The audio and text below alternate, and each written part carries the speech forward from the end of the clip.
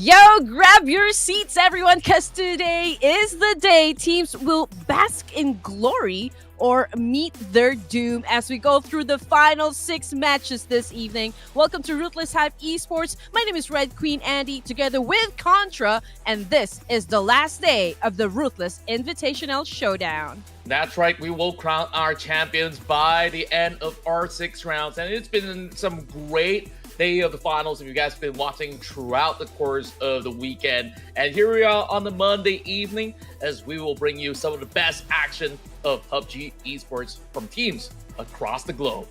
Oh man, is it Monday already? Well, we're gonna make it easy for you guys because again, it's non-stop PUBG Mobile action, just like what Contra said. And please don't forget to let us know which teams you guys are supporting down there in the comment section. And having said that, we do have an ongoing poll right now which asks you the question, which region are you supporting for today?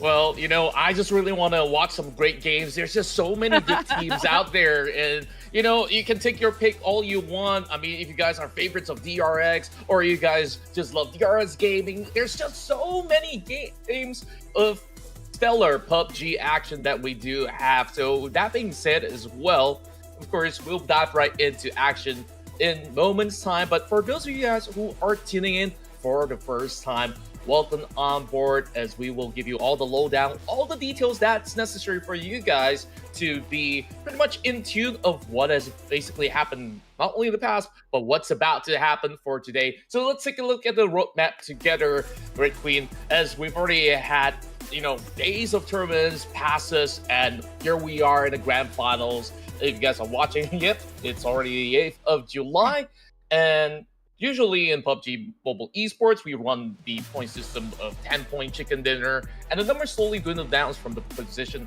second all the way down to 8. They will be receiving points. However, for those eliminated from 9th to 16, they will not gain any points from that placement. But, however, they can earn those points by elimination. That's the only way to go.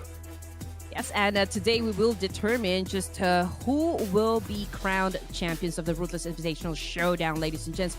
Will DRX still be at the top for today's set of matches, or will there be a team that will ascend the throne? Ooh, I feel like I'm talking about GOT. But anyway, just to talk about the moolah, of course, a total of $5,000 prize is worth claiming, of course, and we do have an individual prize as well. It's $500 for whoever will win that most valuable player for the entirety of this tournament.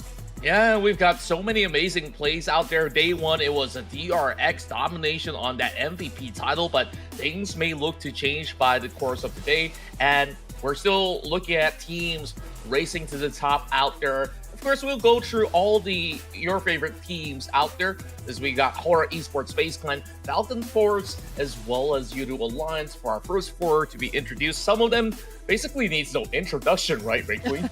Oh, definitely. I mean, these guys are all heavy hitters, to be honest. But FaZe Clan, I think out of the four that the teams that we first introduced, I think they've actually failed to score a chicken dinner yesterday. But Falcons Force, YOODO Alliance. Oh, YOODO Alliance did not score a chicken dinner as well. Okay, so I'm now excited for the next set of matches. But anyway, we still got BIGETRON, Red Aliens, Alter Ego, Eras, and as well as D Savior. So let me just correct myself. Actually, I did mention that we have an ongoing fall, but it is actually who will become the champion of Ruthless Invitational Showdown. Is it going to be DRX, BTR, or HORAA? So we've got 3 teams down there in the comment section. Yeah, definitely when we take a look at the tables later on, it's definitely going to look like a really close race between 1 and 2. HORAA has been on the climb as well. I won't be surprised if they can gain even more momentum in this past couple of games that we've seen them play out. They definitely have stacked a whole lot, and of course, we even have some crazy rounds coming in, especially that one where MERICAL Vibes have been able to give us a 31-pointer round in Miramar. Ooh, now I remember what happened with MERICAL Vibes. But you know what? Before we even start the matches, ladies and gents, why don't we greet someone? Because it's his birthday, actually. I'm not sure if it was yesterday or today. But nonetheless, you know, I want to greet him a happy birthday. Happy birthday, Baron of MERICAL Vibes. Happy birthday, Baron.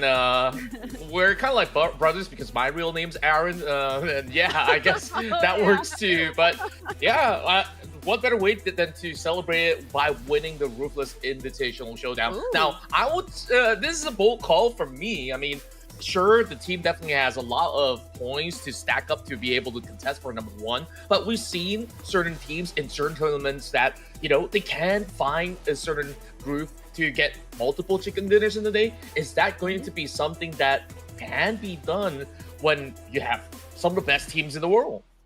I feel like DRX won't be playing with that much pressure on their shoulder, considering the fact that, hey, we've got the most valuable player. We've got QX right here, and they're also dominating the charts currently. I mean, they have so far made a huge gap between the remaining teams still, but we don't know what's going to happen. But I just want to put it out there that I think it's not going to be that hard on the side of DRX Gaming to continue dominating. If they continue as well kind of pace with that kind of level of gameplay, it will be a breeze for them.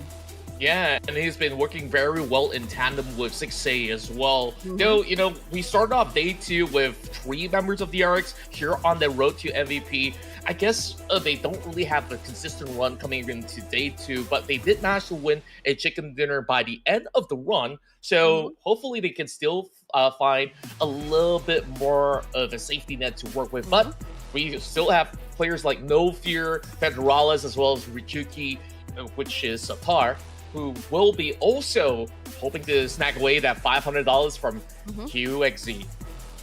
Honestly, everyone's looking for Mafia Ninja, and Mafia Ninja used to play for HORAA Esports, right? But I feel like he already went for retirement. But I'm pretty sure he's still young, but no one knows if he actually went to just doing the coaching. But nonetheless, I would like to say, or like put it out there as well, that No Fear, he made such a great impact for HORAA Esports, and I do feel that he has a lot to do with the way that they are actually going through, you know, battles inside the game, because No Fear, as you can see, pretty much aggressive in getting those elimination points, and I do feel like you know, HORAA Esports will continue to do well for the final 6 matches this evening. Indeed, and on top of that, we're also looking at the consistency that was displayed by HARAME Bros. Despite not really getting their hands on that chicken dinner, there were multiple rounds where we consistently see HARAME Bros, the sole representative of the Philippines, to be able to finish on the top 4, and that puts them into the top 5 position right now. As you can see from the screens, this is our current leaderboards, with DRX leading with 126 points. Not too far off. It's going to be BIGETRON Red Aliens, the other team that achieved that triple digit. And speaking of getting close to that triple digit, it has to be HORAA Esports, which needs just about less than 10 points to even catch up to BTR. Is it going to be Bigetron Red Aliens claiming the top spot after just one match? We don't know. So just cast in your vote down there in the comment section, everyone, and just let us know, because later on we will be picking our choice as well. But anyway, let's focus on the teams that are part of the second page. We can see that FAZE Clan with 66 points, for MERICAL Vibes, K1, Alter Ego Eris, TJB remains to be at the bottom. Same thing goes for D Savior. Now, we did mention a while ago that D Savior is actually one of the choices down there with our ongoing poll, and understandably so, because D Savior continues to be one of the dominating teams, right? And we know that D Savior is Vietnam's pride and joy, and they're actually going to represent Vietnam, in the regional clash, I believe. We'll just have to wait for more information about that one. But D Savior is indeed, like one of the monsters that needs to be slayed if you want to be at the top.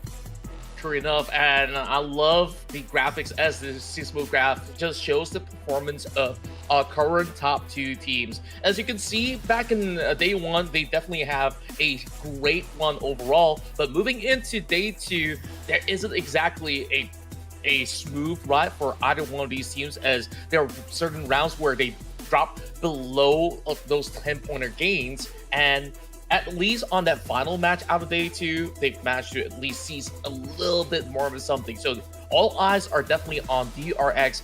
How long will they keep this one up in order to seize the top prize? I'm just excited. I feel like I'm gonna be, lost for words later on, because I'm gonna enjoy spectating the game because of a lot of the clashes that will definitely happen in just a while. But then again, I have to keep on remembering the stats, right, presented to us, so that I will have like a better pick when it comes to my prediction, because I only have like 1 point.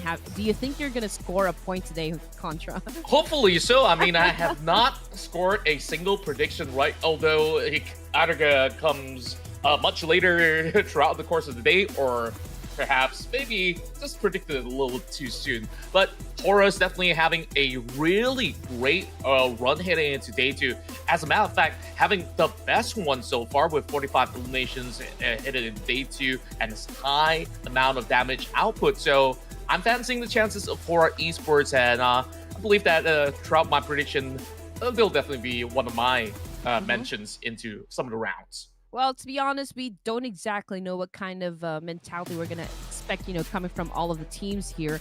But we do want to see, the same explosive energy that we've seen so far coming from BTR, HORAA. We also got HARAME Bros, Alliance, FALCONS, Force, TIANBA. They were pretty aggressive, right, inside the battlefield yesterday. So I do wonder if it's going to be, the same thing. Are they going to be playing at that kind of pace? Because if they continue to do so, will those teams on the second page have a chance to at least improve their rankings? Yeah, speaking of that as well, I mean, you got nothing to lose if you were to drop maybe certain rounds or even lose certain players out there. You could go full-on aggressive as much as you want to churn out certain results, but maybe that may not be the case all too much for those who are seeking to win out this invitational showdown. Now, these are our top performers in Erangle, as we have HORAA that has definitely gotten a whole lot out of yesterday's run. Even back in day one, I guess they were really finding their way into the groove. But BTR have always been the mainstay when it comes down to how to take charge and take control of what happens here in this map. TALON, a little bit shaky. DRX, not the best of runs coming into day two, but we know what they could basically do when they are in their prime form. I just love the fact that, TALON Esports, they're not wasting this opportunity to show off, because this is the perfect time for them to actually just, flex their muscle, because CAG Osaka, if not for them, TALON Esports, they won't be playing for the grand finals. But, unfortunately for CAG Osaka, they had to prepare for another battle, or I do believe they joined another tournament that actually clashed with today's schedule. So we see TALON Esports right now, and they're really performing great, which is a great service to to the fans. But as you mentioned earlier, of course, this is the last day. This is the last time that teams can actually make something happen, right, for themselves.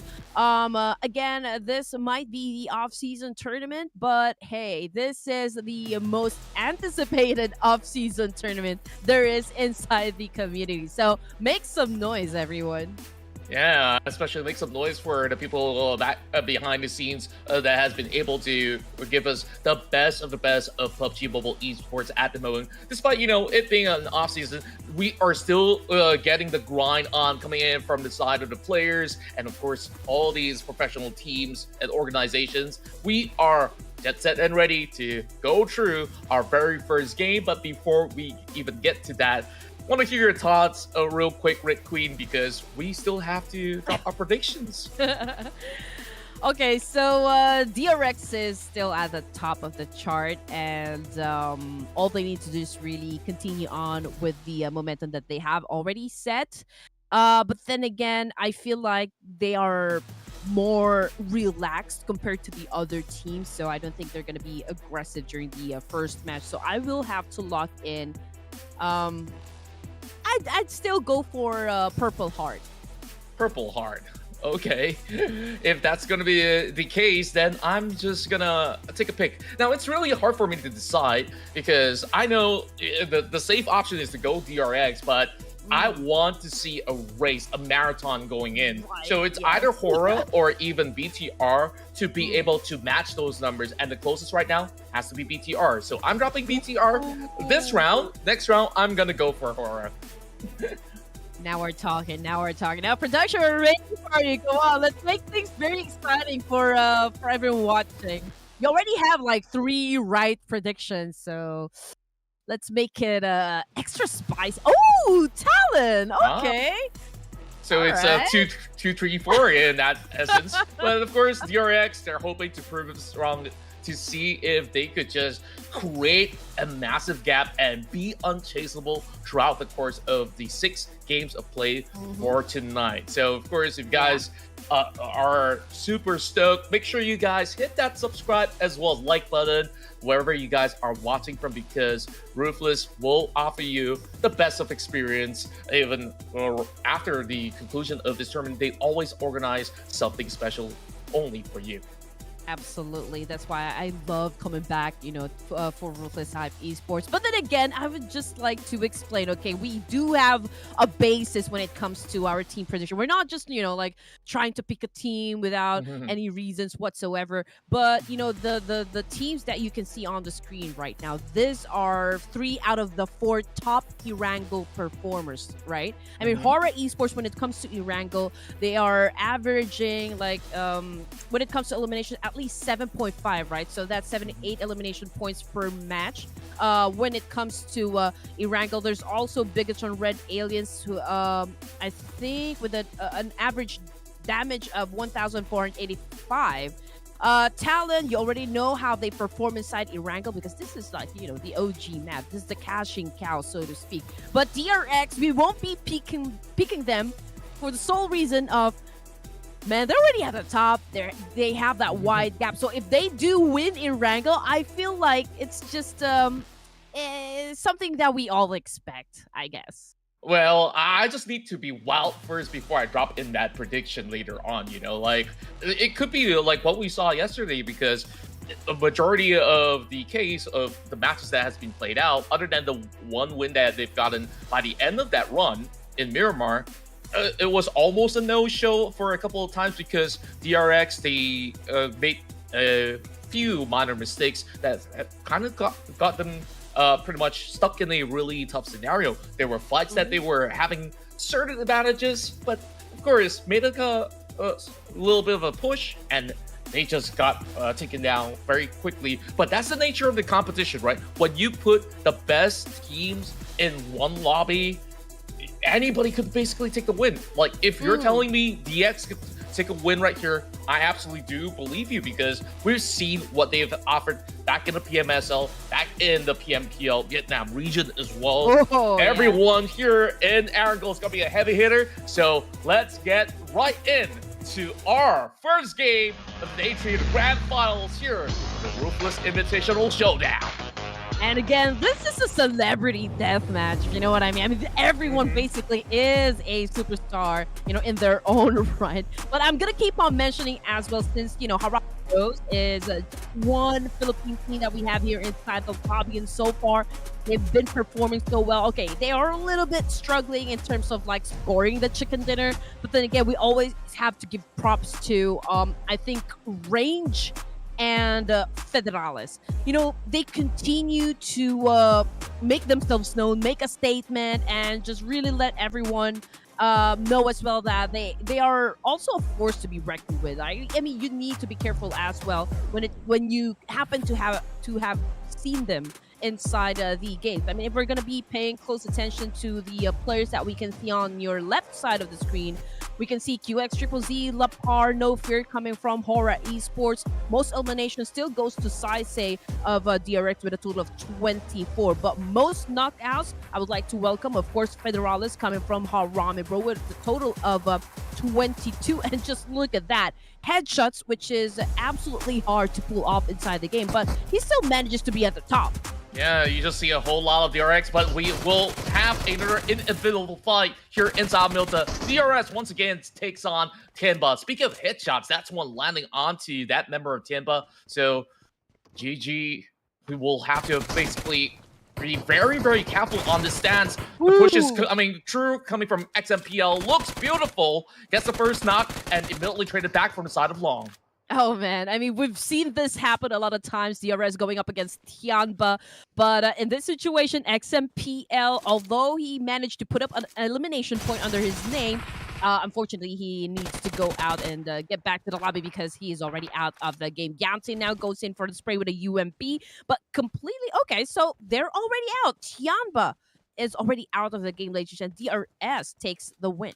Yeah, and that's due to the heroics out of MPL. He gave his life for it, and he secures 3 points back for the team. That is absolutely insane. Yeah, I didn't expect the start to be so explosive that we lose out TIANBA so early on. But DRS, they were adamant. They want Milta for themselves, and TIANBA, they're not even budging. So they have replies of their own. Okay, katana out of his hands, but he will take a dagger instead. So this is K1 Esports, right? So yesterday, we also saw them dropping around the vicinity of Build the Power, but thankfully this time, they are not there because they are in probably the better location, which is Zarki, something that not many teams are willing to do because Zarki's so far away. But in this stance, in the first stage, they already secured it, and they got free access on that north point. Also have a question, since we're going to have our final 3 Erangles this evening. Okay, so DRS won the fight up against TIANBA. Now the big question is, the moment that we land on our second Erangle this evening, will they still choose the same drop? Are Probably. they still going to engage with DRS and just kind of do a massive revenge against them? We don't know, but that's absolutely one of the things that I am excited for, because you just know when a team is actually triggered and they just want to go for the win. So are they going to punish DRS from winning that fight? But anyway, getting back to HORAA Esports, okay, they are around Yasnaya, but everyone is still busy, you know, just getting all the resources and pillaging through buildings right here. Same thing goes for TALON Esports. I mean, they haven't found themselves yet, found each other just yet. But I'm pretty sure in just a while we'll probably hear those gunshots that we will like. Well, I would assume that as compared to what happens in Milta, Yasnaya is a really big city, right? So you could also opt to just move out of the way. In many competitions, we've seen HORAA haunting Yasnaya. Same goes to Talon. These teams, they are not willing to budge because once you are so settled and you know this area of the map like the back of your hand, then might as well just play true. But in Yasnaya, you could just call for a truce, drive out of the way, because that first stage is not around this area. So probably won't actually see that kind of same battle that DRS versus TIANBA is going to be going for the entire course of the day. And I think that's also due to the fact that they've always been battling each other, which is why we don't really see them having the most proficient results when it comes down to how things have been faring throughout the course of the grand final. So do expect another fight to happen if we move into Erangle again between those two. Right. I mean, this is actually one of the questions that I would like to ask the teams. Okay, what if something is not working out for you? Okay, you meet the same team in a drop clash, right? And if you haven't been winning the fights, is it still worth it to go through all that experience the moment that you respawn? It's really tough to actually answer that as well. I mean, I used to manage a team. There were team managers that used to talk to me like, "Hey, I want Pachinki, and your team should move out of the way." I'm like, "No, I'm not gonna give you for free. Like, Yeah. fight it fair and square. You know, like whoever budgets off, like you kind of win that mentality warfare already. You know, Hmm. and sometimes it's actually for the better. So, just a short story. Well, my teammate, I mean, my team back in the days, like they just find it to be a little bit of a struggle because, yeah, Pachinki's directly in the center of the map. You get a lot of Yeah. control, but it's not always that you get great vehicle spawns. So they Mhm. decided to move elsewhere. So that was an easy decision for us to make after, I don't know, 20 maps of playing. 20 maps 20 is no man. joke. We were playing in the league, right? In the Yes. PMPL, and it wasn't easy to make that decision because you gotta restrat, you gotta do Hmm. everything from scratch again, and that definitely was gonna cause a couple of issues or so. Which is why, like, you see Tianba, they're not really willing to actually move out of the way because they're probably practicing for something more, maybe back in the PEL, and same can be said about DRS as well. Hmm. I guess that's the rules of the wasteland, right? I mean, if you want something, you just really have to fight for it. I mean, in your case, you don't want to give up Pachinki because it works to your advantage. You know the area inside out, so you can probably defend that if a team tried to contest it and take it out of your hands, right? So Mm. you won't really give that up for free, and that's exactly how you win battle royale. I mean, it's all about survival, and these teams are actually doing it. But you know what? The first few minutes into the game, again, the only team or like the first team that went out would be China's TIANBA. So let's just wait and see if they can go back to the drawing board, maybe check out what went wrong and what they could have done right from that exchange and come back stronger in the next Erangle. But so far, so good for all the teams here. I mean, everyone's just basically focusing on like just checking the location, scouting, migrating, and probably picking the right place where they can actually maximize, assuming a lot of points. True enough. Speaking of another PEL team, that's going to be TJB Esports taking firm control over the heels right now.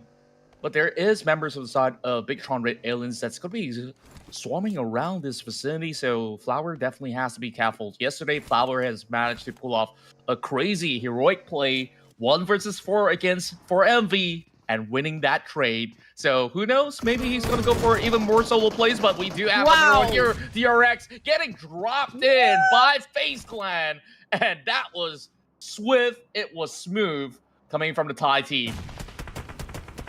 Okay, that was okay, we did not expect that to happen, but of course DRX is again on a roll here. They are basically on fire since they are the kings currently. So let's see which of the teams here has the guts to actually dethrone them. But you know what? They're performing great. We've got Hyunbin on screen with a DBS, and that is always a like a deadly weapon to have when it comes to a CQC. But you know what? The fight is not over just yet because FaZe still tries to clap back. They definitely want a little bit more out of that. FaZe Clan, they have got this whole building pretty much surrounded right now, but so easy, some may even call him. It's just gonna be holding through the staircase. And now that they're out of death list, but I see 5 nades in the hands of Onsens. He's being suppressed, coming in from Apex. That's gonna be a third party coming out of 4MV by the corner of the hill, so they gotta settle the scores real quick. 6A also chiming in as well. 2 members down to the side of FaZe Clan, but they are pushing through. Mela hoping to win that trade, but he's buffering really low. With so little health, he still wins it out. Man, this is gonna cost them a lot as well. FaZe Clan, although they won the fight and basically eliminated 3 members of DRX, but just look at who came. I mean, to challenge them next. It's 4 MERICAL vibes, and we can see that, they've been throwing a lot of nades, trying to flush them out. We've got 9 Noise still on the ground, so it's just Onzen, I believe, trying to defend the team, and there you go. It was pretty easy, you know, for MERICAL FAZE. They just swooped in like vultures and just really won the fight. I mean, they have all the intention of winning the fight. That was a great timing coming from 4MV. Yeah, very decisive move. The moment that they know that the opposing sides have weakened each other out, they just took that perfect opportunity to strike. They came, they saw, they conquered. So simple as that. As for MV, they secured themselves a couple of points to begin their round. That's 2 points. Meanwhile, of course, heavy casualties on both FaZe Clan side. They have definitely shown a lot of fang recently, but most often than not, FaZe Clan might have actually been a little bit over aggressive in some of these stats where we see them crash out early to mid game. So hopefully they can improve their standings later on. But HARAME Bros, they're gonna have a smooth cruise right now, still in the center of the field. Not really in the thick of things just yet, but we've already got plenty of teams over on the north sector of the map where the YOODO Alliance is just one out of many. Again, they've already, you know, they've already gone through probably the 2 broadcasts that we've just had. So I am assuming that they've recalibrated, you know, all the plans they have for today and maybe execute them properly. As for HARAME Bros, they are on the first page, which is absolutely solid performance coming from this sole representative of the Philippines. So I'm guessing that perhaps they will play this one a little on the safe side. You know, they're not going to engage just yet unless they are forced to, just like what is happening right at this moment, because they just I think they are saying hi to K1 and perhaps Team PANDUM.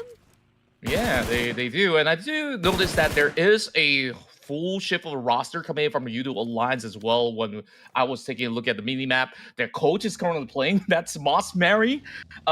He's known as Moss Goku. So, but really funny guy, very chill, but he has definitely led YOODO Alliance to a lot of successes. But people call him like the old man of the group, right? So I really want to see what the old man has to offer later on.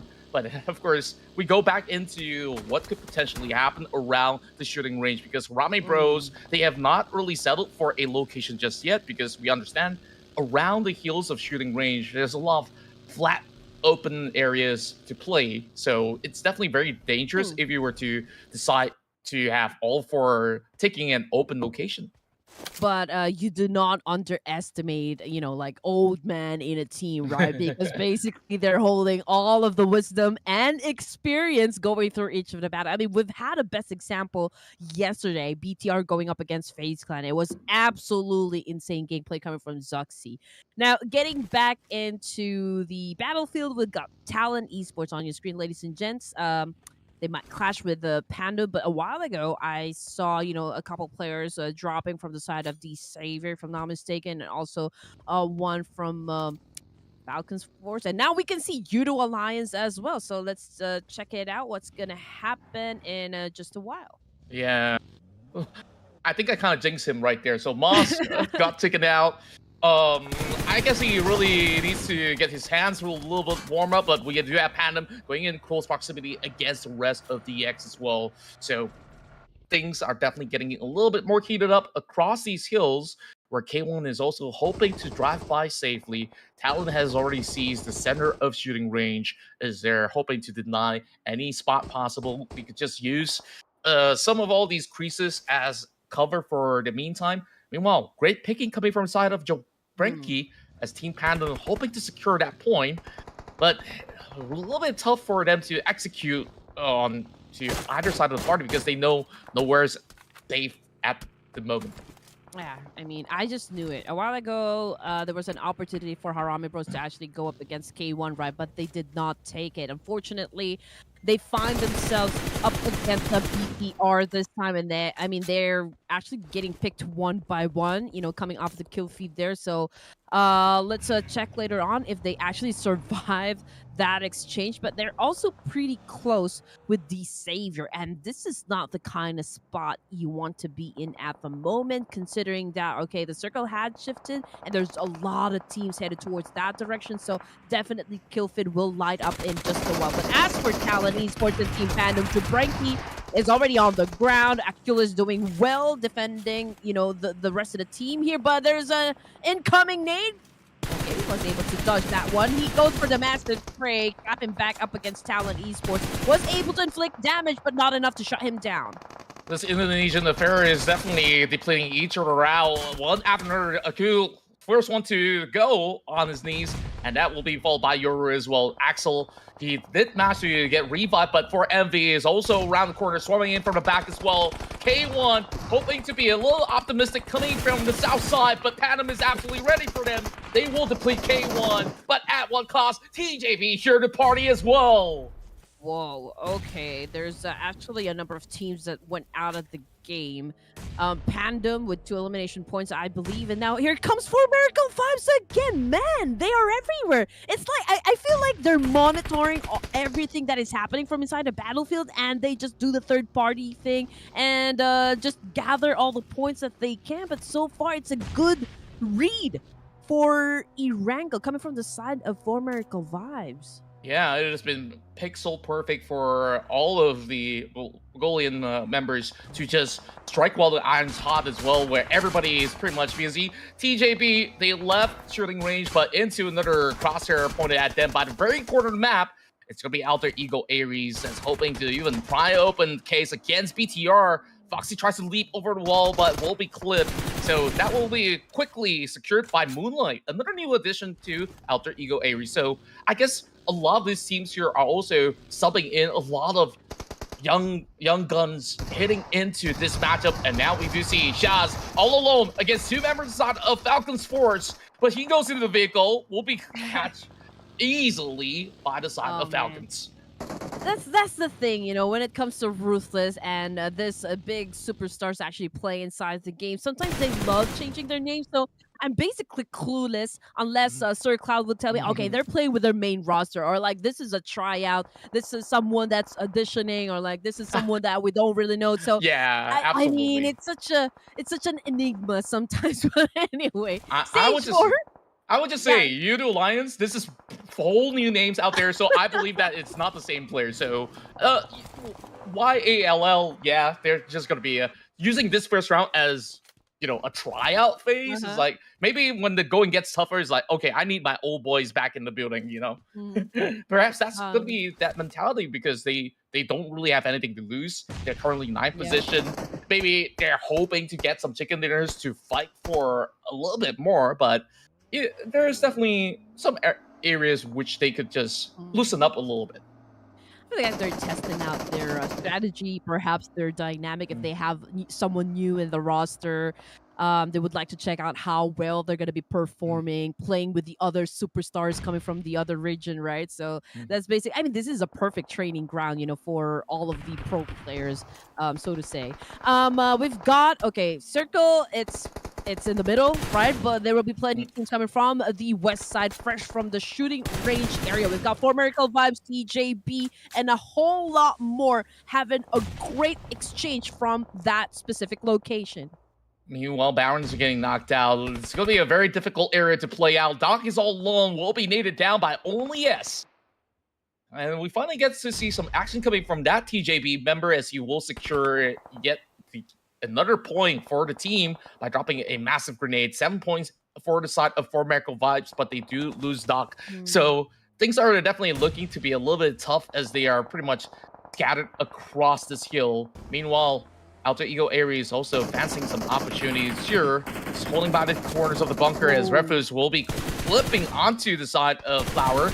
Long range exchanges as we are seeing Refus trying to respond to Alter Ego at the very same time. But Rosemary, he's not budging just yet, but these teams eventually will have to relocate. There's like, what, 4 teams that are actually having an exchange from the west side. But yeah, 4 MERICAL Vibes, after everything that happened, they just lost Dog, but it is still a-okay considering the fact that they managed to put up 8 elimination points. But Refus is very much aware of the fact that at the top of that mountain right there, we've got Falcons Force that could actually shut him down in, you know, like eventually. But I feel like he is already bleeding.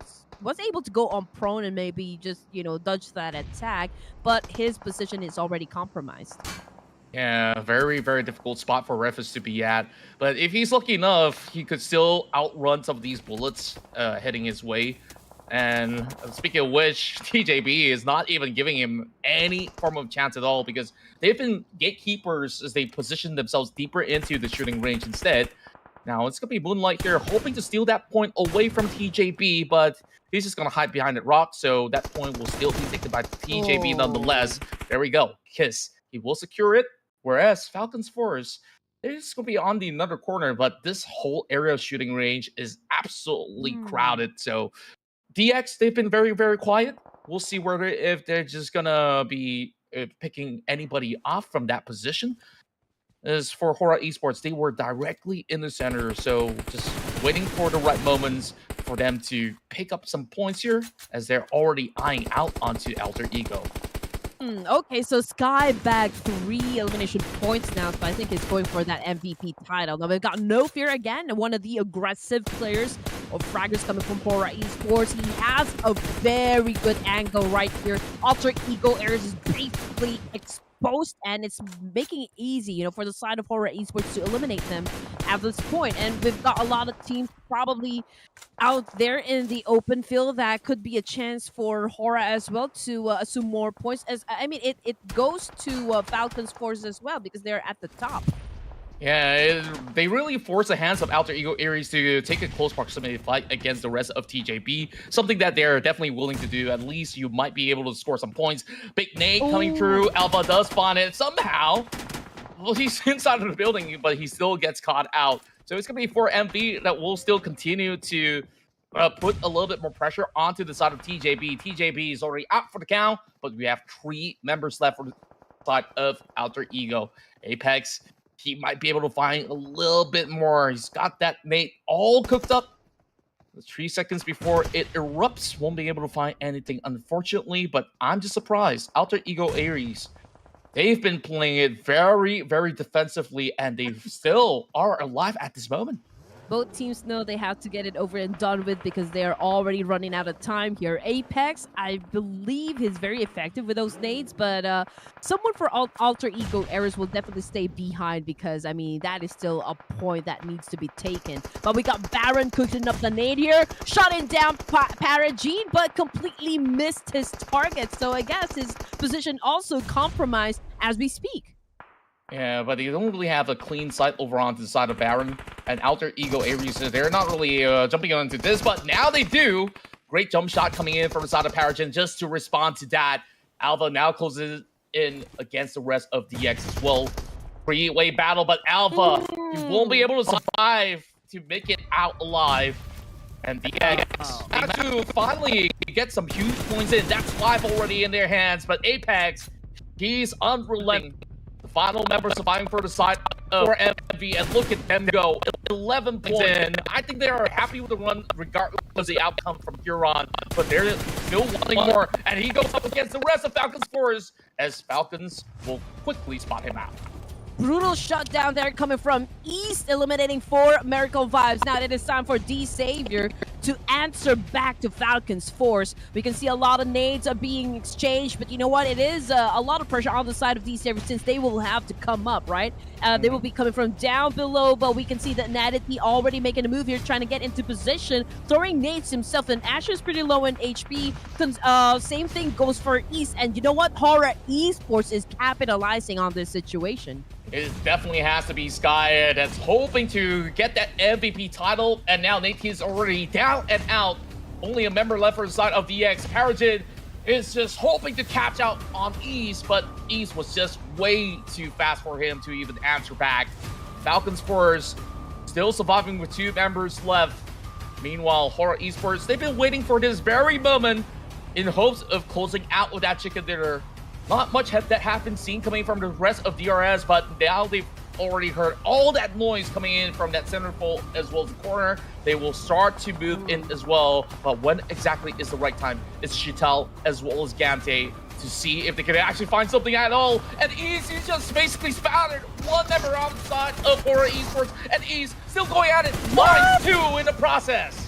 Man, East is being really aggressive right here. The way that they eliminated and went for the push-up against HORAA Esports is brutal. That's all I can say. But coming from the side of DRS, I feel like they're more focused on getting the placement points first before they go for the elimination, and that is what exactly is happening right at the moment. Now East got a little too close. He's now on the ground, so this is now an advantage coming from the side of DRS, and they've already managed to put up 5 elimination points. Yeah, they're just gonna slowly wear their action now. That nade does actually land right behind the crate as he soaks another one up. Thankfully still surviving, so Chatel as well as Gante.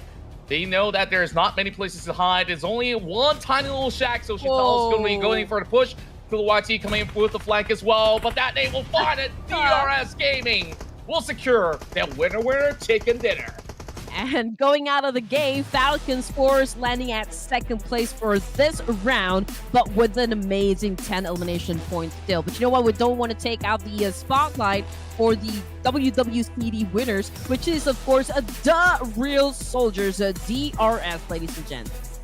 Yeah, shout out to the boys for his healing from Nepal. They have definitely put themselves back on track.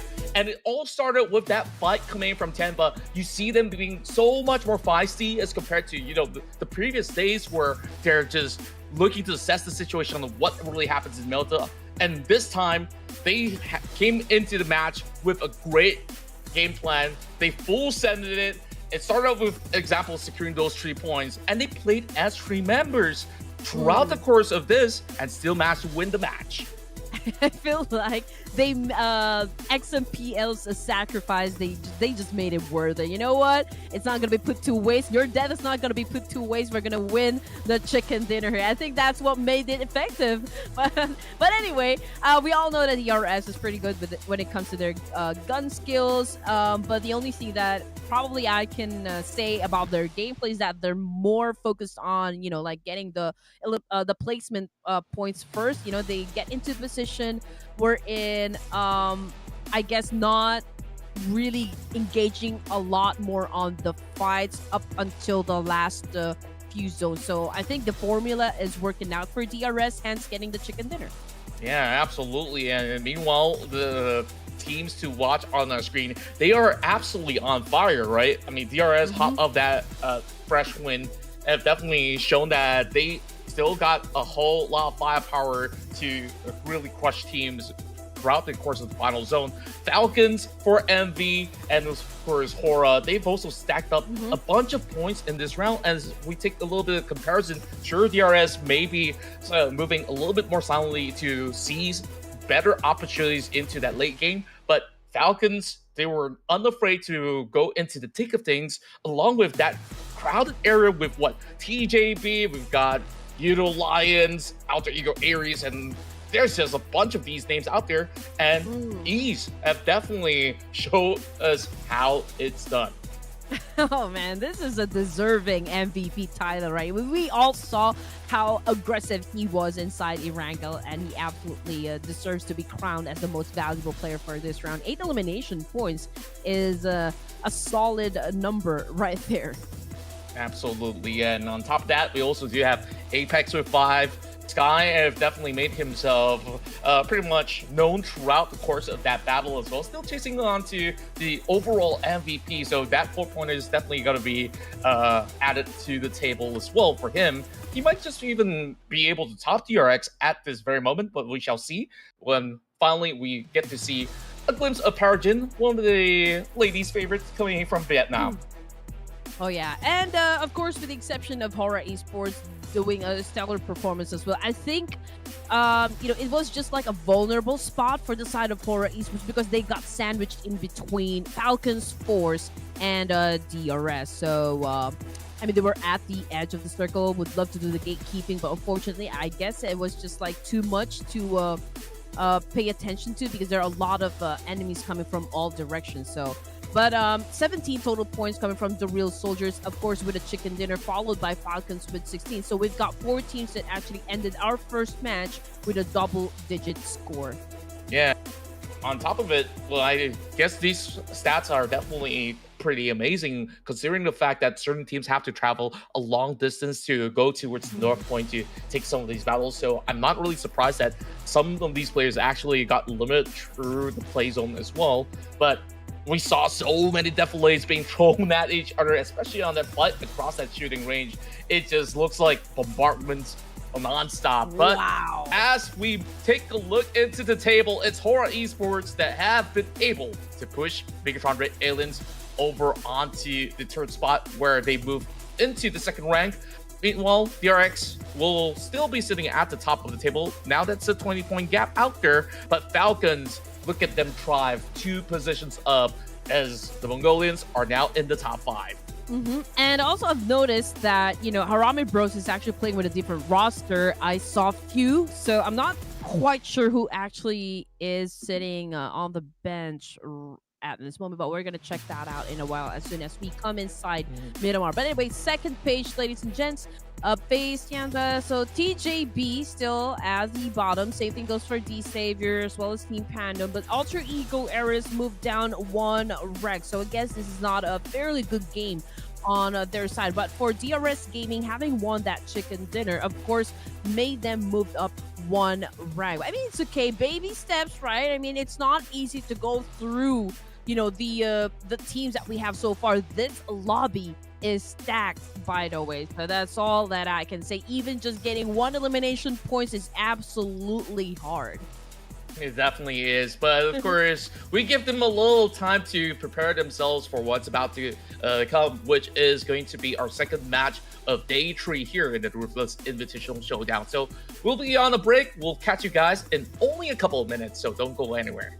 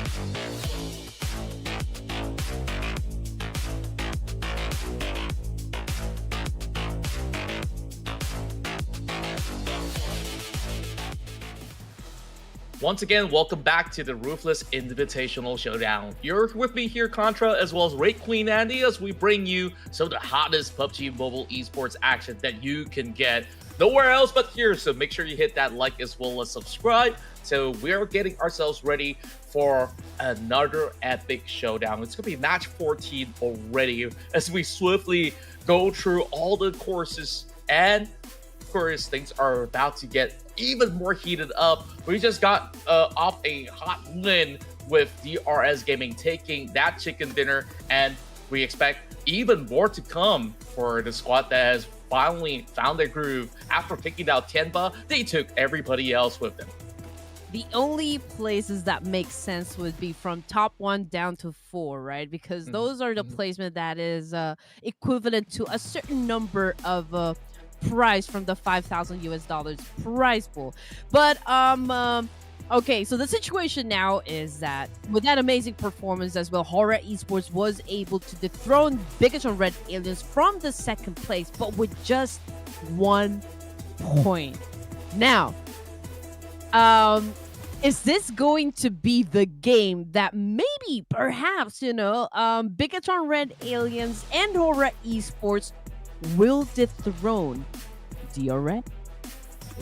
We shall see, because DRX, they play really well in Miramar as well. As you can see on your screen, they are currently rank 1 when it comes down to performance, with one of the highest elimination points that has been gathered throughout the past 2 days in the grand finals. And not only that, high ranking points as well, to also be sure that they will always be playing for that top 4 scenario. Meanwhile, we also do have teams like FALCONS Force, 4MV, as well as HARAME Bro, that have definitely seen a lot of glory in this map.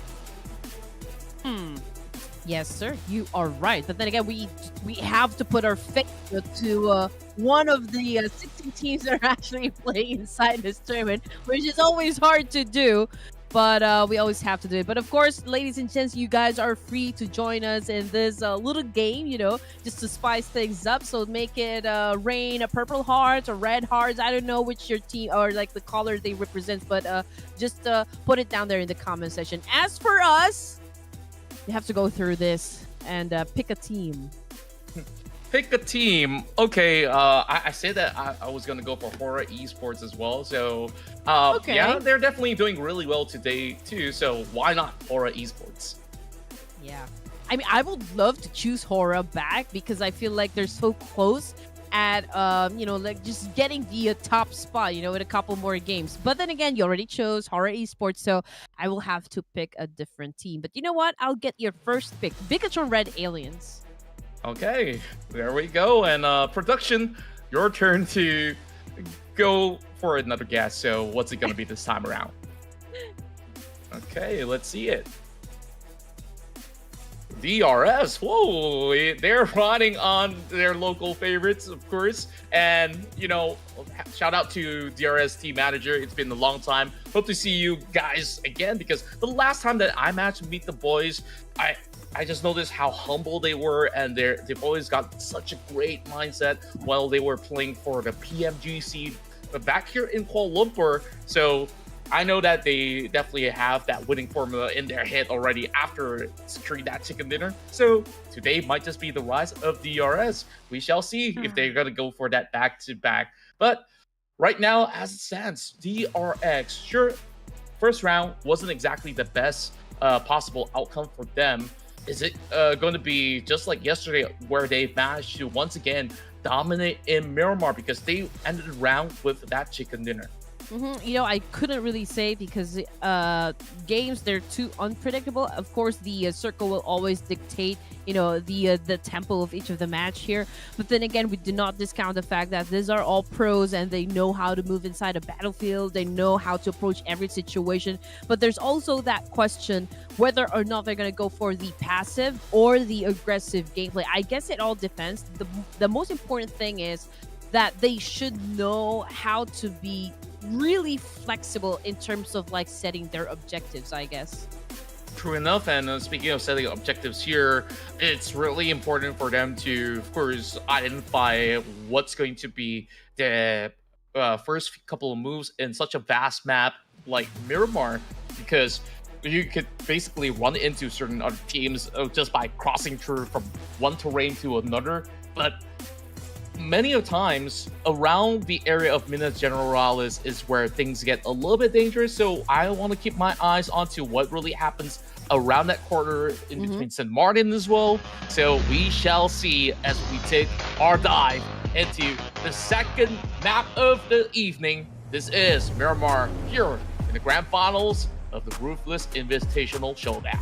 If I'm not mistaken, Minas Generalis, I think, is always occupied by the Savior and as well as Harame, bro. So let's check if there will be other teams that will join the party as well. As for Los Leon, you can actually fit at least, like 3 squads inside the area without having to engage right off the bat. But let's see which of the teams are going to choose to drop in that location, but I do suspect that YOODO Alliance will definitely head towards this direction. Again, we've already had like 12 matches or 13 matches, yes, for the grand finals of this tournament. So we're kind of waiting if there will be like some sort of change, like alteration in terms of their game plans, or will they be picking another area? We still don't know. But fact of the matter is, the one of the problems that we have in Miramar when playing this game is that we have very limited resources. So if you're not going for the big cities, you have to pillage through a lot of small towns just to make sure you have enough for any engagement that will happen inside the games. Yeah, that's definitely something to consider, but most importantly, securing vehicles will be the high priority for both of these teams, especially when they're not really dropping into some of all these prime areas. Now, I'm looking with my eyes, something's happening over the south side. Harame Bros, they go on an early skirmish with Alter Ego Ares, and one member is already down for the count, and that is Few. Well, another OG player coming from the Philippines as well, which I had the privilege to meet. But he just got subbed in today, and unfortunately, he does not really get to play out in Miramar. Yeah, and look at that. I think this is the alteration that I was talking about just a while ago. I mean, instead of Harame Bros going up against the Savior, it is now Alter Ego Ares, which is pretty close with the guys of Harame. And just outside of the zone, potential clash with TIANBA and, of course, BTR. We also got a YOODO Alliance as well as the Savior right at the edge of the circle. As for the team that is already in the middle, that would be 4 MERICAL Vibes and, of course, some of the boys coming from Korea's DRX. Yeah, I was taking a look at DRX's position as well. Very, very interesting drop where they're extending their reach coming into the areas of Power Grid as well as a little further north to take control of whoever moves around St. Martin as well. Now, we have already lost a member to kick things off with, and that is, once again, Few from the side of Harame Bros. And to my surprise as well, when you mentioned substitution, where we have definitely seen a lot of limelight coming in from the side of Ferrarales, it seems like he's going to be taking that back into this match as well because he's not playing in Miramar at the meantime. So, boys probably going to be moving into the later stages of the upcoming maps. But other than that, I don't really get to, of course, see too many problems with all the other teams moving into their prime areas as well as some of the outdrops. Falcons Forest, I want to see more out of these guys because they are definitely in the best shape possible. Yeah, I mean, that's the thing, right? If you change a player in the roster, the whole dynamics will change, the whole chemistry will change. So it will really affect the gameplay. That is why teams need to really set their momentum. If you guys have already found your momentum, best to not let go of. But I do understand why there's a need, for other players to kind of just take the back seat, for some of the matches, considering the fact that again, this could be, like not just physically exhausting, but mentally exhausting as well. I mean, can you imagine trying to come up, with an effective plan or like how you approach each situation in the game almost as instantly as like making good at your reflexes? So again, sometimes it takes a toll, and sometimes you need a breather just to make sure that you get into the other rounds with a clear head. Yeah, I think that having a little bit of a break here is actually great. And as for Tenba, it didn't seem like they managed to catch much of a break. Yeah, some can basically argue with me because Tenba, they crashed out inside of Erangle rather early when they were facing off against the formidable side of DRS Gaming. Now they're playing through the caves. This is just over the south side of Los Leones. I don't think they've actually seen all too much, but they immediately dropped right into the action, and they just crushed them through like they were just hiding in some kind of anthill or something like that. But TIANBA is only down to 3. Yeah, love the reverse there. I mean, okay, abort mission, abort mission. But anyway, yeah, we've got Harame Bro scoring 1 point, and you're right. I mean, Few is already out of the game, so Federalis is actually taking this one out for a while. But Harame, although gaining 1 point up against TIANBA, I think they opted to just like not take the fight for now. We can hear some trades happening between Long and another player coming from Harame, but I feel like they will head towards another location here, not really take the fight. Yeah, it definitely seemed to be the case where they just really want to go in for a better reset, because taking another loss of member will definitely be a lot more costlier, as they're still playing in stage 1. But you could definitely see the tempo of play heading into the final day of action here in this invitational. Teams are just going all out. They're not holding back anymore, because TIANBA honestly has not much to lose. Alter Ego Ares, with Moonlight being brought into the roster from that past round, has definitely shown a lot of aggression. But Refisher drops that perfect grenade over the top, denying any form of advancement coming from the side of Alter Ego Ares. Oh man, that was such a good shot. I felt the rock happen, from outside of the screen there. But it's a good thing Alpha is pretty close with his teammates, so a pickup can definitely happen. But they need to do the reset as fast as they can, because For MERICAL Vibes is already trying to flush them out. But I think there's another. Okay, so we can only see 3 players come from Alter Ego Ares, right? So perhaps the other one is going off angle here. That would be Moonlight. Okay. And he does manage to go for another catch. Big jump shot coming through. Baron managed to still suppress any form of oncoming engagements while they're still Alpha on the approach. Already knocking 2 members down from the side of 4MV. They're just hugging by the corner wall. Barely enough cover for them to work with. So what can they make good use of this? Moonlight will be able to secure Apex. Meanwhile, still going for that push as well. It's just cutting across the wall, but that's not going to work out. Doc quickly takes him down. Now down to a 1 versus 1. My. And they will clean up. Alter Ego, they fought with everything they had, but they just couldn't seem to actually stop them. Rosemary, little HP left. Can they actually go for the reset? I'm not too sure, but it's not going to be for free. There's definitely going to be more casualties to go. I mean, that was a great intervention coming from Moonlight. I mean, if he hadn't done that spray, I think Alter Ego would have been in big trouble.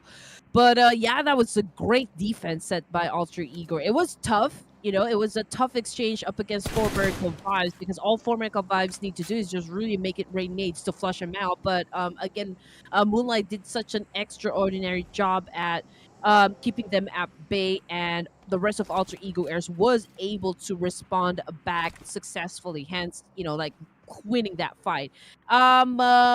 For MERICAL Vibes, first team to get the boot out of Miramar, and now we're looking at the 15 teams remaining. K1 Esports is making their way inside the zone coming from the northwest side.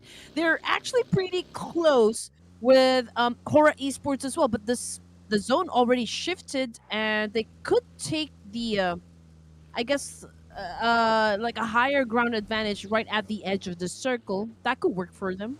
Yeah, they could definitely do so, as teams are looking to flock into the centerfold of Chumacera. That will definitely take a while, especially for Team Pandum, that is going to be the ones moving from the north late to the party, but definitely will have a lot of open space around Power Grid where they're going to be moving in from. So not too worried about them all too much. Whereas for FaZe Clan, the last we saw them was back in Erangle, where they had one great fight, but they were quickly taken down by 4MV. Now that 4MV is not even in this matchup, they got one less thing to worry about. But speaking of which, it's going to be Falcon Force, another Mongolian team, hoping to stop them on their tracks. All right. No hard push yet coming from the side of Falcons Force. Of course, he who has the high ground will always have that advantage, and I don't think Falcon Force will definitely give up this specific location right here. But you know what? From behind, okay, FaZe Clan might do a heavy backstab up against Falcons. Okay, Mela with an immediate spray up against Falcons, and Falcons will definitely take this fight up against FaZe. Yeah, signaling a lot of warning shots where they just notify Falcons that, hey, we're coming in from multiple directions, so you gotta be on the lookout. Meanwhile, K1 finds Loans out of TJB. A little bit of struggle coming in from the side of TJB members on that rotation as well. Meanwhile, Action's also moving in for a deep flank, cutting across the corners, immediately pops that grenade, and it just gets taken down so quickly by Nine Noise. Man, you're right. I mean, FaZe is holding off multiple angles here, which works best, of course, when you're in a situation such as this one. Falcons is right there in the middle, and they're like sitting back, for FaZe. And the way that Action dropped to his knees right there is crucial for the side of Falcons. And now we can see Onzen throwing the molly over here, trying to add more pressure for the side of Falcons Force. But definitely Falcons taking in a lot of damage, not just from FaZe, but from HORAA Esports as well. Yeah, this is such a tough fight for Falcons as they are pretty much relying on whatever terrain that they could hug from for the moment. But if there's going to be anyone that can alter the course of this battle, it's really down to top. But Onson's also priming some grenades there as they try to go for an exchange. It's going to be a bonus for the side of HORAA Esports if they can find something from that distance. So we'll definitely see what they make out of it. But Ventores, he's feeling very, very hopeful into taking this fight for much, much longer as he goes very deep into the position. As we see this interesting formation coming out of the rest of the members of FaZe Clan holding towards the back. So it will definitely take a while for them to conclude this. Oh, it's going to be hard for the side of Falcons Force to get out of this one. I mean, we've got FaZe, we've got HORAA, and they're actually in between.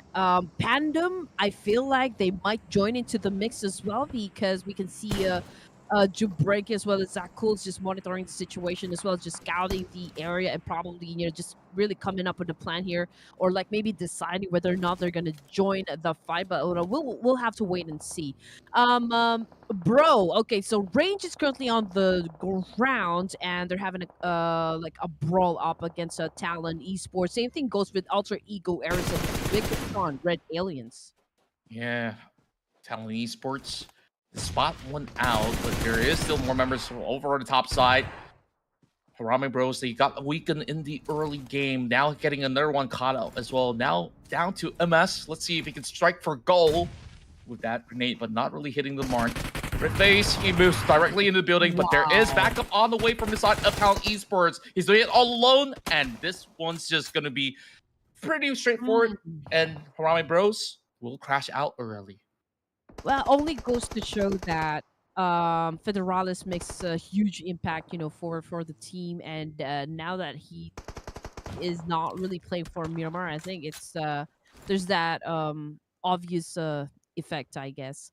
But anyway, let's see if they can make a strong comeback later on as we drop into our second Miramar this evening. But as for the kill feed, it's K1 versus Talon at the moment. And I'm just looking at, okay, where is the fight exactly happening? It's down there in the middle, very near with DRX and Pandum. But let's see which of these four teams will drop to their knees first.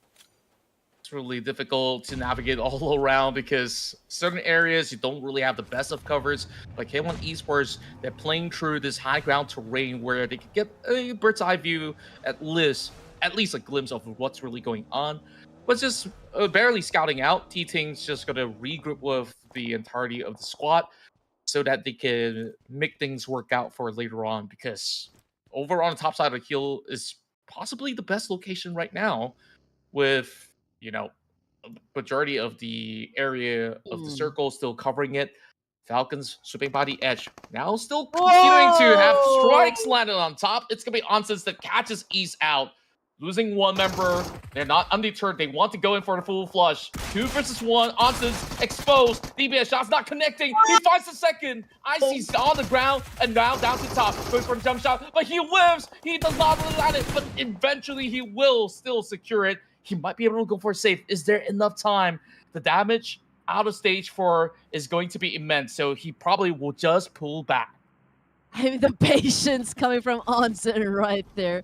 Okay, I mean, it's done and dusted. You know, one of their players coming from Falcons just got eliminated. That's actually something that forced them to engage with FaZe. But I'm still pretty amazed. The fact that Falcons is still alive despite having to go through not just 1 but 2 teams is still amazing. But anyway, let's check out FaZe now that they've occupied this building and they continue to rack the points. Well, they've been throwing nades, but is this up against DRS or still Falcons?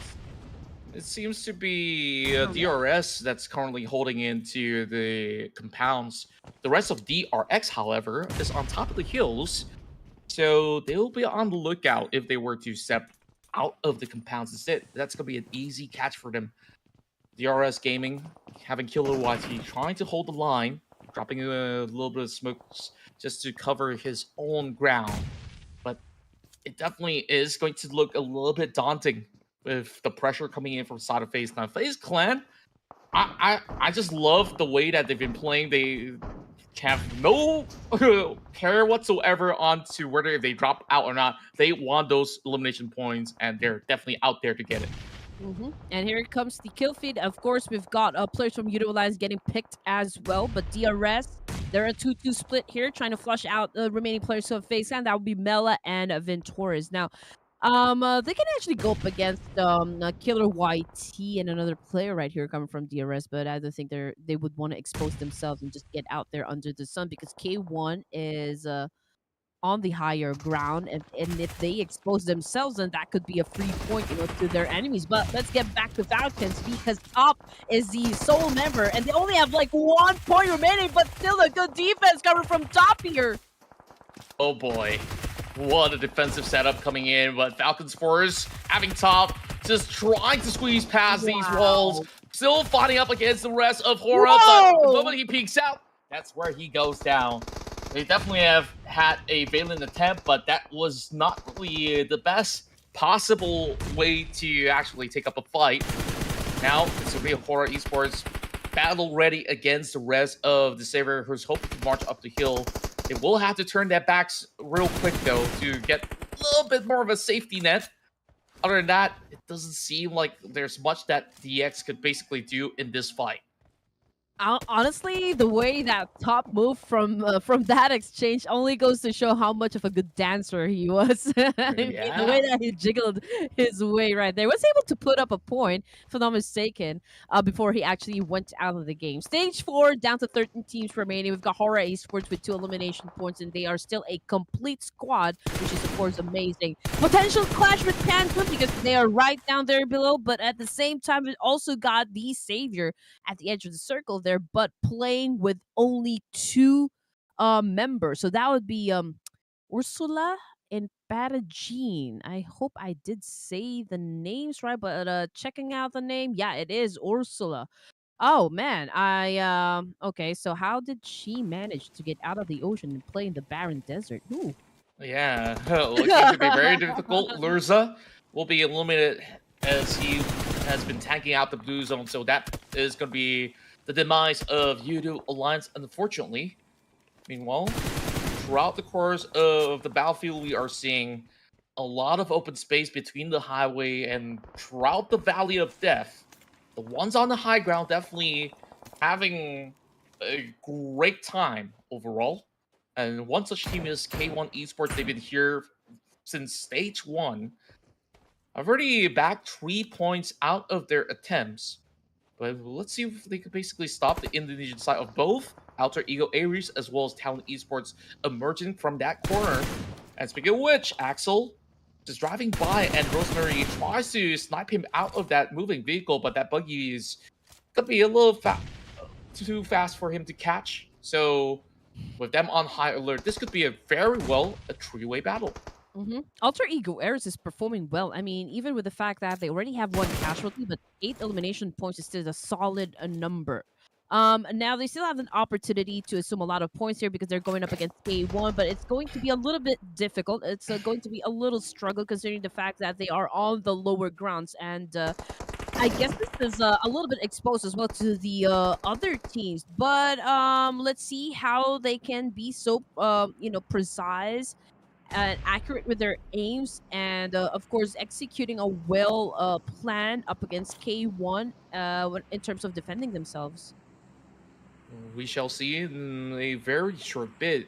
Meanwhile, Sky finds a great catch over on the side of TIANBA. 2 members out from the side of TIANBA, but that was instantly responded with a nade that does clip over on the Sky. Perhaps a revival go true. We shall see what really happens over on that corner. TIANBA has already been eliminated by the rest of HORAA Esports, so plenty of points to book out there. Alter Ego Aries so far on the aggressive stance, already bagging those 8 points from those early altercations that they have. This is a very familiar opponent that they are facing up against. So they're not going to bat an eye towards the side of K1. They know that they want to secure this position if they really want to take control over these heals.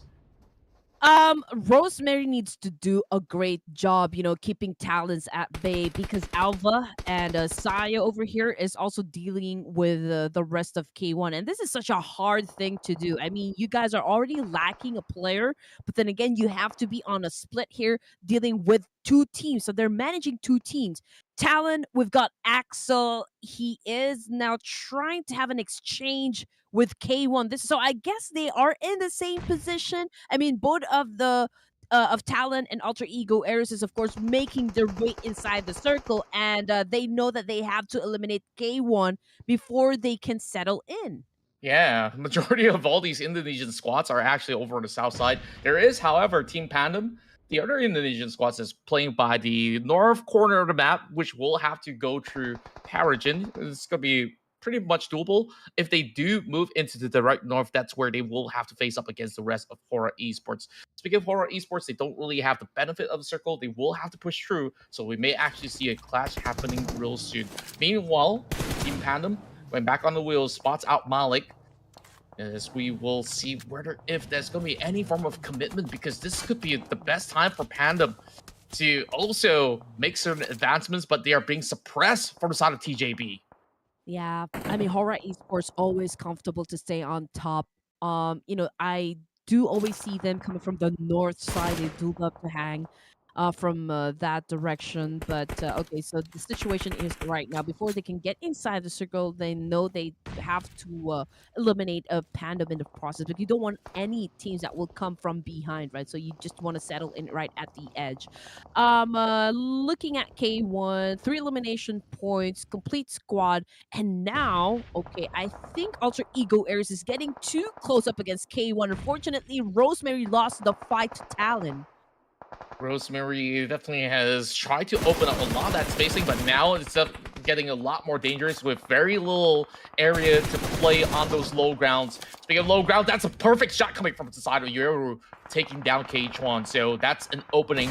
But K1 Esports, they're having their position absolutely compromised with advancements from all corners of the map. As they are just circling around, trying to find a safe spot. They will have to fall back and give this entire area to the Indonesian side. Whether it's BTR Talon, you guys could just take it. DRS has been very quiet, so props. The prediction might just come true right here. We still got 8 more teams to go. Now, let's see. Alter Ego going up close and personal against Talon. Great spot coming from Yoru. He eliminated one player coming from BTR. Now, Voxy tried to retaliate and was able to cut him down. Red Space also on the ground, courtesy of Alter Ego Eris. So we got Talon now sandwiched in between 2 teams. And it's really hard for them to defend themselves since they are losing manpower. They're losing firepower. But you know what? Alter Ego Eris continues on their rampage, even with just 2 players left. It's 10 points for Alter Ego. They are a different beast today. It really feels like they are really showing up with everything that they've got. Just hiding by the corner right there. Axel finally getting himself a very safe spot. Foxy does not have a clue where he's currently hiding, but he's going to find a bush for himself and quickly restock whatever that's inside of the crate. BTR struggling to just make it into the top 5. Whereas there's still 8 more teams to go. I mean, the rest of them that are playing over the north side here has gotten a really good hold of what the Valley has to offer. Axel, he's just not going to give any info away. This Foxy is still hunting out. I think he already took a glimpse, and that's where he swiftly shuts him down. Axel, that split-second decision has paid off. Too bad for BTR. Okay, so now Axel is having an exchange with Alter Ego Air. It's a 2v1. He is on 40% of health here, and now he's picking up Sunday. Can he be accurate? Okay, was able to inflict damage, but then again, he still has to defend himself up against these 2 players, and well, it's too much firepower for just 1 person. But Talon Esports went out with 5 elimination points, so I guess it's still pretty nice. Considering the fact that this is just like, game number 2, and there's plenty more chances to go around for the side of Talon Esports. They are at the first page, so there's really not that much pressure, if you're going to ask me. Well, we say a lot of chances, but that's actually only 4 maps to go before the tournament concludes. So they can try as hard as they may, but those 4 rounds better be worth it, right? So now, HORAA Esports still in the grasp of perhaps a chicken dinner as they're battling it through TJB. One member down from the side of DRX, as DRS are going to be denying them that entry. Good catches coming in from the side of Gante. It's so easy, trying to infiltrate, but can he actually enter the door? Yes, he does. Got himself into safety, but to the hands of TJB, ready to greet them by the doors. I mean, this is already pandemonium. One of the teams already opened Pandora's box. No doubt. But yeah, I mean, TJB starting to reset here, but K-First was able to get picked up, in this situation. HORAA Esports needs to flush him out. They need to make it rain so that they gain that advantage. But anyway, DRS Gaming having an exchange up against K1. We can see that Tal right now already on the move here, being the one who's super aggressive with a UMP. But DRS definitely making all the advantage work to their side. XMPL is currently on the ground. We still got 2 more members from DRS who's trying to make it happen. And K1 exit the game with 4 elimination points. Beautiful footwork coming in from those players, just pressing through those shacks. Now, HORAA Esports, as much as they've been trying to crack this case open against the side of TJB, this has been their stronghold for the longest of time. Some resources left for the side of TJB, but can they actually overwhelm the forces of HORAA Esports? Marching through skies, gonna be down and out. Not to be a quick reset just yet. Here comes NoFear trying to respond as they take a leap of faith. Hiding by the corner wall, but somehow doing plenty of damage. Now down to only 1 member left. Can he shut them all completely? It's all down to NoFear, and he does not really have much time available. They absolutely botched it. Kiss. Ooh. What on earth was that? He just obliterated them, and now his time to shine is right here, right now. He just needs to seek him out. He's healing right now. Does he even have time to do so? He's got to take this fight up. Mano a mano. NoFear doesn't really have much help to begin with, but this tiny corner room might be able to do the trick to land a couple of surprises. Here comes a quick peek, and Kiss, he aced out HORAA Esports. Oh, I mean, NoFear, if he has a first aid kit, I think he can pull off a win there.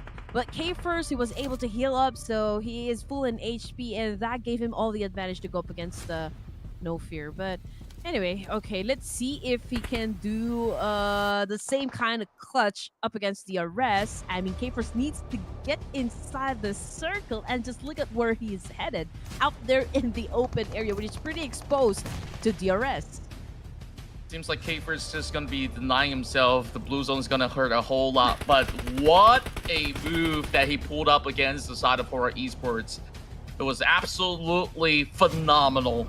Now, Alter Ego Aries, the biggest fish to be fried by DRS here, is looking to shut off the previous victors of the chicken dinner. But it's a 2 versus 2 with spread coming in from the side of Yante as well as Chital. a very hot on for side of the side of Alter Ego Ares, as they are hoping to spread their wings a little bit more to get a little bit of a vision over onto the top side. DRS looking for a back-to-back win and probably smiling right now with their prediction, but Alter Ego Ares might just be able to just wipe that smile away. I'm not too sure if that's going to happen, but DRS, they do have that high ground, but they lost track of Alter Ego. So let's see, first contact over the side of Shital, Yante over a high, and they managed to spot him out as well. So playing on their low ground here might actually work out. So things definitely will be very difficult. It's all about getting that first pick up. I mean, they already have 13 eliminations, right? And this will probably take them out of the second page. But let's see what's going to happen. But I do believe the fact that Alter Ego Airs will go full on aggro for the remaining matches for today's tournament. But let's see if they can actually win the fight. For the side of DRS, okay, again, on point when it comes to the positioning, right up until the end zone. And now they're going after Alter Ego Airs for the first spot. We can hear a lot of exchange happening right now. Shital, very low in HP, was able to get 1 point. Now we're talking about just one.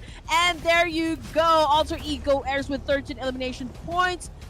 Exiting the game, and it's DRS again with the back-to-back winner chicken dinner.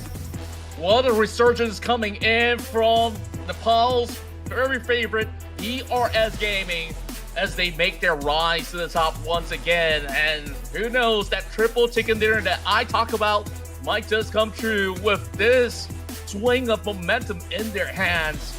2 wins in a row. Are we looking at a third up next? We shall see. But what an incredible game. I think we've got plenty of offerings here in this matchup of Miramar, where we had plenty of close quarter combat, as well as fights throughout the course of the valley and terrains up the hill as well.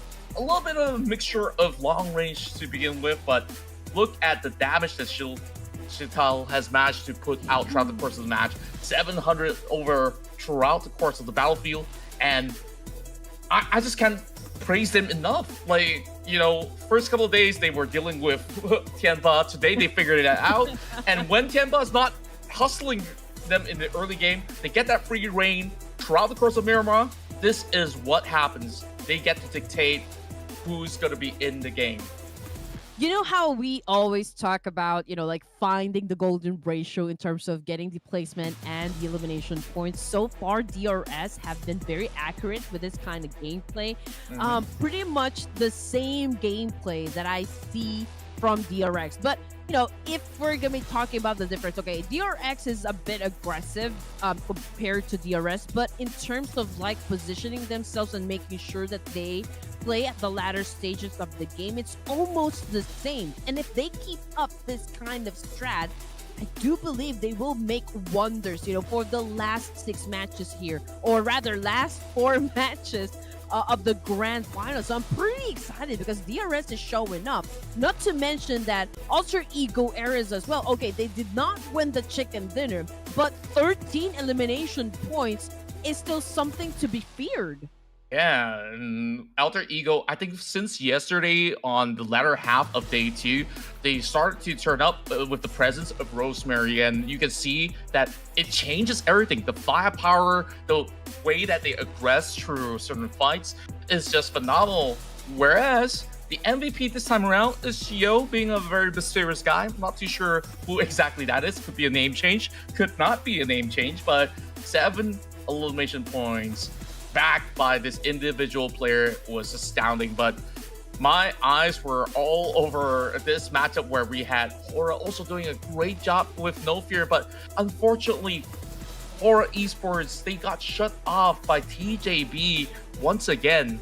Like, TJB, somehow they have this Miramar buff that when they're outnumbered, they can always win that fight.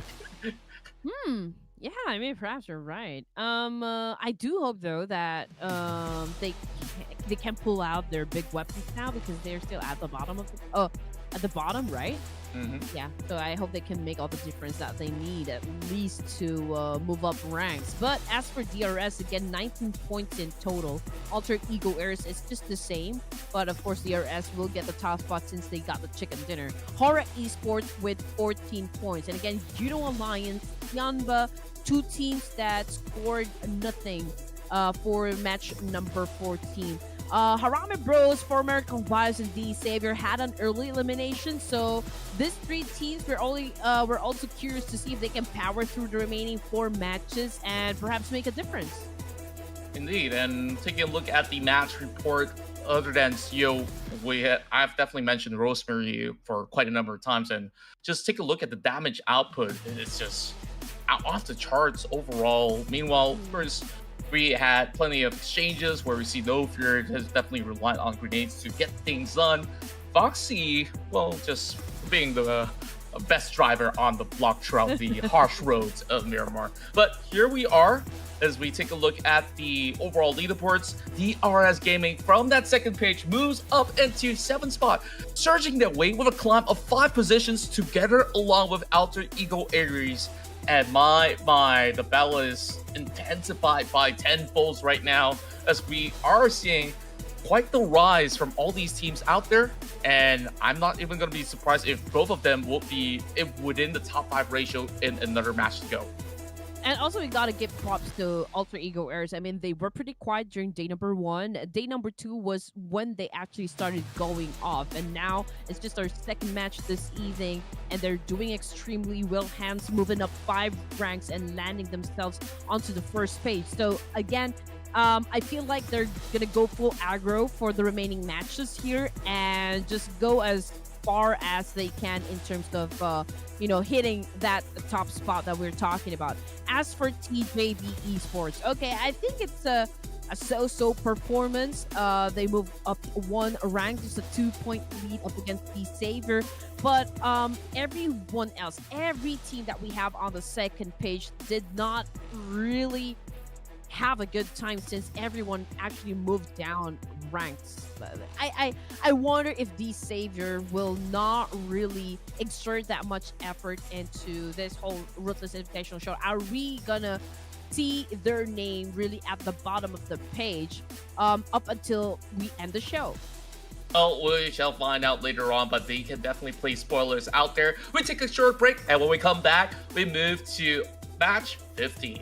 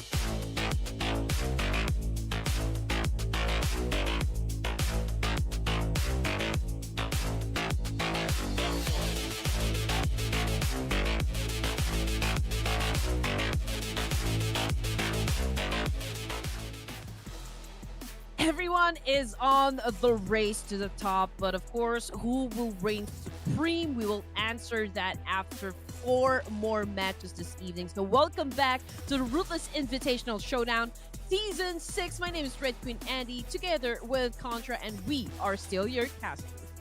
That's right, and it's been an epic day. If you guys are fans of DRS, you guys must be super happy about them bouncing back up with 2 back-to-back chicken dinners that they've managed to acquire throughout the course of the finals here in day 3. Is it going to be a turn? We shall see, as we're going to be moving into another epic round. So far, you know, the map rotations of Erangle as well as Miramar is something that is ultra familiar for all of these participants to play on.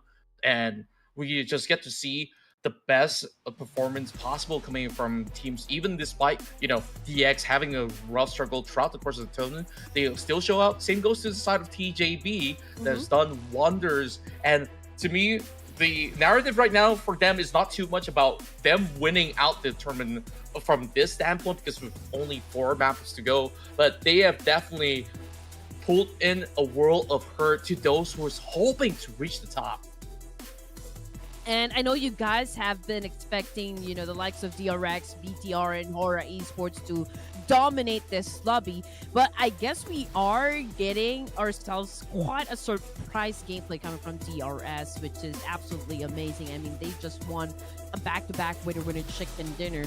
I can only say that they have built their momentum, so I do wonder if they can still keep that kind of rhythm back to Miramar. I mean, this is the second Miramar this evening, so I guess we'll just have to wait and see if you know, the teams will do something about it, because as you know, if you have been dominating the lobby, then you have those big targets at your back.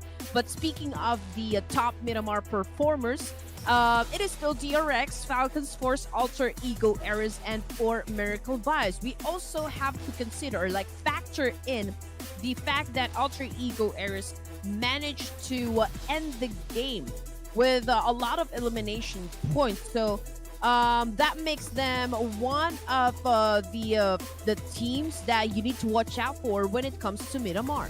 Oh, absolutely. And things have definitely had some shift when it comes down to how teams have been able to build a certain momentum or so. We didn't really get too much out of the side of DRX of South Korea so far. Meanwhile, it's DRS that's currently up and up. So I do want to see a triple chicken dinner. So this time, you know, production has always been the wisest, as you can see the prediction scores.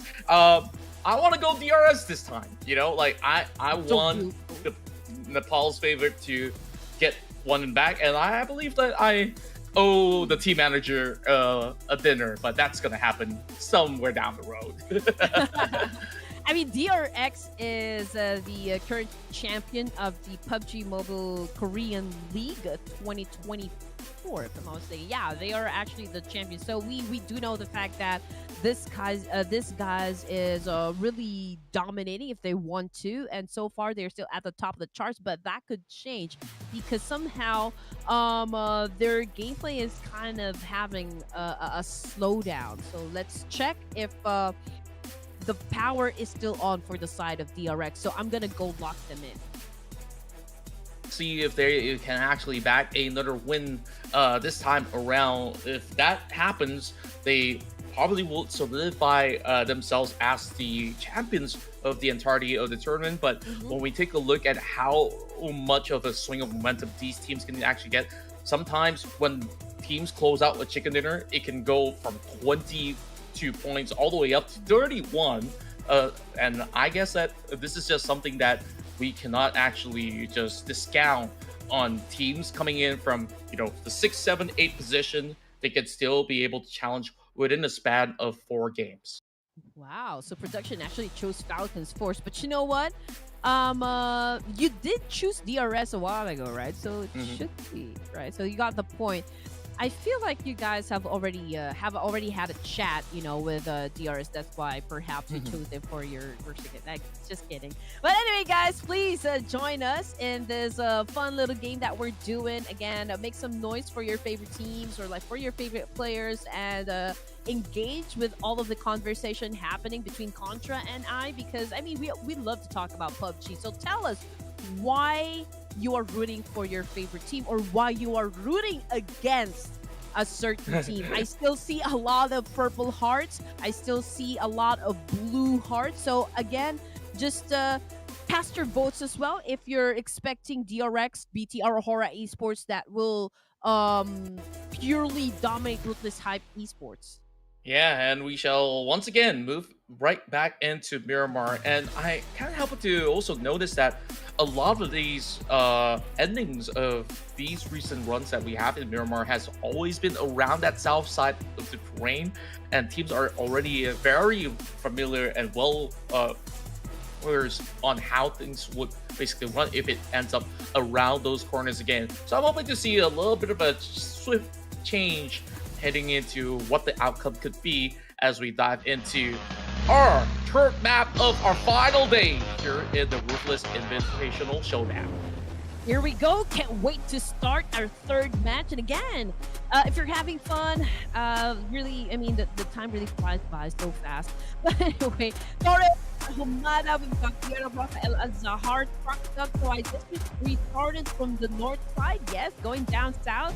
So I think pretty much it's the same suspects, like points of impact here. It's San Martin, Montenuevo Pecado. We've got La Bendita, Los Leones.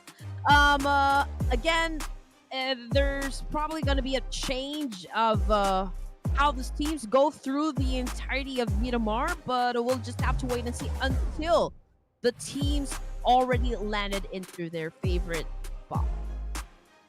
First, they will take their sweet time to get right past. It's interesting to also note that TIANBA, they're not moving into Campo Militar this time around. They're always opting to start very early on as they are cutting through the corners of Oasis. Might be challenging HORAA Esports very early, so we shall keep an eye on that. Other than that, it seems like we will also see very usual drops moving into the very far eastern side with Alter Ego now over onto El Azahar. Meanwhile, BTR will once again drop into Impala. Now, the midsection's always been pretty interesting. DX always takes the corners of Bandita as well as the side of Minas Generalis, which just touches the rim of the circle. It's going to be Falcon here that will reap a lot of rewards being in the direct center as they start off in St. Martin. So, once again, I don't know how production does it, but they just seem to get a lot of things right. And of course, the best thing that they've got right is certainly the production quality. So make sure you follow us. It's Ruthless Hype Esports. All right. So there's still no Federalis for the side of Harame Bros. So it begs the question, Contra, do you think that Harame Bros is vulnerable without Federalis? I do think so, because it really feels like they needed a lot more firepower to book out some of their routes, and usually it's Federalis that actually offers that form of firepower. Though I do believe the trusty hands of few that has been playing for how many years now? I lost count. Like, I know him. It started, I think, 2019, if I'm not mistaken. So I felt it was 2018 because I was in Shanghai with him. When he used to be in other squads as well. So it's definitely been quite the journey for some of these veteran players out there. That's also the first time I managed to meet the Tachida Bana twin brothers, Suxi Luxi, who's still in BTR. And, they've definitely grown as a player throughout all of these experiences that they had. But some may say, are they way past their prime? Are they not? That is always a tough conversation to ask, but don't count them out because they are still active for a very good reason. Well, I guess them getting back to BTR did them well, did them a good number. But I can see that it is still a bit of a struggle, getting them to play with the original roster because if we're gonna pay attention on like how they go through each of the matches here, we don't see them play together. Uh-huh. So that's one of the things I wait and I look out for, because we've known this tweens to be really brutal inside a battlefield. And as for yeah, a few, we've got a lot of players honestly that's had already taken a lot of time playing inside a battlefield, and sometimes it begs a question if they're still capable, with the kind of reflexes that they have, because as you age, the reflexes kind of slows down, right? And it's always a tough conversation given the fact that you still you know for yourself that you still have a lot to offer, for the team. But um I mean, I would give it, I don't know if you've already met fourth row Um, from the Philippines, but you've probably heard of the name, right? I definitely heard of the Yeah, name, and I mean, have I met him personally? I not I yet. gotta recall because it's been quite a while since some of these Yeah. offline tournaments were played with, of course, very different teams to Mm-hmm. be on board at the very same time. But Mm-hmm. yeah, fourth row, amazing player. Yes, I mean, he's really one of the like I don't want to call him old, but one of the veterans inside the community. I think with the amount of XPs and knowledge and wisdom that he had already gotten, having to go through a lot of tournaments in his life, I feel like he can contribute more on, like, if he coaches a team, Hmm. right, and just really tell them what to do. I feel like after being a solid player, that's the next step that you can do in the industry. True enough. I mean, some of them have definitely taken that route. For I believe Hmm. when Few is not playing actively, he's also coaching his fellow members at the very same Hmm. time on what exactly is going on in respective matches out there. And when I want to circle back into that BTR conversation, right? Like a lot of people will always compare, Zuxi, Luxi, and like twin brothers. They have that perfect synergy. I do Yeah. think that they still have that great synergy, and but if you meet them in person, they they will just admit that their personalities are very different Whoa. in how they basically operate. And same goes to their playstyle as well. Zuxi's always on the front lines, and Luxi can do so too, but he's a lot more effective pulling long range. He's very well known for his sniping back in the days, and sometimes he plays a little bit more of that supportive role of both sides. You could definitely see Mm. their wits showing with that amount of XP on top of it as well. Yeah. So that definitely comes with all these thousands of matches that they play through, and sometimes they do get tired. Like how many years they've been spending. But we go back into the action. Tianba having Sean trying to climb up the hill, and ironically, Sean, in what I do believe to be Mandarin, is Hmm. actually mountain. So he's climbing mountain. Ooh. What? Great nades are coming right through. Harame Bros winning the trade. Okay, no Federalis, no problem. I think Rami Bros is doing quite okay up against the Savior. I mean, just look at what I mean that happened with the Savior. They are losing members. They're getting picked off one by one here, and Alter Ego Air seems to want to join the fight as well. And Harame Bros might not stay in this same location because they don't want to really take up early fights. This is just stage one, and it won't be too good for the side of Harame Bros to participate in this clash, because you would want to make sure that you get to the latter stages of the game. But I don't think Range has, another option here because it doesn't have any vehicle. So I guess the rest of Harame Bros will definitely back him up. Yeah, this sector of the map has always been so difficult to cross as they're looking for that entry point, and at the same time, teams have already positioned into a very good location up those hills, so that makes it even tougher. So even for MV, they're out in the open here, starting to receive some bullets coming into these corners. YOODO Alliance kept switching out players, as I do see a familiar face in the name of Flax, but the rest are still new names on the block. Meanwhile, we go back to Harame Bros as they now soak in a whole lot of damage as the rest of Alter Ego Aries once again shine through that early game, having Rosemary to just open up their account once again. Here comes the lead coming from the side of Jappy, hoping to actually catch one back, but Alter Ego is everywhere. And that's how they kick things off. 5 elimination points already in their hands. They only lost one member in the form of Shio. Other than that, they're being chilling. Yeah, and D-Saver is the first to actually get booted out of Miramar. Alter Ego Eras obviously caught Harame Bros off guard there. I mean, I don't feel like Harame Bros were ready to take up another fight, you know, after going through some of the players of D-Saver. Unfortunately, they're down to, I believe, their last player for the side of the Harame Bros, but they were able to put up 2 elimination points. But I mean, you just have to come up with a plan on how you can escape the situation and just maybe go for the placement points. I mean, you no longer have the manpower, you no longer have the firepower, so might as well capitalize on getting those placement points. Go to a location, just maybe chill for a while. But as for the side of Alter Ego Airs, I don't see them chilling any longer. Yeah. Some interesting casualties out there from DRX as well as TJB. I see them falling out of their own vehicles. I think they're slowly getting shredded. While they're on wheels, they have to basically ditch it. TIANBA having long to still hold through the top here. He can just track DRX wherever they go. But of course, switching out to the Mini 14, not going to be easy to land those taps. But definitely signaling for the guy to back away even further. As TJB, familiar opponents from the side of TIANBA, are just hugging around the lower end of the hill as we have DRS taking on Falcons Force. You know, this is also one of the questions that Sir Cloud and I were talking about just the other day, is that we see like some of the players go for micro Uzi. So we were actually asking the audience as well as ourselves if it's gonna be another like a micro Uzi is going back to trend.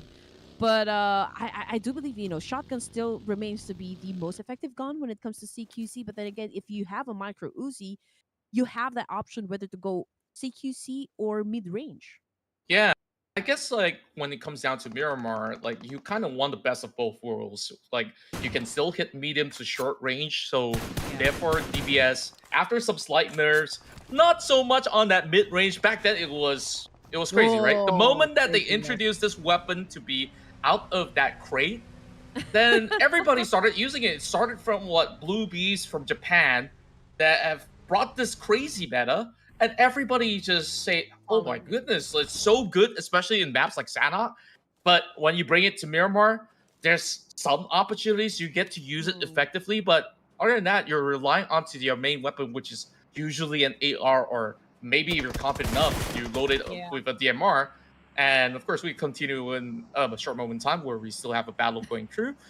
Falcons Force, 1 member down. And the side of DRS, they want to take them on, but is it going to be a tough challenge up ahead? Because they're hugging by the corner of the creases. Molotovs now being dropped in as well. Big nades falling through. It catches ease. 2 members down from the side of Falcons Force. Not looking so hot for the side of the Mongolians. They got to do something about this. Action's nowhere to be close. He's the only one left. I know, right? I mean, DRS is playing on another level here, going up against Falcon Force just like that. I mean, Falcons, they already have 1 casualty and 2 of them currently on the ground. So basically, this action having an exchange with DRS. But DRS is so effective from the get-go. You know, very on point with the placement, with the positioning. And just right now, they're taking early fights, which is really super amazing. It is. And usually DRS is not the flashy kind of team that, you know, goes in like how FaZe Clan does it. Like they are very balanced in the way that they approach fights, as well as having the discipline to shy away from one that is not in their favor. But this one absolutely in the favor of Example that will shut off Falcons Force completely. Now back to the side of DRS, today seems to be the day that they just go all out in terms of aggression. And we just absolutely love it, the way that they've done it so cleanly.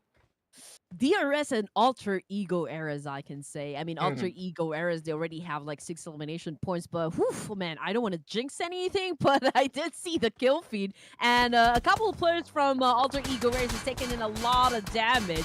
Oh, Lapar is already out from the side of the Red Aliens. So they're operating on just 3 players, and they're really having an exchange here with the Alter Egoers. But who will win the fight? We'll just have to wait and see, because BTR is getting ready to get inside the zone, but they still have to take care of business, I guess, with DRS, since they are also trying to infiltrate the zone here. But they might say hi to FAZE if they continue heading towards that direction. And DRS is dictating who will be able to bypass safely, and BTR's vehicles have been smoking up. It's not going to be all too easy of a passage for the Indonesian side. BTR, they got halted for a couple rounds already, as we start to see them dip deeper with HORAA's presence into the past couple of rounds, that they've been able to acquire some top 4 finishes, and definitely want to pick up the pace, which is why you're seeing BTR turning up a little bit more. Meanwhile, to Ego, I'm not too surprised with Rosemary being on his game. He always puts in the damage out there. Still regarded as the best player in Southeast Asia in the modern time. And speaking of which, where did Refus come from? Wow, he sneaked all the way through the back. Yeah, this guy's a ninja, definitely. And is is still going after M here. M? Okay, we only have 2 players remaining for the side of Talon Esports, and Yuri so far away from his teammate right here. So I'm not sure how he can survive in this situation. But let's check it out, if he's going in for the attack, or is he gonna back away and join Yoru at the north side of the circle. But as for former vibes, they're still complete, right? Oh, so we got 3 more players for the side of Talon. HORAA Esports, they are on top of the mountain here. Same thing goes with Yoru. They're having a trade, but nobody is taking some damage just yet. Yeah, just a lot of long-range taps in between where they could still afford to heal up. But, of course, it's all about depleting each other's resources at the moment. Speaking of that, Sky spots one out from the side of Team PANDUM. Jabrenki all alone, though. Not sure if he can actually get out of there safely, because his vehicle is a couple of steps away. To even kickstart the engine here, he's going to need a little bit more time, so he will require a little bit of a backing support. Team PANDUM will try to regroup if they could. Somehow, that Molotov tosses all the way up here. Whereas, that member of the side of Team PANDUM that's going for the flank is trying to keep up with the pressure. Whereas, Sky, he's not going to budge. He's holding onto the crater fields, denying any form of entry into the circle, and just opting for Team PANDUM to choose the long way round. I feel like Sky is forcing PANDUM to deal with DRS. But great spot coming from Akul. Now, Sky, I'm not sure if he's aware of the fact that there is someone or a player coming from PANDUM just actually trying to go up behind him. There you go. I mean, he's taking some damage. Okay, he is already aware that there might be someone to do a heavy backstab, so he now leaves this position. Unfortunately, it was such a good one. He was able to shut down a couple players from PANDUM, but I don't think he's gonna seal the deal. Yeah, and he's already lost that one tire on the buggy as well, so I guess it's best that he repositions to regroup with his teammates, and he's doing it all by himself. Sky is definitely a brand new generational talent. I mean, I didn't really get to see too much of HORAA Esports in recent tournaments, but now that I get to see it, I can start to understand why the competition is so stiff in Mongolia, where you have teams like 4MV and also HORAA Esports that's really being the flag bearer to keep things super competitive in that region. Meanwhile, TIANBA will continue on the strike against 4MV the moment we talk about the Mongolians, as they are taking 2 sides of the hill and still keeping an eye out for the side of DRX. So, great maneuvers. Sky so far has definitely been their superstar. But Nofer is also catching up to that.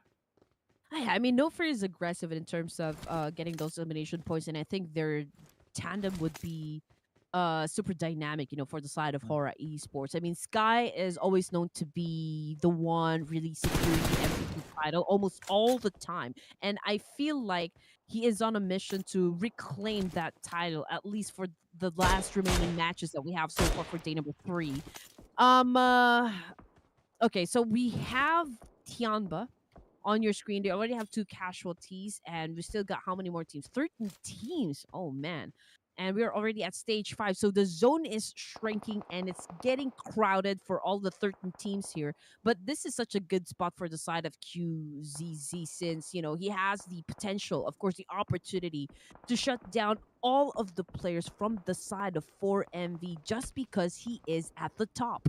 Yeah, I want to correct myself real quick. I quickly have forgotten that, you know, HORAA Esports is from Nepal, so sorry to the fans that, of course, will feel a little bit heated with what I said. But HORAA, they are an amazing team. That's what I've been putting out throughout my statement, that's for sure. So, of course, the challengers usually being teams like DRS, and, you know, they're really upholding the standards really, really well. As TIANBA, they're looking to climb down out of the hill, as they already primed a couple of grenades towards the side of 4MV. And TIANBA, they're kind of scattered. They don't really have the zone. They have to just book it.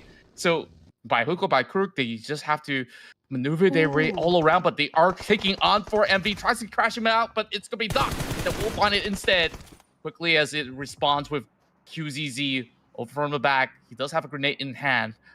Doc will try to also pull one up of his own. TIANBA falling all the way back here, then those grenades are actually connecting. So this is just not an easy task for TIANBA to get out of any form of detonation.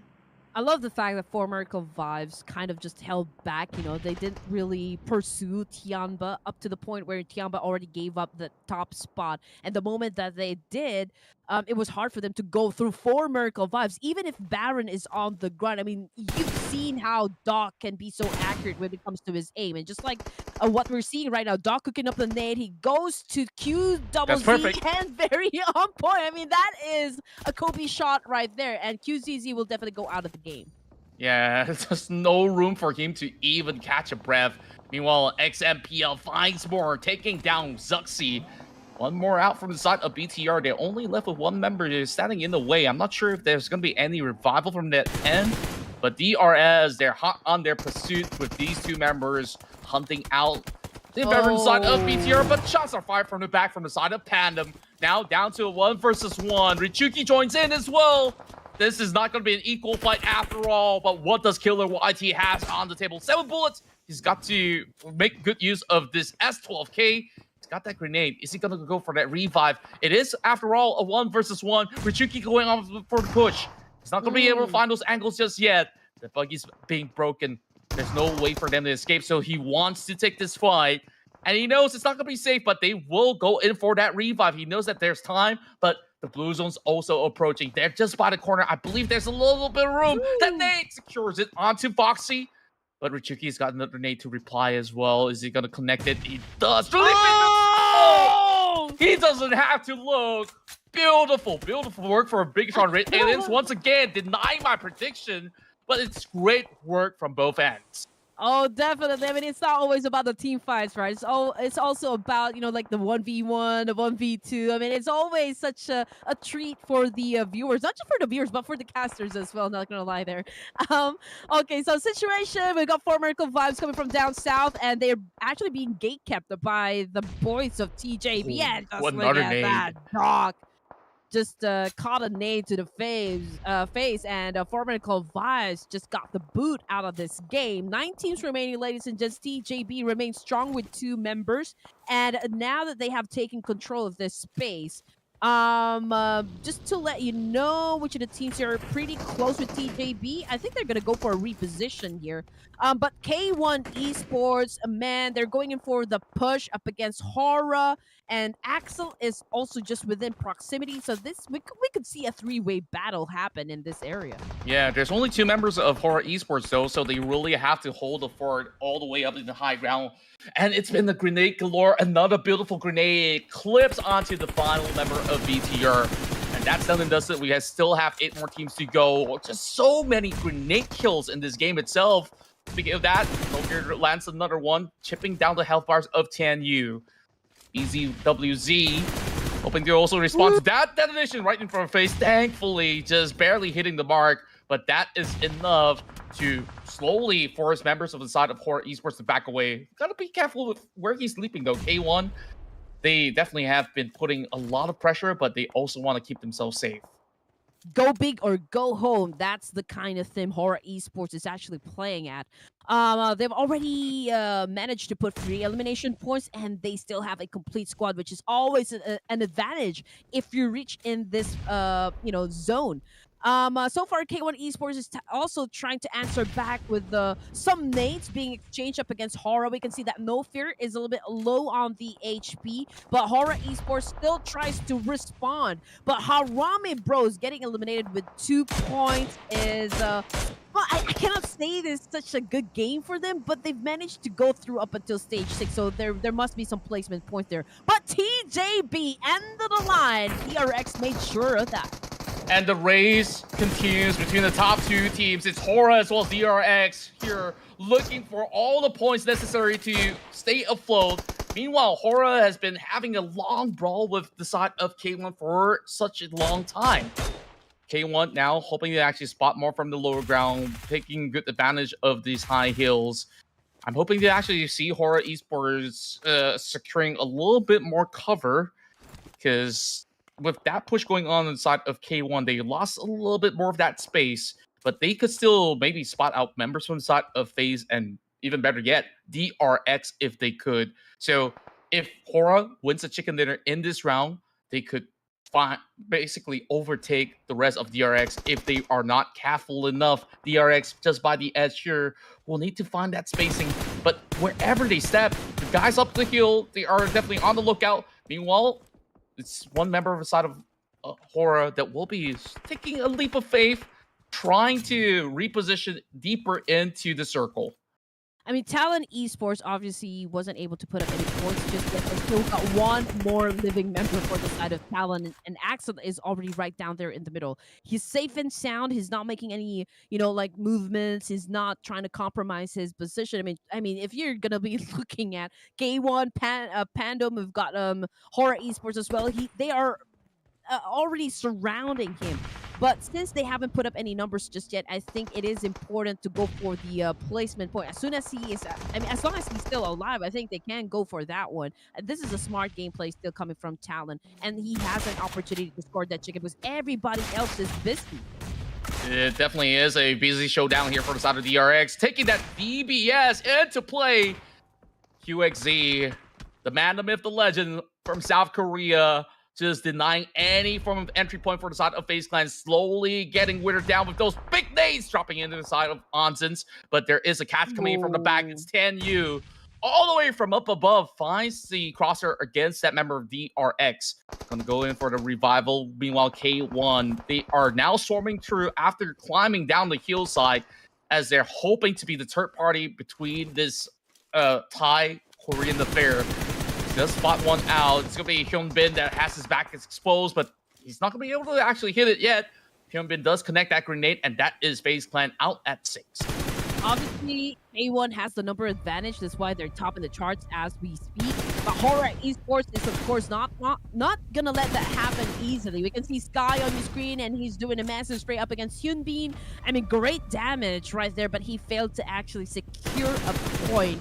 But let's see what's going to happen as K1 steals the show, putting down Hyunbin, and DRX finds themselves in a world of trouble. Yeah, they're pretty much sandwiched in between these two formidable squads. Hiding behind that vehicle is not going to help all too much. It's about to detonate as well, but he barely has any other options available, so there's just a little bit of time to be bought by the member of the side of DRX, hoping that other teams get limit where they could get some extra bit of placement points. But HORAA Esports now starting to have a little bit of visitors going to that corner. It's going to be PANDUM that will appear, but that is being denied by K1. Good protection coming overall. It really feels like HORAA Esports have befriended the side of K1. Oh, man. Honestly, if Axel doesn't get spotted, he could land at second place. I mean, nobody knows that he is just, like being one with nature, as Sir Kyle would always say. But yeah, I mean, just look at how close ZWZ is with Axel.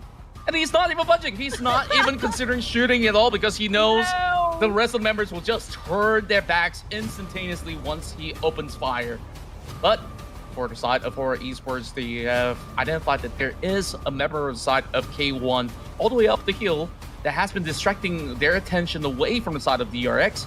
So DRX, they are still within an arm's length away from getting themselves into the top 4. So it's all about who's the first mover here in this Mexican standoff. And speaking of which, KH1 up above will be able to go 1-for-1, but he will be taken down regardless, with Malik securing that point. That's the 5th one for HORAA Esports. 5 elimination points, ladies and gents. The crowd is going crazy. K1 now just lost a member, but 6 elimination points is or how many points? Okay, I'm looking at HORAA Esports. 6 elimination points now for the side of HORAA, and now we've got Malik picking up his teammate right here again. Oh man, why? Oh, he could have pulled the trigger. No, I wouldn't. I mean, that was a huge risk right there. But still, kudos to Axel. He managed to stay alive that long. Well, things like that do happen in pro play. I mean, Axel, he was hoping to just squeeze by undetected, but well, K1 has definitely spotted that out, but that costed Ting a little bit of damage. He's still on the ground, but there's no time for Tianyu to even go in for the rescue. HORAA Esports, they're looking to secure this big fat chicken dinner if they could, and it's only one man standing away. Tianyu, how much damage can he do against its 2 members of the side of Nepal? And this is going to dictate if they can find their way at the top of the table. Big shots coming from the side of the DBS, but HORAA Esports is undeterred and uncontested as they are the kings of the hills in Miramar. Finally! Okay, I know that you guys down there in the comments will probably cheer. So make it rain purple hearts for your favorite team right here. HORAA Esports secure dinner for the final day of the grand finals of RUTHLESS Invitational Showdown. My. Ask and you shall receive. I know the fans have definitely waited for this for some time. Then all that efforts coming from day 2 and day 1 have finally paid off. So once again, this isn't exactly the first time that they've secured themselves a chicken dinner, but it was not an easy feat throughout the course of the journey. And HORAA continues to rise, and this time, plenty of points to book out as well. Once again, I apologize if I misidentified their nationality early on throughout our conversation, but HORAA Esports, they definitely are sure to seize that top 1 position. But how much points did DRX manage to back in this round? That will have a little bit more in hopes that they could still hold firm onto that number 1 spot. But this might just be enough, or we shall see within the next couple of games.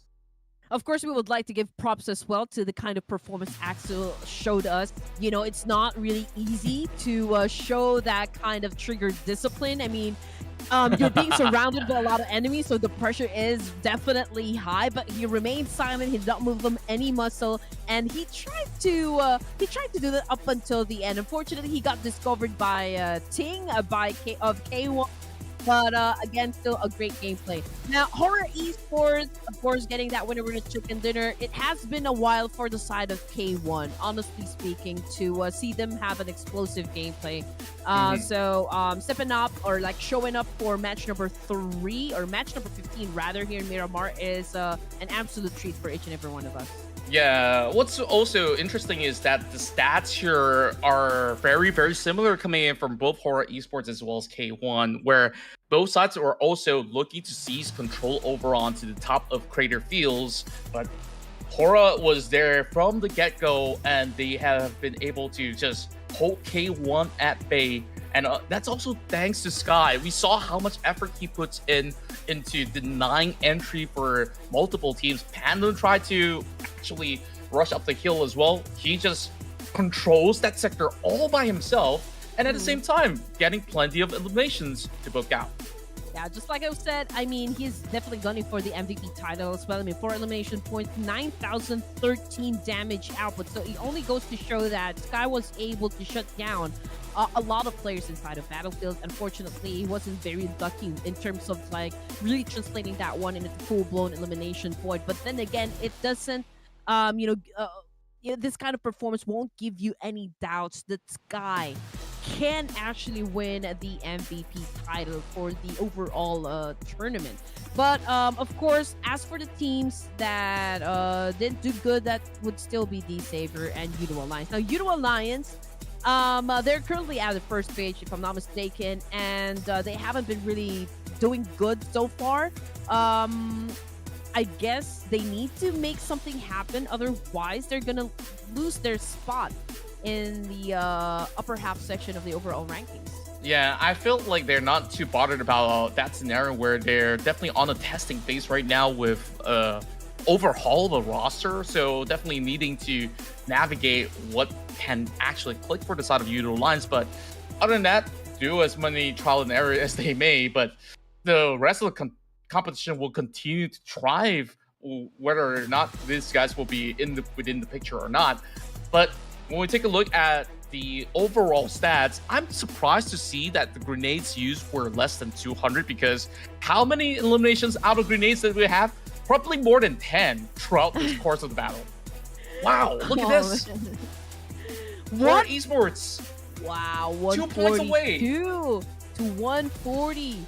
Okay, so DRX, oh man, you guys are, you need to watch your backs because HORAA Esports is right behind you, tailing you guys. I mean, we're talking about a 2-point lead, so one more good game for the side of HORAA Esports and DRX could be dethroned.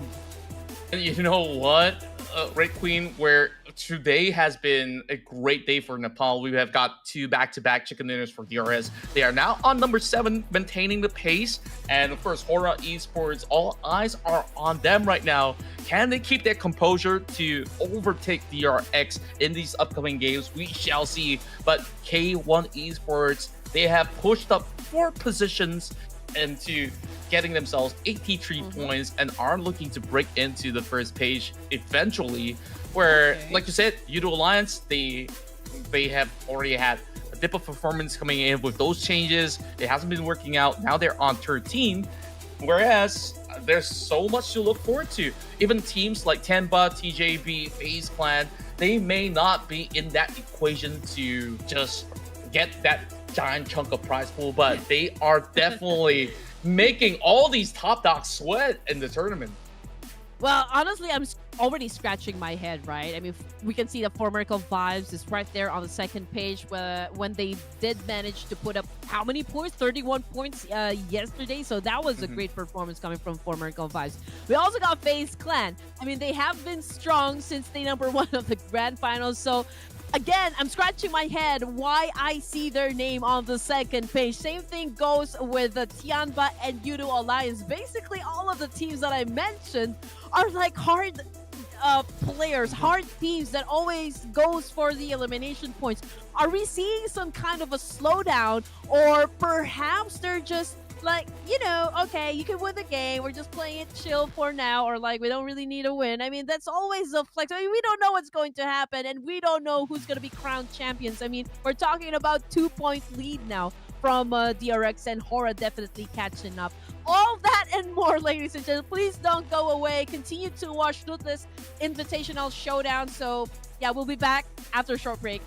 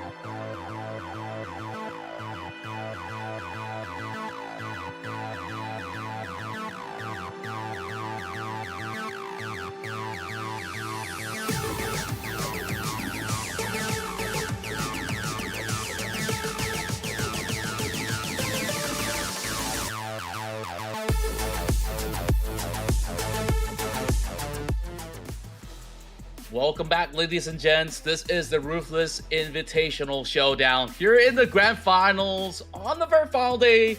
It's a great day for all the fans hailing from the fall because your teams are delivering.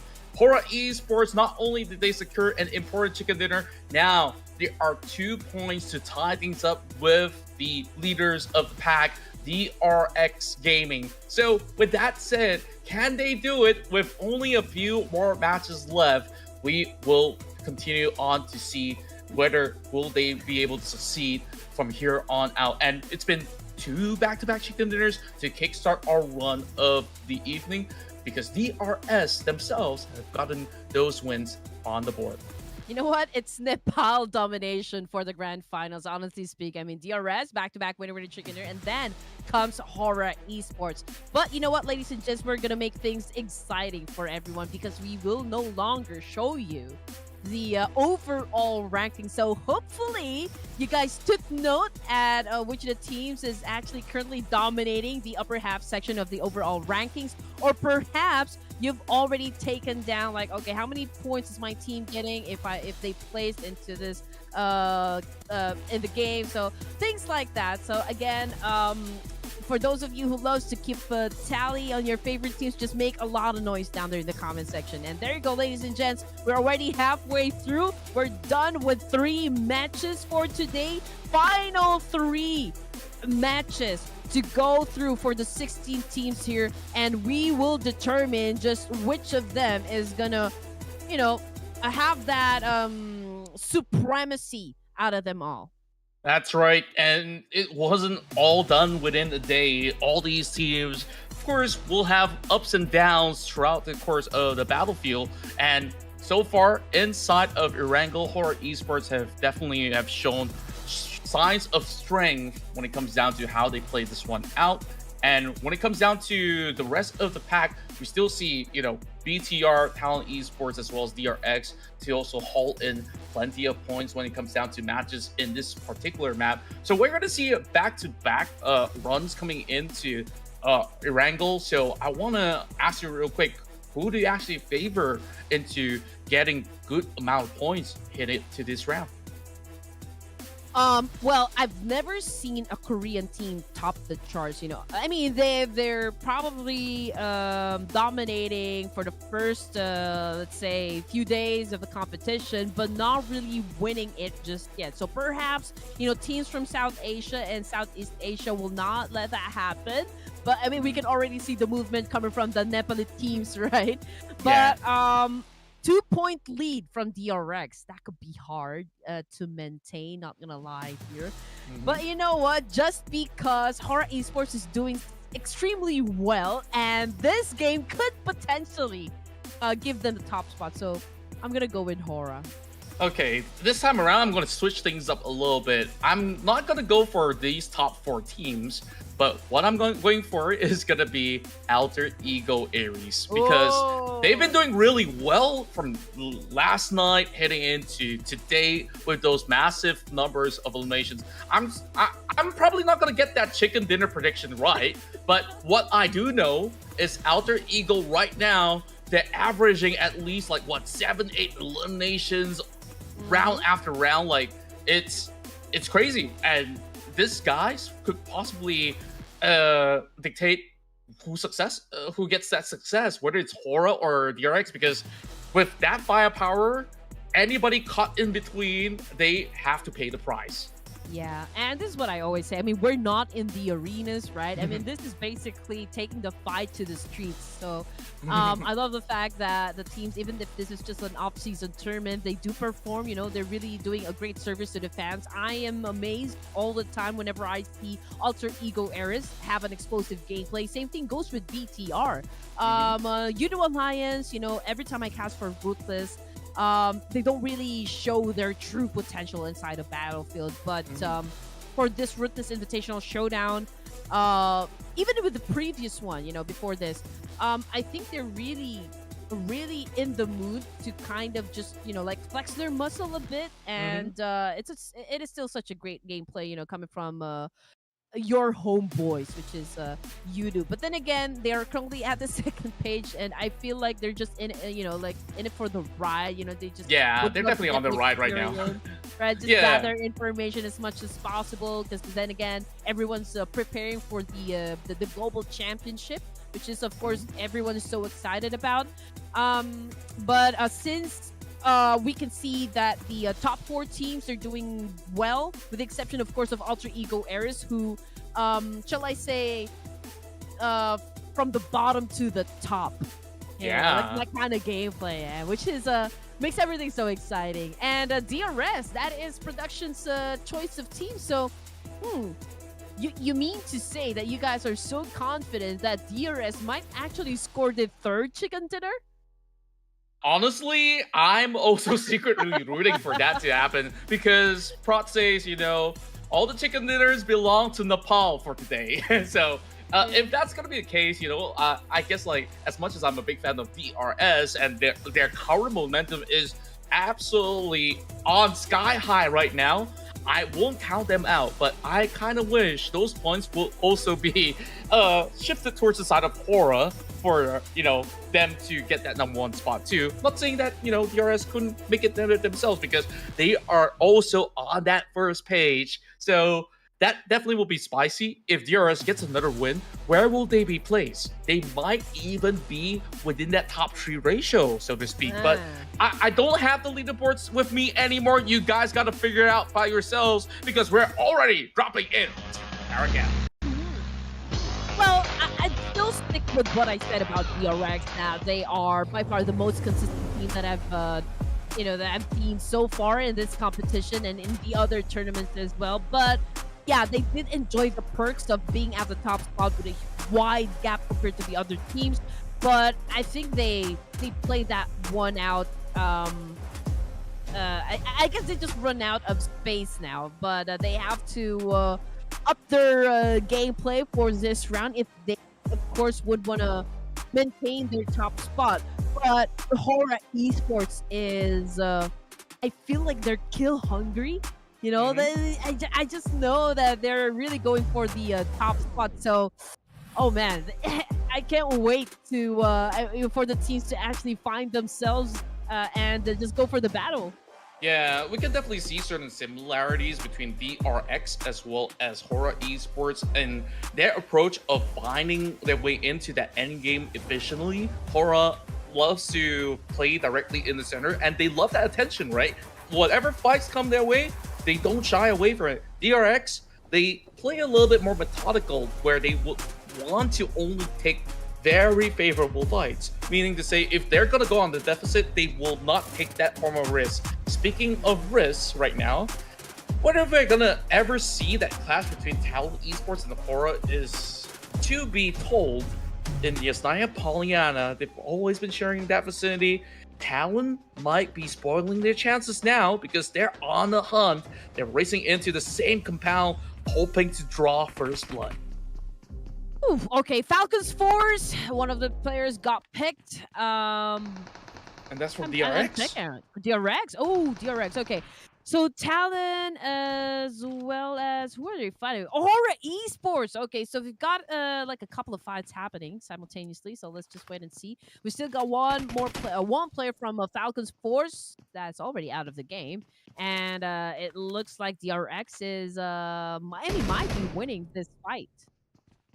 It's going to be a little hard to tell. And when you drop into Gatka, it is scarce for you to get full resources. So whoever gets the better gun usually will be getting the better traits.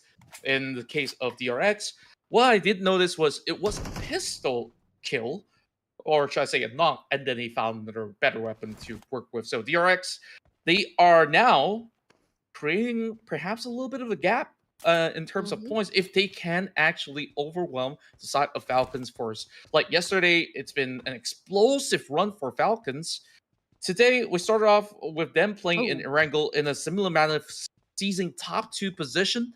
DRX, not too much though. Perhaps, they've been riled out with the fact that, the point tally being so close, they know they have to win out this fight. It's a heavy artillery, AUG, in the hands of 6A. And okay, so let's see what DRX is trying to cook in this situation. Ooh. So I say knows exactly where East is. So that's a good information right there. Now he's cooking up that nade. East is very much aware of the fact that, you know, guys might throw a nade.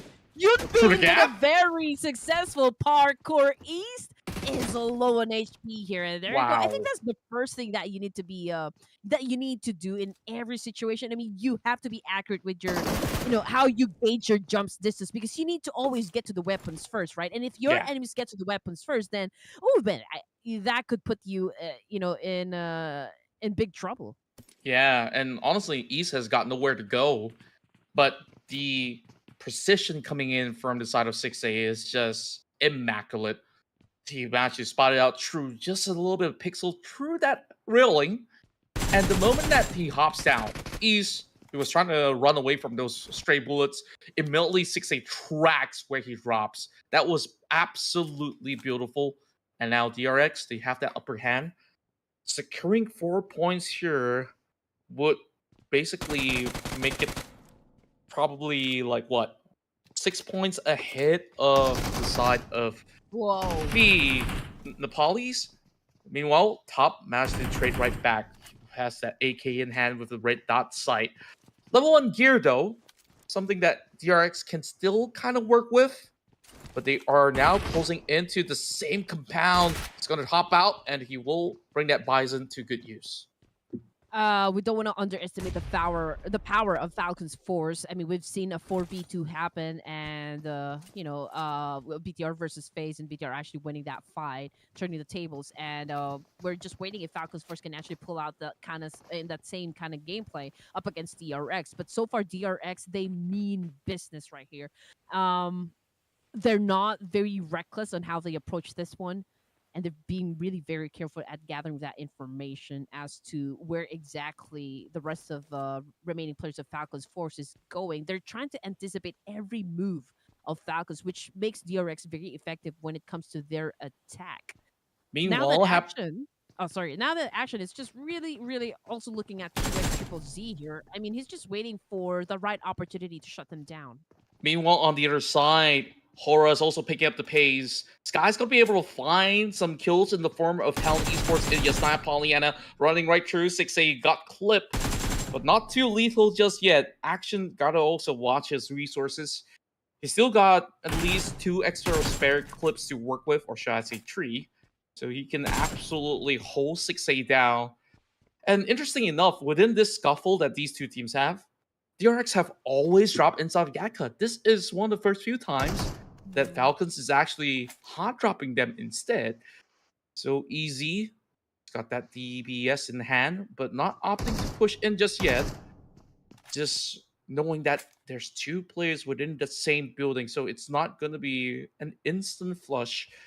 I'm not sure if they're going to take a gamble to send it into the same compound, because that is a risk. And I think that both sides have definitely tasted defeats before when you are going up against a team with deficit, because everyone's just so sharp in this tournament. They're aggressive, but not super aggressive. That's what I can say coming from DRX. I mean, okay, they have the number advantage. They know that one because they put down 2 players of Falcons, but they're playing this one out so smart that they don't really want to risk losing any more of their members. So I'm not sure what will happen here. Perhaps, you know, Saisei and QX Triple Z here would want to take down any of the players of Falcons before they actually move in and go for the charge. But as for Talon Esports, exiting the game with 1 point, and they're also the first team to go out of Erangle match. But so far, it's a standoff between DRX and Falcons. Yeah, HORAA Esports loses 1 member for it, though. Not too costly, so it's still manageable for the side of HORAA Esports. Well, Team PANDUM now infiltrates the same compound that FaZe Clan always takes control of by the Sniper's Nest. So this is definitely going to be an all-out brawl that we're coming in with FaZe Clan. Wait for a rush this time. Team PANDUM calls for the shots. 2 members brought down from the side of FaZe Clan. Team PANDUM will rely on Tenny to do all the damage. Achille does have a grenade to be cooked up. FaZe Clan, they're also making measures on their own, but they're pretty much scattered as they slowly get weirded down with that isolation. Now it's only down to Onsens, and this is not looking clear-cut at all. And that will be denied. Achille does find that final clip, and FaZe Clan, they walk away with absolutely nothing. Well, meanwhile, we go back into the side of DRX. They finally find something in return. One more member standing in the way. Falcon Force holding by the stairwells, but so easy. He's just waiting for his teammates, and now they identify he leaped out of the window. One member brought down from the side of DRX, and that's two! Falcons now with the upper hand, 2 versus 1. And DBS in hand for the side of So Easy, but they took too long. And they paid the price for it. This is HORAA rejoicing in return. Wherever he goes, there's just shotguns at the ready. I'm not sure if this is gonna be a fight he wants to take. Shotgun shells out the window, going for that quick reload coming from the side of Action. Falcons Force showing what Mongolia is made of. And DRX, they could have actually executed so early on, but taking the time, giving too much respect, and this is what it cost. Well, 1v1. Yep. I mean, the way that they flipped the script, even though it was, you know, they've had all the advantages, DRX lost 3 of the members, so Falcon Force remain to be, like, really monstrous inside the competition. There is a reason why DRX was really being careful with how they approached them, because they're going up against Top and Action, and we've always called Top as the greatest of all time, and it only goes to show that, I mean, there's some truth into it. For MERICAL Vibes now, joining into the fight, doing the monitoring situation thing, and being the vultures in this situation. Torres is the only player remaining for the side of DRX, and it's an obvious outcome that they will really get that point. But DRX getting out of the game with 4 elimination points, so there's a huge chance right here that they can be dethroned. Very much so. And speaking of which, after facing against one Mongolian team, here comes another one, and it's just way too much for the Koreans to handle. Meanwhile, Alter Ego Ares got my vote this game, this time taking on the side of TIANBA. Very great range coverage coming from the side of Rosemary. After hindering the approach, they are looking to clip away the resources, which is the vehicles of TIANBA. GG Bond, he's got 1 tick of HP left, and now they're driving back towards this direction. TIANBA, are they sure about this? That's just no way that he could actually go in for that revival against Shan. But they know that this man is isolated. So Rosemary, he is all alone, but don't count him out. This M4 in his hand is lethal. I mean, I feel like both of the teams here are in danger, considering the fact that Alter Ego Airs is just operating with 2 members, and the fight is happening in the blue zone. So even if TIANBA wins the fight, they've already lost 1 member, and one of them is currently bleeding out. I bet they don't have that much resources as well, and there could be a chance that HORAA Esports will make a late entry and also might go for the elimination of TIANBA. Definitely want to at least reap as much as they can get out of this current position, because they have definitely got a long way to go in terms of traveling into safe areas of play. So if it's going to be a tough journey in, you might as well just try your luck securing those points. Jappy's going to find one for the side of HARAME Bros as they take on the rest of YOODO Alliance. YOODO Alliance not really in the best of shape with this new introduced roster hitting into the final day. I really wonder, you know, like, has it actually worked out on what they are actually trying to achieve with what they've planned out for the team? But I guess they're just treating it as somewhat of a scrim, as they are giving the young guys a little bit more chance to have a taste of international play. I feel like they're making $50 perhaps like maybe rest, but then again, I feel bad because they've managed to come this far, only to lose a lot of matches for day number 3 of the grand finals. But let's see what's going to happen. Alter Ego Eris, Rosemary, last surviving member, TIANBA already on the go, puts him on the ground, buried him 6 feet under. TIANBA wins the fight, but a very expensive fight, I can say, because I mean it's worth 2 like members of the team, and so it'll be hard for them to last long, at least for this round. Production, I want to sit out from voting for the final 2 games because nothing seemed to work out for me. I mean, jokes aside, I think that was an interesting battle though. Like TIANBA, they've really fully committed to taking down Rosemary, despite having a long dry spell out of the blue zone. But they will have a very clean entry. Now we have not seen Chua play for a very long time, and finally he gets some game time. It's been, I don't know, a couple of seasons where Chua has been taking a back seat. So it's actually great to also see changes coming from the side of the X themselves.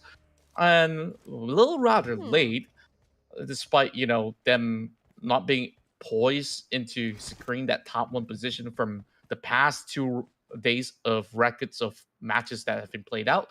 But the X, I mean, they're just as formidable as 4MV on a good day or on a good streak if they have a good kickstart. I guess certain teams are like this, like they needed momentum by winning 1 fight, and then they'll feel confident about the rest of the day. If they don't win that 1 fight, they're on that dry spell, and DX is one good example. This is perhaps the first tournament that I casted at D-Saver did not perform the way that we want them to perform. We've always known them to be one of the formidable teams, right? I mean, they always deliver. But right now, they are at the bottom of the page, and this is not just the D-Saver that we all know. And Lambo seems to be taking this one out. It's a different set of players. Chua just got shut down by TIANBA. TIANBA now has 5 elimination points, although TIANBA operating in, I believe with just 2 players, right, if I'm not mistaken.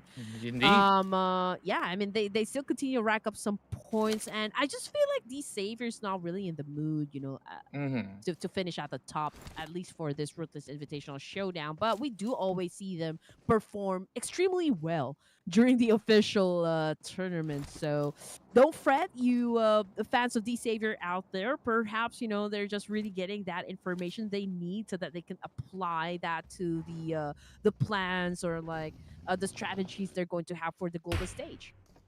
True enough, we will hope to see them bounce back, especially with them probably playing in the EWC soon. Now, let's take a look at for MERICAL vibes, though. They managed to gate crash certain teams now, taking up against the rest of TJB, coming in close proximity. TJB having only S here, dancing all around, also splattering 1 more member across. But BTR is also here to play. Plenty of teams around this Gatka field, and they always need to be on the lookout. Only as somehow makes it out unscathed, but the battle still continues because BTR, they're here to party. They're hoping to take out Apex as well, hiding by the other side of the corner. Ref is already on his knees. No help whatsoever, as members of 4MV pretty much scattered apart. Making it rain right now. Zuxi carefully maneuvering through the course of the battlefield as well. There is going to be some sprays coming from another different angle, but they managed to spot out Apex. Whoa. And this is some huge damage being done. We're going for a rush, but this is just a big swing coming out. Apex can only do so much. BTR, they will seize it. What? Okay, so TJB could not catch a break, honestly. But BIGETRON Red Alias needs to, recuperate as fast as they could because PANDUM is already here and Red Cookie is already out of the game. So while they are resetting, this is a great opportunity for PANDUM to actually attack. And Akul was very successful of getting a point under his belt. TJB continues to get a lot of damage coming from PANDUM as well. So this is a 3-way battle happening over to the northwest side. So let's see if PANDUM can flush all of the players, in front. BTR, they're now stuck within that compound due to the rival of Team PANDUM, but only as is kind of helping them for a little bit. That 1 grenade did clip over onto Lapar, but PANDUM needs to also have some happy feet going on. dancing it away, but only as he finds that Oh. double. Beautiful display of that grenade working out. Another perfect Colby, and BTR now gets to make a dash for it, but this is going to be safe though. Only as with that crazy play. And TJB, I love that never back down attitude that they have despite only having one member left, so might as well pick up that final fight against BTR. Yeah, that was a great nade coming from Only Yes. Now he has to take care of the remaining players of BTR. It could be hard. You know, Zuxi already in front, of course, leading up the charge here. He's going first to challenge, of course, Only Yes of TJB. Backup is right up behind him. Trying to flush him out. Voxy getting roasted alive. Only S is doing an amazing job so far, but unfortunately, again, well, I mean, everyone's out to get him, and it's obvious the biggest sprint Ales will definitely win that fight. They now have a total of 4 elimination points, and we're down to just 7 teams remaining. HORAA Esports now going up against HARAME Bros, and HARAME Bros wins the fight. My, it's just a clash of giants right here. And it's helter-skelter throughout the fields of Gatka where we're getting battles after battles. And this is one of the quickest rounds that we have in Erangle. Within stage 5, we only have 6 more teams remaining. And half the field was already gone by stage 4. Now, the dust has settled for a little bit. For MERICAL Vibes surviving the brunt of it. Having only Baron leaving on the block. HORAA Esports, I think they did the best they could. And especially with DRX crashing out a little bit early, I believe there should be just about enough points to either settle for a tie or they might have actually overtaken the top of the podium. BTR now going on that rush. Baron keeping his eyes onto Voxy. K1 also just went up against D Savior, and D Savior got picked off 1 by 1. Not sure if D Savior is still alive or are they winning the fight, but it sure is. It looks like that K1 is dominating that exchange, but we'll just have to wait, I guess. But Baron again, sole member here from former Vibes, right up in front of him, are the players of DRS. 3 elimination points, Silver White team bagged everything. But Baron seems to be in the mood to do the third party thing. Yeah, he's been playing solo squad for quite some time as well. So might as well back in some more points for the side of MERICAL Vibes. Well, the side of BTR is bruised, but not battered just yet. But those nades are flying right in, coming from DRS. Production, how on earth are you getting everything absolutely right? Beats me. But DRS, they got 4 members still alive, still kicking and running. And they're definitely poised for yet another chicken dinner. Perhaps a record-setting triple chicken dinner in a day here in this Invitationals. But K1, they're here to also play the long waiting game. HARAME Bros, they're also pretty healthy. So it's going to be a little bit of a long-range affair between these 4 teams before they settle the scores. A while ago, we were kind of doubting HARAME Bros' prowess inside of Battlefield because Federalis is not really playing for, you know, a couple of rounds now.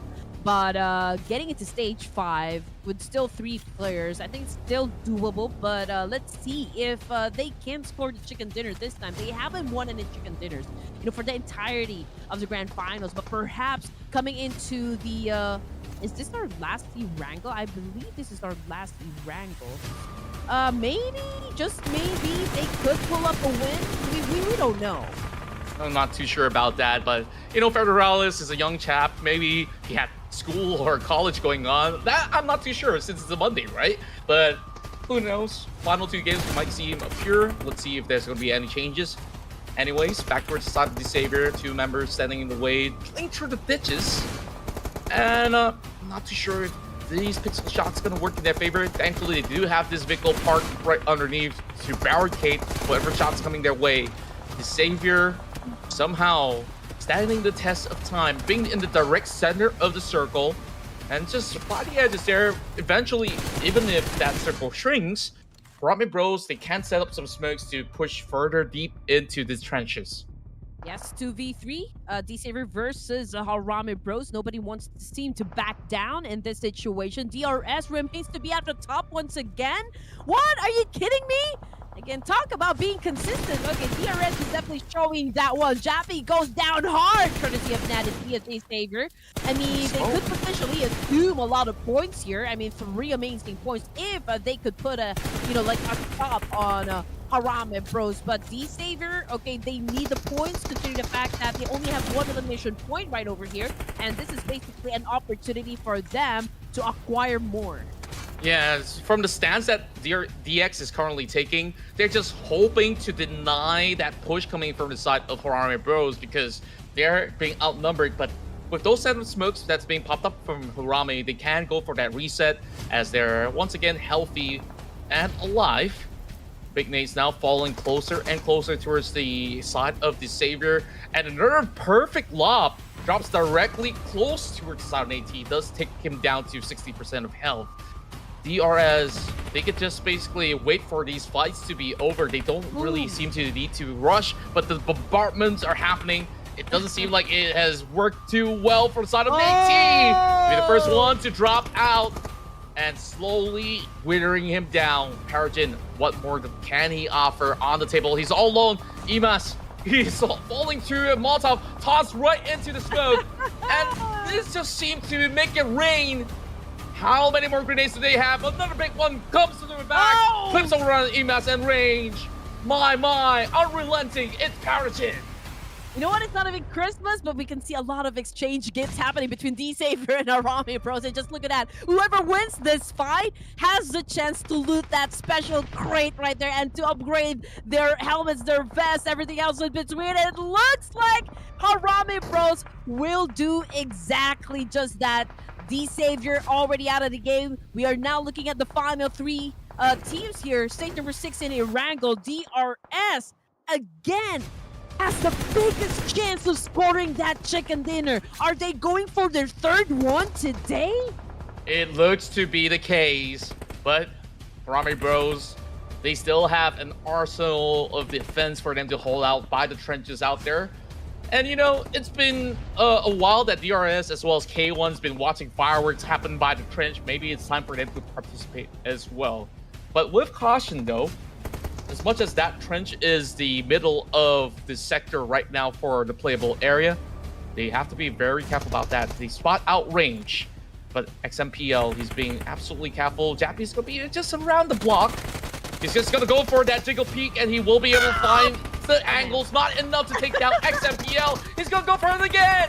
And this time he makes damn sure of it. But here comes Killer YT trying to provide a little bit more resistance. And whatever peaks coming in from the side of HARAME Bros, they make it count. DRS could not respond just yet.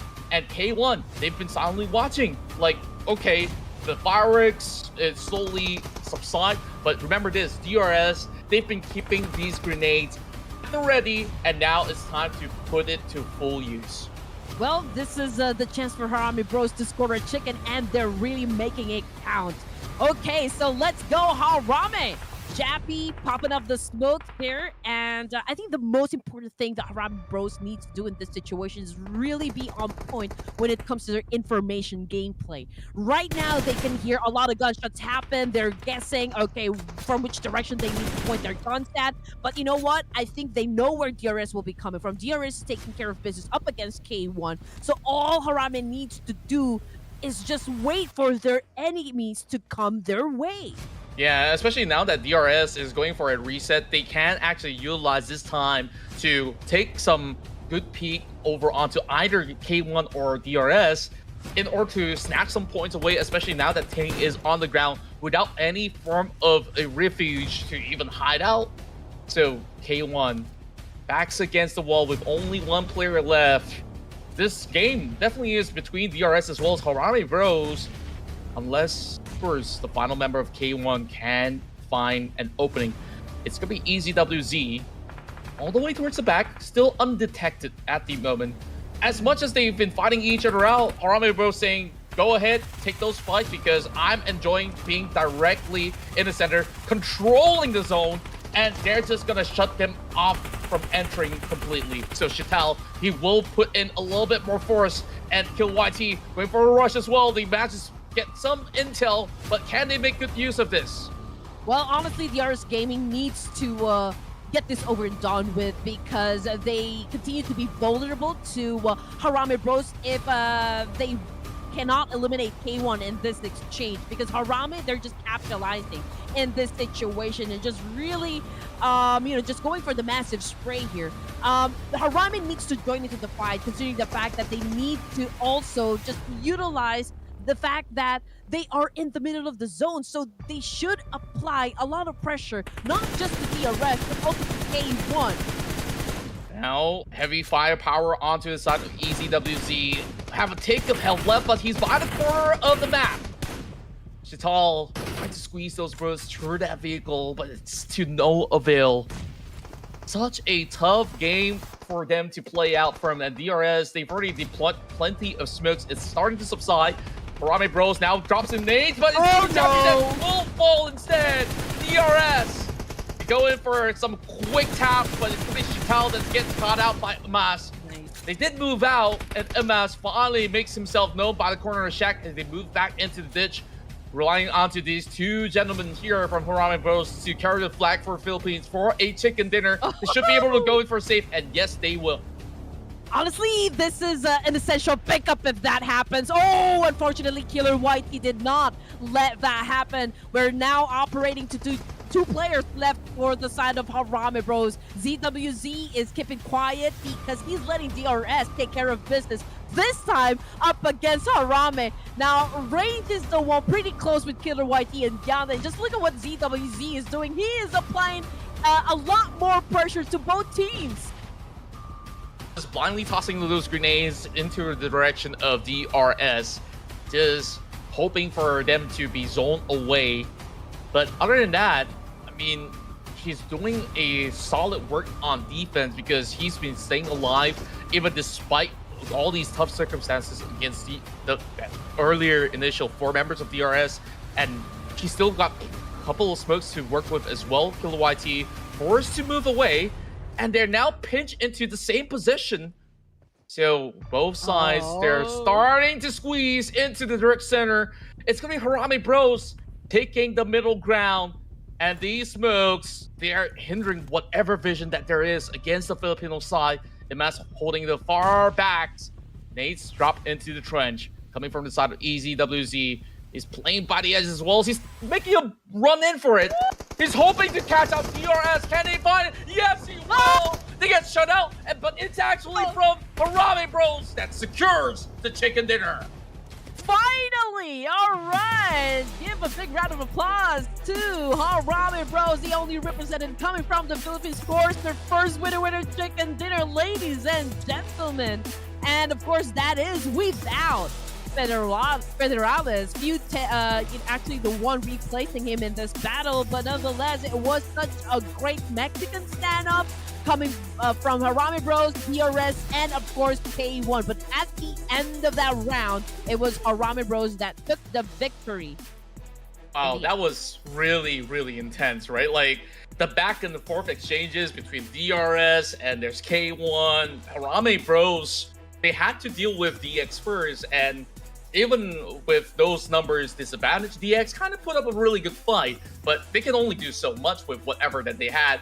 But once they took over that trench and with that circle for them to just dictate on what the outcome is, they made damn sure that, you know, they will play it to perfection. But my, it really took a while for it to conclude. It went all the way to the final few seconds of stage 9, but finally, Harame Bros, they definitely did you proud, Great Queen. Oh, definitely. I mean, it was a hard win to pull up considering their location. I mean, we all knew that they had to go through DRS as well as K1. They did such a lot of spray, but I thought that DRS will just throw in a lot of nades because of Harame's position. I mean, they could easily be wiped out with a lot of mollies and a lot of nades. But I guess with the factor that K1 is still playing inside the field, DRS kept their distance from Harame Bros. Hence, Harame buying some time for them to regroup and actually come up with such an effective plan of getting the chicken dinner. Yeah, I gotta commend them on their defensive setup as well. I mean, as much as there is certain space to play with, it is still considerably tight to play by the trenches as well, where they have been positioning very, very well. I think that Imas, all the way from the back, has definitely provided so much cover for them to outlast this long trade as well. So kudos to all of them. It's been quite the wild ride, I must say. And remember that we also had that BTR battle over on the top side where they were dealing with a bunch of teams moving their way, and somehow they managed to make full effect into seizing plenty of elimination points in that process as well, which is why we saw them within that top 4 ratio. Well, and if you guys are asking for the leaderboards, I believe that we're not going to show it till the end of the run. So yeah, start calculating all these points that they've acquired. So 5 for K1 and 8 for Harame Bros. It was honestly a great standoff. K1, I didn't expect them to put up such a great fight, and when it mattered the most, you saw EZWZ. He just ran straight at DRS. Well, yes, I mean, we've got Killer YT on your screen as the most valuable player for this round, scoring 5 elimination points and doing a massive 55.56% team contribution with 631 damage output. I feel like DRS gameplay is so effective, you know, for day number 3 of the grand finals, and if they could have performed like this since day number 1, I mean, there is no doubt that they could top the charts after all their second, I guess, during the PMGC, right? Kind of wish that there's another day of action as well to actually see how different things could actually become, but this is only 3 days for our grand finals. We will have to wait for the Clash of Giants to happen, and that's going to be pretty soon, we promise. So this is the stats that we do have from our top players out there. Only as definitely was the hero for TJB battling up against BTR early on. So this is 18 points acquired by the victors of the match for Harame Bros, and it's a solid 14 for DRS too, not too shabby, with K1 at 11 and 8 for BTR. Okay, so given the numbers, DRX had an early elimination, but they did go out with 4 elimination points. HORAA now has 7, so I'm pretty sure that they were able to get the top spot. But then again, we have one more game, ladies and gents. BTR scored 8 points, so I guess this is just like a huge miss, right? I feel like it's HORAA, and then BTR, and then DRX. Really? I feel like I just trying to count the numbers here, but I'm not sure, guys. I mean, I do hope you guys are keeping tally or like keeping tabs, you know, for, about your favorite players or favorite teams inside the game, because you know the point system, so you basically have an idea which team is actually leading the top chart. Yeah, of course, I would just leave it down to the suspenseful moments because we still got 2 more maps remaining, ladies and gentlemen, and what a battle we've gotten so far. Now, moving into the penultimate match, heading into what I do believe is to be Miramar up next. It could be Erangle as well. Whichever one, I'm happy about it. But in terms of play styles, of course, there will be dynamic shifts, which so far, you know, we've seen a lot of great maneuvers coming from the Indonesian side when it comes down to Miramar. And then I think no matter which map so far, HORAA as well as DRS, they have been pretty much the kings of day 3 right now. So we'll see whether if there's going to be any answers from DRX to make changes into the final 2 games. We'll go on a short break and we'll come back with more action here in the Ruthless Invitational Showdown.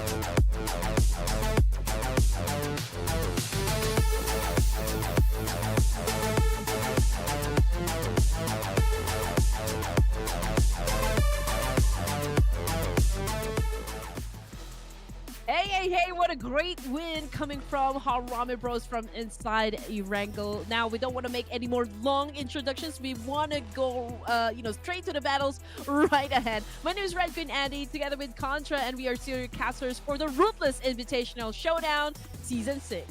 That's right. Only 2 rounds to go for us to crown the champions of the Invitationals, and it's been a blast so far to be able to cast this with you, Red Queen. And this penultimate round, it is all eyes on DRX, all eyes on HORAA Esports. Some may even say DRS, and also, of course, not forgetting DRX's run and BTR. Can they actually make the last-ditch effort to pull through? And it almost looked to be a triple chicken dinner run for the side of DRS, but they were denied by, of course, the Filipino favorites, Harame Bros, in our 4th match of our Grand Finals Day 3. And now, getting into another round of Erangle, where we shall see what happens from here on. I mean, this is the last Erangle, ladies and gents, for the entirety of this competition, and then we will know which of the 16 teams are going to be crowned champions. And again, take a good look at the top Erangle performers, because we will check out if this is going to be the same 4 teams that might dominate Erangle in just a while. But before we head on to the match, we have to do another prediction, right? Which makes always life very difficult. But then again, there's some of the teams here that I guess not really showing their true potential anymore. I mean, they are really like playing on the passive side. They're just having fun, which is absolutely great for the players. I mean, they don't always have to play this one like seriously. I mean, the fact that they're having fun is already a win, for their side. But of course, prediction time. I guess a quick one this time. Why don't you go first? Well, no, I haven't picked up just yet on production, but I'll just throw in an answer, right? Go. Random thoughts, Talon Esports. I don't want to see the top 2 to take a win right now. I want it for the final one. So just put Talon for me, and perhaps this might just be it. Okay, then I already picked BIGETRON Red Aliens, right? Go ahead if you want it. I feel like DRX is gonna retaliate for today's round. DRX. I feel like, yeah, they're so close at winning this competition, and they've already exerted a lot of effort. They put in a lot of work to make sure that they stay at the top. For day 1 and day number 2, they have been dominating. So I don't think they're gonna let go of day 3. Yeah, probably so. And I think that they're definitely fired up. They were halted by that very tight corner of Gatka, which by right, they did win that trade, but they were down to that 1 member. They still played really well, but it's 4 Miracle Vibes that actually hold them down. So production, your guesses has been great. Oh, back-to-back win for Harame Bros. Potentially to be the case. I mean, they finally gotten the rhythm right, so this might just be it. So I love it. I love it. Crowd, tell us your thoughts in the comment section, and hopefully you guys get it right as well, because I'm no good at this. You guys got to help me out too. So with that said, of course, the lobby's being set, and plenty of things can happen. We also see BTR has been able to show some finesse heading into a couple of rounds where they've managed to accrue quite a number of elimination points. A win is a tough ask from them, but a win here could make it a 3-way horse race. Perhaps that could be the case. But then again, I would like to take this opportunity to thank each and every one of you guys. You've been amazing.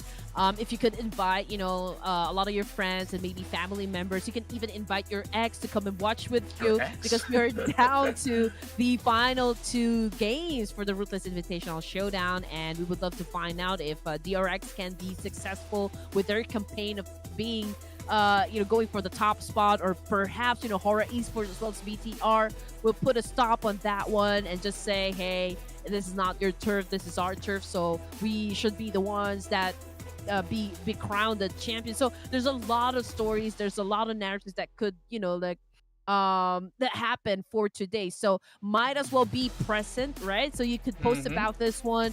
While you guys are at it, don't forget to subscribe to Ruthless Hype Esports because we have a lot of things going on, you know, inside the community. After Ruthless Invitational Showdown, please do watch out for the Clash of Giants. Is going to happen soon. So again, just participate. Any topics you want to discuss down there in the comment section, just type it, just drop it down below, and we'd love to engage with you guys. And don't forget to follow us on our social media pages as well. It's at Red Queen Andy, and it's at Contra. The same spelling, guys. So very easy people to find. Thanks for the plug-in as well. Now, of course, we are all pretty much excited to see who wins it all out. But keep in mind, chat, of course, we love banters. We love you showing support.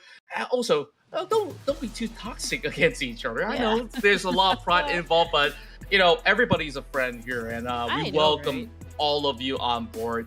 Make sure, of course, hit that subscribe button as we're getting ourselves pretty much on standby for the teams to take on the final two battles. So this penultimate round, I'm really seeing DRS to be kingmakers overall. Like, whether if they win a chicken dinner or not, like, today their impact has been felt throughout all the past games that they've been participating on, and I expect nothing less coming from the boys of DRS. You know, I feel like there's a sneeze coming up, so I'm trying to like calculate at what point am I going to speak. But okay, I think I had already suppressed Let it out. But yeah, anyway, I agree with you. I mean, DRX is such a strong team. You know, they shouldn't be taken lightly. Again, they just won the PUBG Mobile Korean League. So we know what they can do inside the battlefield, but I haven't really seen them dominate, you know, Ruthless Hype Esports lobby whatsoever in Clash of Giants or in Ruthless Invitational Showdown. So if ever they win this, it's the first one, I guess, that a Korean team will wear the crown for the Invitational Showdown. But if you've seen the previous one, this is already season 5. It was JP as well as China that had been dominating the lobby, but Esports, oh man, they retaliated so hard that they snatched the top spot last minute. So it was a nail-biting experience, nerve-wracking even, kept us all at the edge of our seats. So perhaps we could see that kind of ending once again for Season 6.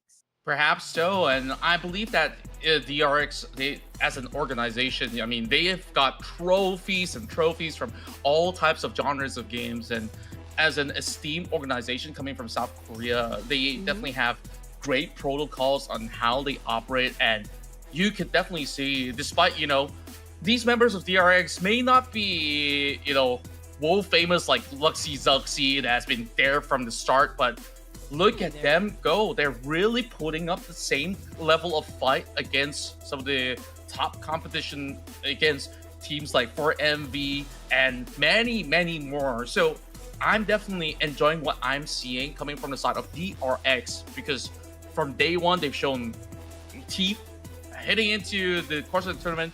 When the going gets tough, they still continue to show that they are still here to play it out to their advantages as well, despite, you know, it's been a little bit challenging, but I hope that, you know, they can give a really good race when it comes down to our final 2 games of the evening. We got the countdown ready, so the penultimate round is about to begin. I mean, we have to consider the fact that every team that we have so far inside the lobby are all highly decorated soldiers when it comes to PUBG Mobile. So again, it's like we always call it a battle of the giants. You know, these are all titans, these are all Goliaths. So then again, I'm just waiting. Sometimes I forget I'm a caster because I'm so fond of watching all of the clutch moves, but these guys are so amazing. So I mean, it doesn't even matter who will be crowned champions. I mean, everyone is performing at their best. That's what we love to see. I mean, as casters, I've always been neutral. Like, you can call me out for maybe voting a team more than once. Other than that, you know, we've done this or been spectating with you guys out there that all these regions always offer us quality. And when you pit everyone into the same lobby, there's only going to be one champion. So this is where they just have to put up the best level of fight. I see a flight into Sonaska military base. I'm hoping this final round of Erangle to be in the island just to make it a little spicy. I mean, I can only ask for so much for every tournament, but this is it, guys. Final Erangle. Yep, final chance, of course, to rack up quite a number of points. As we always say, this map is the cashing cow, the milking money for the teams here, because this is the OG map, the El Clasico map of Erangle, which we know all by heart. Now, we can see a difference of drop points here. Falcons headed towards Novo, Pandum headed towards military base. I do believe there's another team right there that might challenge them. That could be for MERICAL vibes. As for Harame Bros, it's pretty much the same thing. They're locking in Ferry here, but from the kill feed, it's FAZE versus TJB. FaZe Clan's actually winning out the trade this time around, but in a convincing manner as well. TJB, what exactly happened right there and then? They're all fighting for weaponry. He does find a grenade, but nothing else. Too much that FaZe Clan can't stop. This time, unfortunately, 0 points for the PEL side. Meanwhile, we always have this clash between TIANBA as well as DRS. DRS, I think, no questions asked. Today has been their day, and they're absolutely rocking this battle. Honestly speaking, this is the same gameplay that I see coming from DRX. Consistent in placement points, consistent in elimination points, and I guess DRS is just serving DRX the same medicine that they have been putting out for so long. Okay, so I'm looking at just 15 teams, and we do have 16 in the lobby. So I don't know if there were a team that got booted out, or we only have 15 teams that joined. That was TJB early on that just got absolutely destroyed. Oh man, that was fast.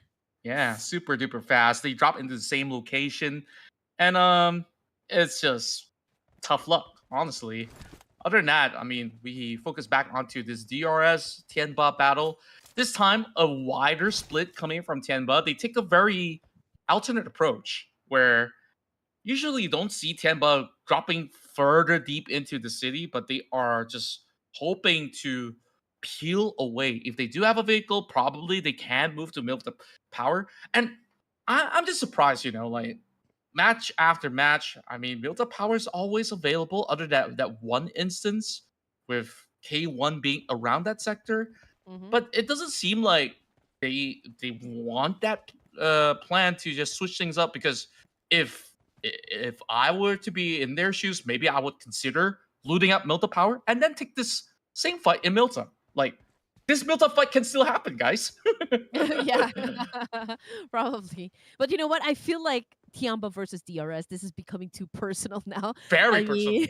Considering the fact that they have matched up, countless times from inside this area. And just look at what Shan is doing. Again, we can see a standoff between DRS and TIANBA. And why did I say that it had become so personal? Because of the fact that nobody's really being too aggressive, being too greedy with how they push. They're taking things seriously. They're taking things slow because they don't have that information, and nobody wants to be taken down. They want to be, the kings right here inside this area.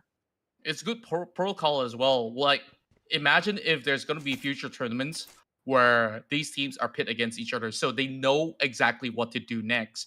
TIANBA, they definitely have suffered perhaps 2 back-to-back defeats the last time they dropped into Milta.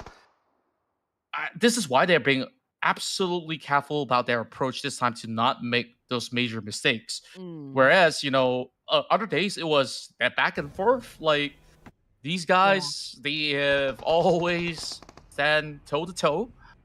But that past couple of rounds that DRS have managed to win was just convincing manners, right? Like, it was Killer YT as well as Example that has been able to really seize those perfect moments when it comes down to CQC. But now, TIANBA, they regrouped. They're baiting for shots. So that's what Long's doing, is like, okay, sayonara, or 再见. I'm just going to drive all the way to the back. Okay, so DRS, they have a lot to lose compared to TIANBA, right? I mean, they basically put in a lot of effort to be consistent at all times. And TIANBA getting away from the situation, living to fight another day, tells us another story. So perhaps they're gonna make this last 2 games worthy.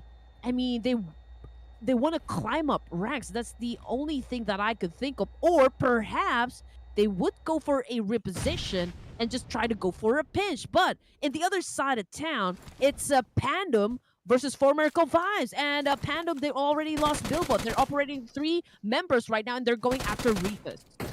Yeah, and right now, Pandum, as much as he identified that member of 4MV to be around that sector of the wall, it's going to be hard for him to trade out, especially with those grenades being cooked up as well. Acho now on that UMP. Going on to the bottom floor to try to seek advantages against the Mongolian side, as they're hoping to infiltrate these buildings, the main sector of the military base, where this is a rare sight, right? We don't always get to see this early allocation inside of Millibase. Meanwhile, Apex has got some really good angles from the top. Now, what does he make good use out of that tower, I may call it? Well, I don't know how he got all the way up there. Oh, okay, it's actually the shell of the silo. Is it a silo? Honestly, I have no right words for it, but it looks like one to me. But Refus, he could actually go in for a flying Pandum. They're all crowded into that same sector. So it's a tough one for 4MERICAL Vibes to rush through. Rosemary, though, he finds one. If Refus actually get picked, it will be difficult, for the rest of the team to revive him in this situation. But then again, I can see that they don't have that much throwables. That's why they're talking about, okay, maybe we need to rush this one. I mean, this location right here is already being devoured by the blue zone, and you don't want to overextend your stay. Again, late entry gameplay could mean disaster because there will be a lot of teams that would do the gatekeeping. There will be a lot of teams that would stay at the edge of the circle. So they need to get this over and done with. And we can see that 4MERICAL Vibes slowly creeping in. Team Pandum is just anticipating the attack and must do a great defense. And the worst part is that now that you pointed out about resources, Team Pandum, they don't have any form of meds at all. Not a single booster, not a single energy drink, even to get themselves charged up in this fight. So in the battle of attrition, 4MV by default actually wins out this trade, but they want points, right? Like, you don't want to just let these guys deplete and not seize any points at all. This is why they're going for that bum rush. Whereas full defensive setup coming in, he's just hugging by the corner to crate. 4MV finds one. But this is a circle all the way on the opposite end. So they say they're just going to battle it all out because there's no vehicles inside. Arrow now taking those weapons up. Team Pandum stood no chance at all. Okay, I love the way that you said that battle for the attrition right there. So, okay. The circle is so far away, right? And they are at the south side of Erangle. They still need to pass to either of the bridges there. But then again, considering the fact that they don't have that much resources, and if they somehow, find themselves in an altercation with another team, that could mean disaster, right? That could be catastrophic for the side of 4MERICAL Vibes, even if they won the fight up against Pandum. That's what I call a Pyrrhic victory right there. But let's see what else they can do. But for the side of TIANBA, they are having an altercation, I believe, with Falcons Force. They've got QZZ over here trying to do a massive spray up against Dub. He managed to give some damage, but he wasn't able to put him down. But it's the other way around. It's QZZ right now on the ground, courtesy of IST.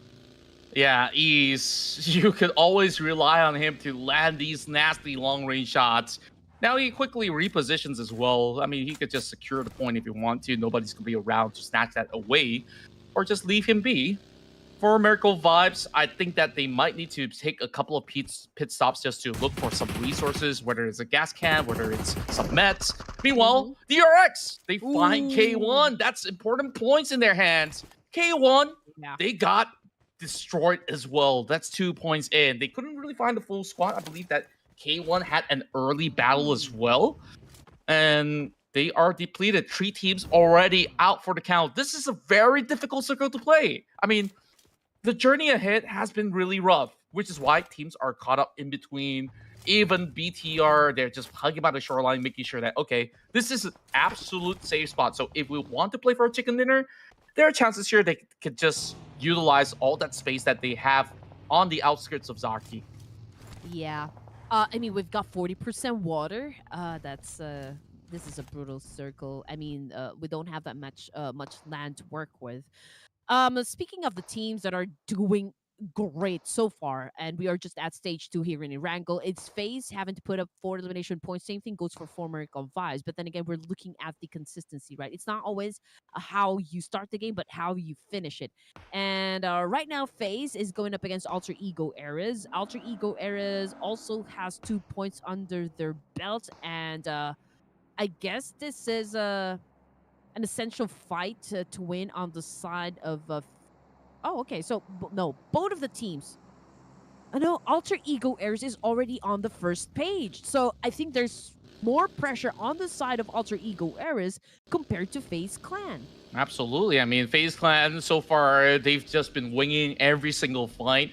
And that fight against TJB, it was a hot drop, right? They won that with barely enough weapons. And now, speaking of FaZe Clan, they got flushed out of that shooting range area, as Falcon Force was the first to be arriving into the scene. Man. Now they're also picking on the side of Harame Bros, the vote that production was hoping to get another win out of.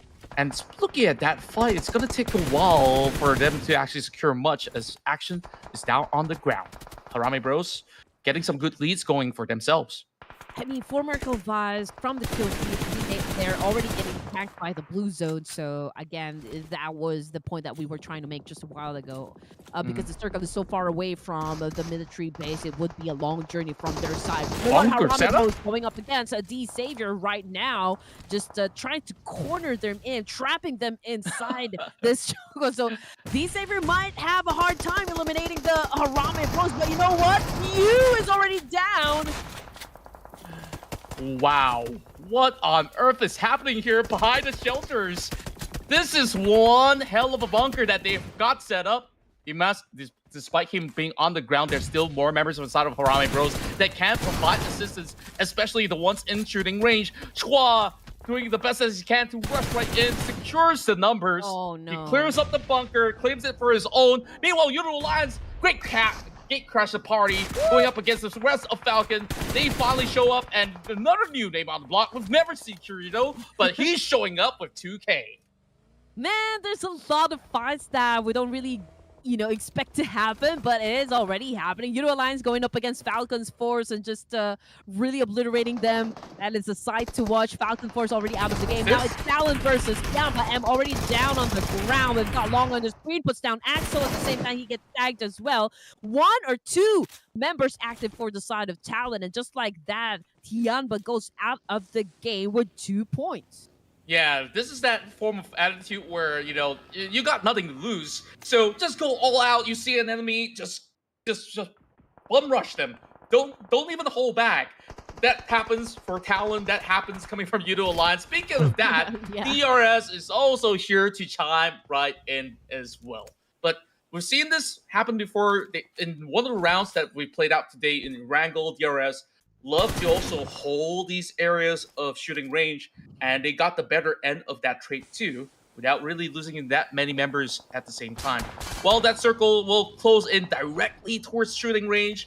DRX is going to be really happy about this because they're hugging on the far western end, where they don't really have too many crowd around that vicinity, so no risk to be taken at all at the moment, so they can start to play for that end game finish.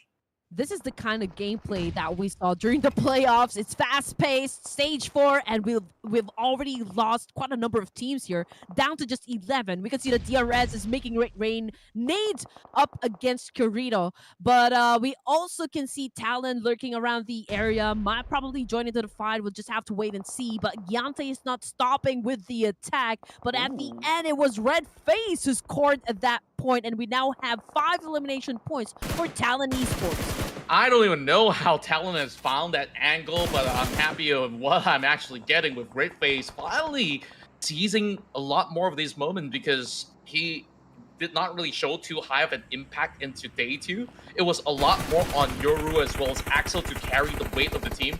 So Red Face, glad to actually see him back on track. Meanwhile, HORAA Esports, this is one team that we'll keep track on because they are fighting for that podium finish. There you go, Ares quickly goes in towards the south side of 70 town. But I don't think that there is much that they could actually get out of this than to utilize this as a quick checkpoint. There's still a lot more space to cover because this is not going to be in the upcoming phase of the blue zone. Therefore, they might bump into even FaZe Clan later on. Honestly, FaZe, this is not a good spot. They know they have to get inside the circle, but the fight with BTR is definitely going to happen.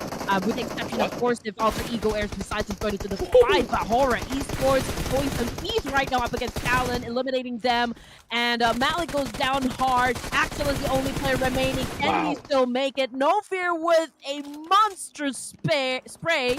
Unfortunately, he's a little low on HP. That's why he needed to actually get behind that vehicle to protect himself. And just look at that. The fight is not over just yet. And another player joins the game. It's Alter Ego Airs. Oh, no! And there's no victor between these two. It's actually BTR that just runs right through from the back, causing a lot of chaos. But majority of these points have been scored by the side Talon. HORAA, they walk away in this matchup with that early 4 points, but those points against Talon Esports, it could have been worth even more. Now, DRX's turn to shine into this top 8 here in the final 2 matches. And in this penultimate round, if they score that chicken dinner, it will be cinema. It will be drama all across the field. Well, I mean, this is what we love about PUBG. Not just about the gunfights. There's also that drama. There's that intensity. There's that action. Everything else in between. I mean, we've got how many viewers right now? 40? So I hope that you guys are really enjoying the show because these teams are really putting up a great one. Alter Ego Airs challenging up DRS. We've got Chital down there. And I don't think he has anywhere else to go because Alter Ego Air just making it rain nades as well. I don't know how he can defend himself in this situation. Well, for the side of Alter Ego Ares, they will usually just puncture through if they do see a target. And yes, they will do exactly just that. With that buggy, it's going to be a splat and a bang.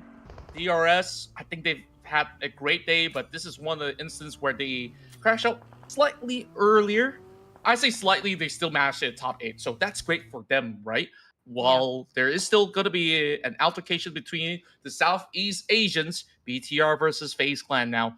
Interesting positioning coming from the side of FaZe Clan with that white spread, whereas BTR, they've been early movers to take that quarter of the coastal line and now starting to form up into a 2-2 split formation, pushing up the hill as well. That's going to be Lepar trying to bait some shots, moving back into its trees. So this is going to be heavily guarded. I do favor BTR's position a little tad more because FaZe Clan is opened up to potential threat from Alter Ego, but they're running right in. Okay, just tell us, guys, if you have a separate GC because everyone seems to be in the mood to fight. You know, I mean, stage 5 and we're down to just 7 teams remaining. How fast-paced is this game? Alter Ego Ares continues to dominate with 7 elimination points. Rosemary, how many points have you bagged already? Okay, see, he already has 3 under his name, but it's Sayo that bagged most of them, and now they're coming after BTR. BTR, on the other hand, I don't think they're pressured at all, considering the fact that they are holding a compound here, not unless Alter Ego Airs decides to crash. Yeah, and many of all these points have been stashed away by the side of Alter Ego Ares. They've been sweeping by the edges, winning every single trade that they participated in. DRX played it so safely, and now they get to enjoy a lot more placement points. Haven't really revealed their location just yet. Rosemary now versus a very familiar opponent in the form of BTR, but still not really quite getting the mark just right. Relying on all these smokes, taking over the position of FaZe Clan. And like what I mentioned earlier about FaZe Clan is that they had their backs exposed. And AE just capitalized onto that approach as well. Now, they gotta also be mindful of what they did to FaZe Clan can also happen if other teams were to move towards this sector of the map. You know what? If we're going to be looking at the map here, D Savior's actually right there in the middle. And we know that For America Vibes can challenge them any minute now. HARAME Bros might come from the south side, could do a massive backstab up against D Savior. So this makes a vulnerable position for the side of D Savior. We've got Paragen on the floor. He's not Versace, but he's now out of the game. It's total domination on the side of For America Vibes since they have been setting up 5 elimination points and they continue to rack up some more. On the other hand, D Savior operating with just 3 members, and Chua is quite cramped inside that shack. They're going to be happy to still hold on to the position so long as they could.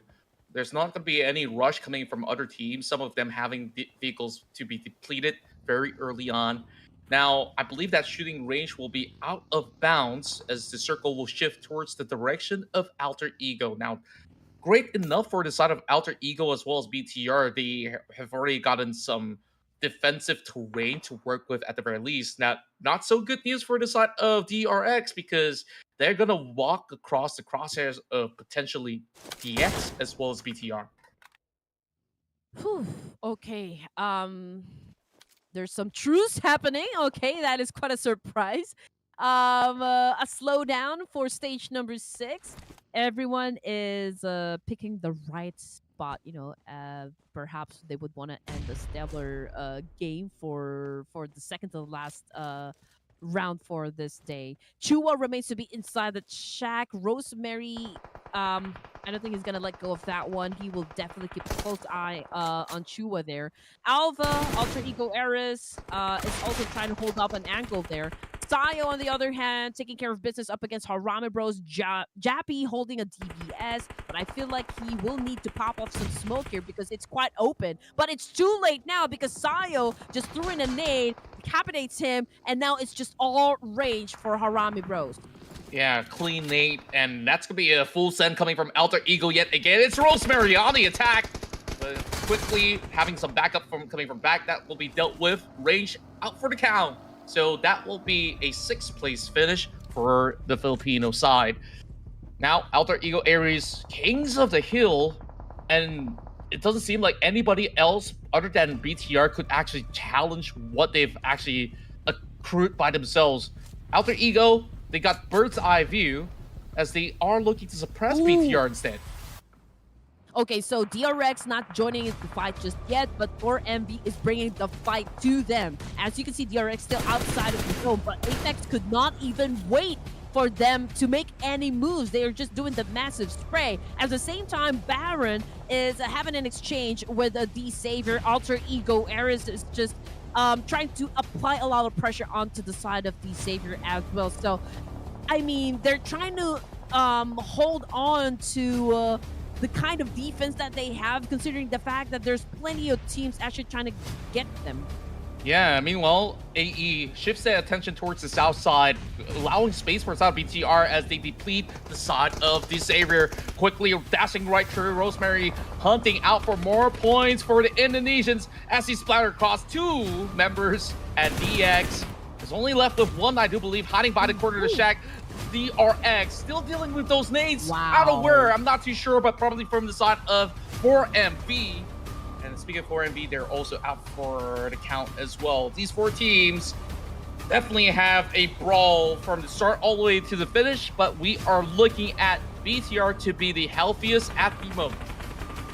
Okay, so DRX is still alive. I mean, the fact that For America Vibes actually did the massive spray up against them, they retaliated and, of course, obliterated For America Vibes down to just 4 teams remaining. And Alter Ego Eris with an explosive gameplay. Once again, 12 elimination points is no joke at all. Moonlight, on the other hand, had already gone out of the game. But just look at that. Sayo bagging 7 points. Oh my goodness. Yeah, has been doing phenomenal work for the side of the squad.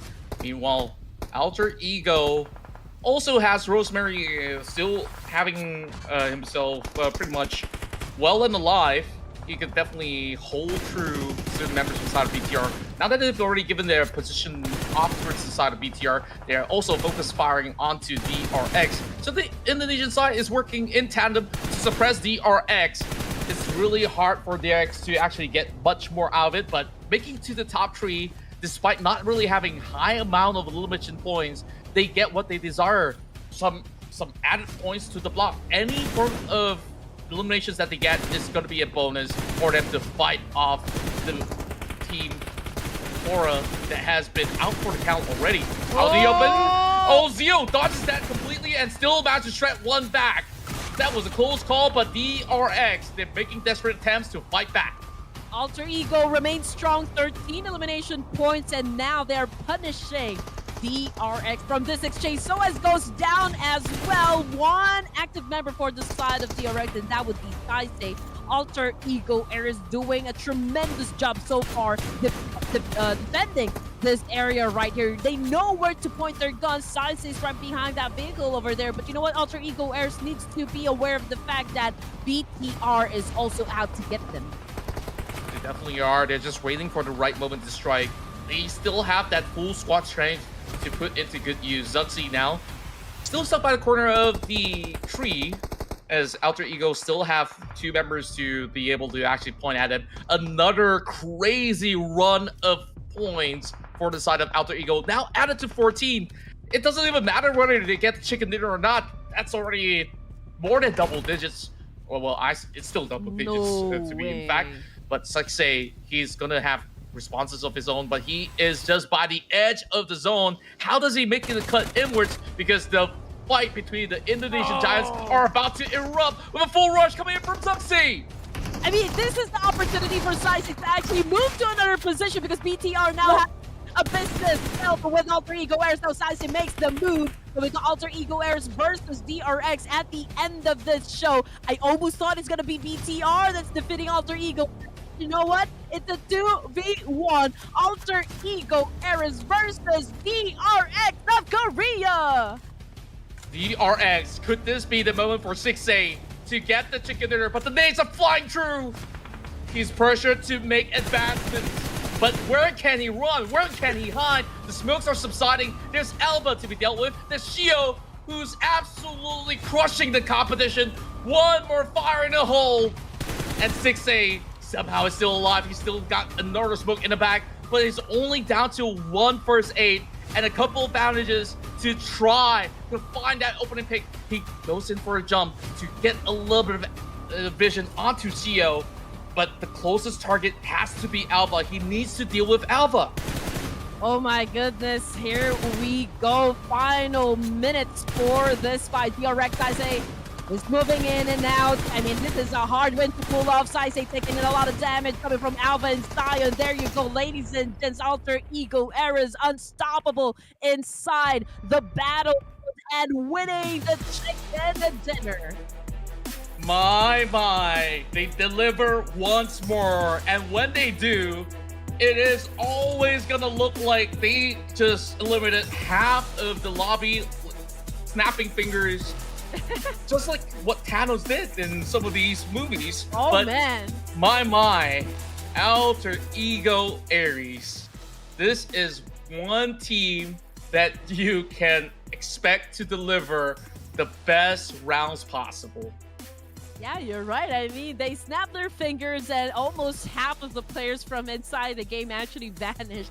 Alter Ego Aries.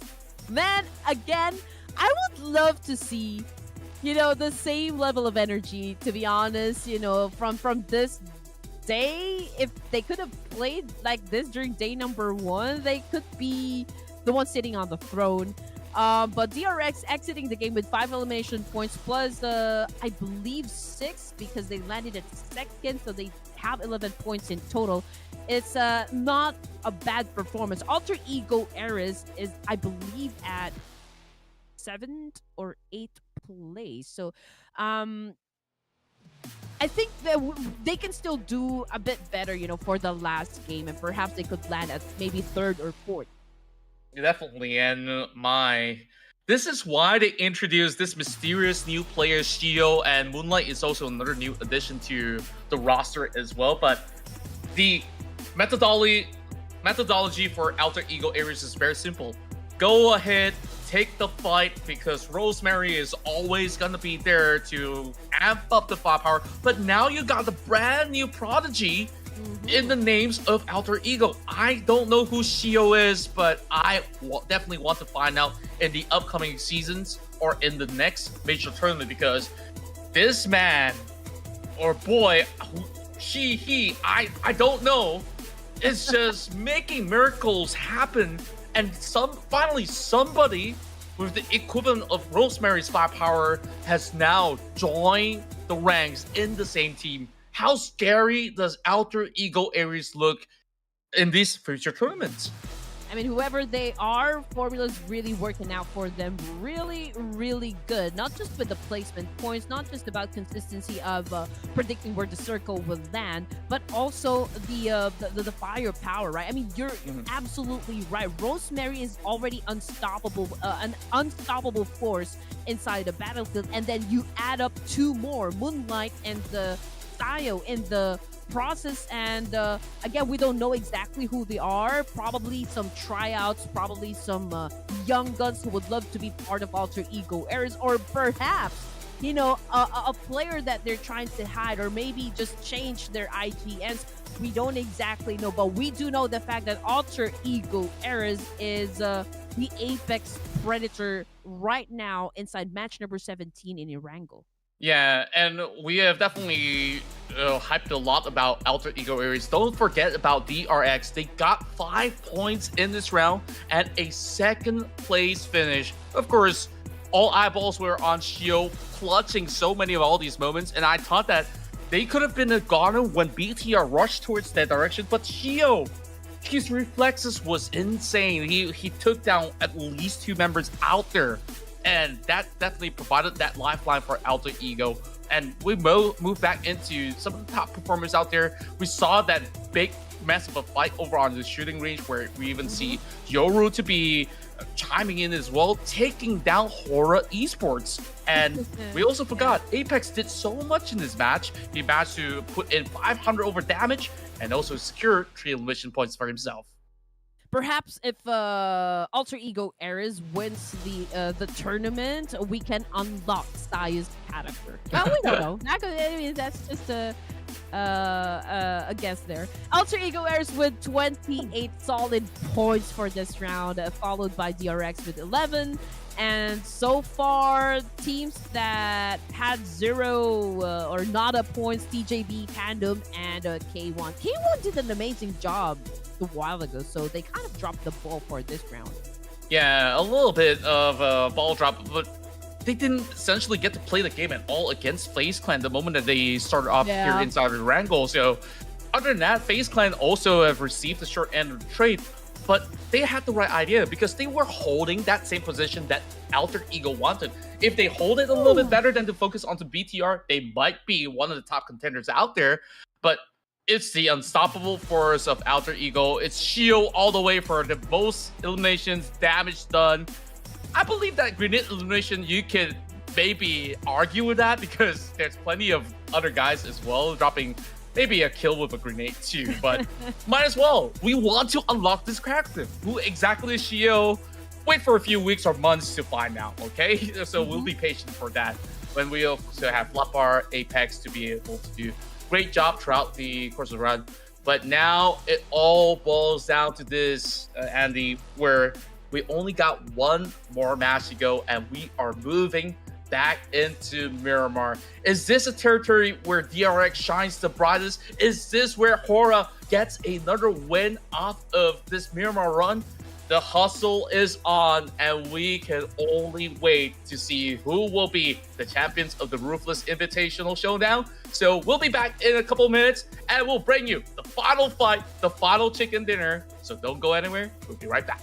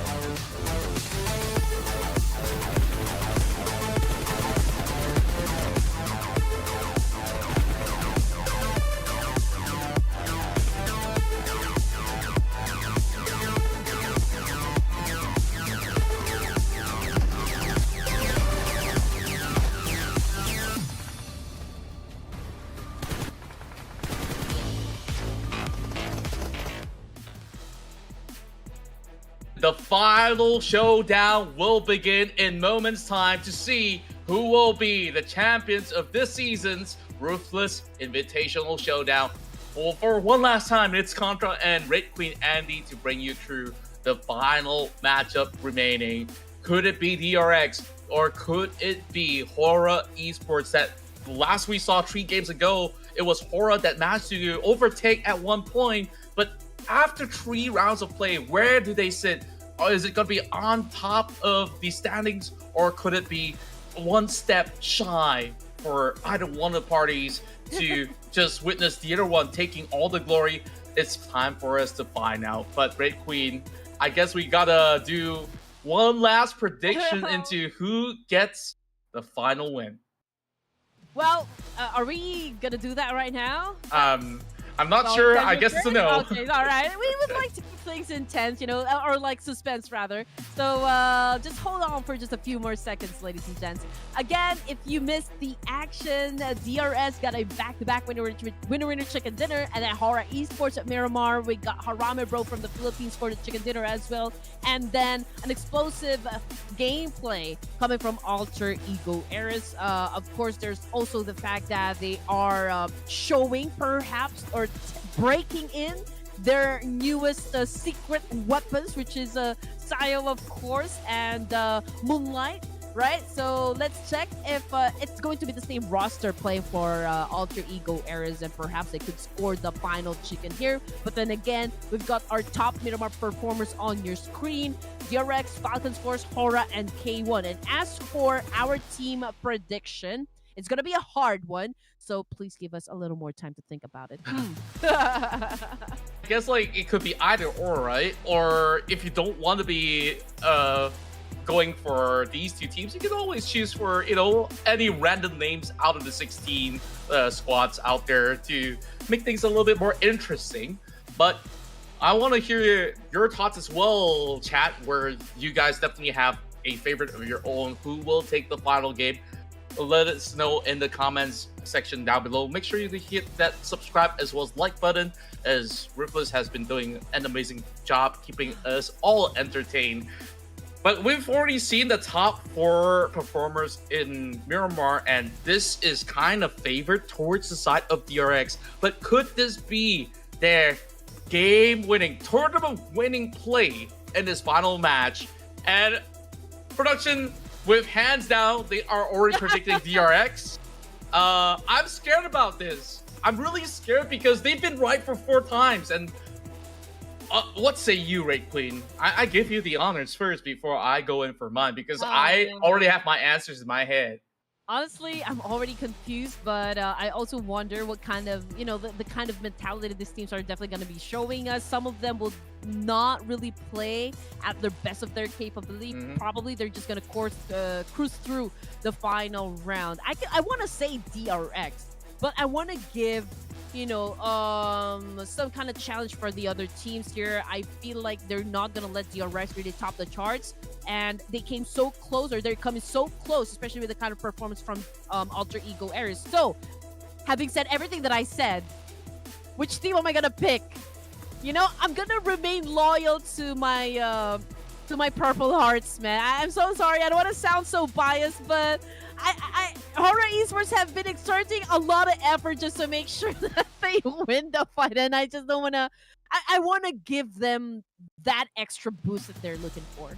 You know what? I'm doing exactly the same, because that's been on my head as well. So HORAA Esports has got my support. So it's 2v1 against production this time. So maybe I can finally get my prediction correct. I'm still salty about not getting anything right for... This is going to be like 12 matches already. This is one of the rare few moments where nothing seemed to have worked out for me. But, you know, it doesn't really matter what I think. It's really boiling down to the performers, the teams that are on board to put all their attention and focus in this very final match. Sure, we look at that past matchup, DRX, they have a sizable lead as well with a 2nd place finish and a very convincing execution coming from 6A. So I'm pretty sure that they are fired up and ready to go. So it's a really safe call coming from production's end that DRX could potentially take it. But HORAA, I think they put up such a good fight. They got overwhelmed coming from TALON Esports. You see, I predict TALON, and they were the ones to shut down HORAA instead. So hopefully enough, this time HORAA's going to get a little bit more of a cleaner engagement or execution, whatever they're plotting out in this very final matchup. So we shall see in moments time.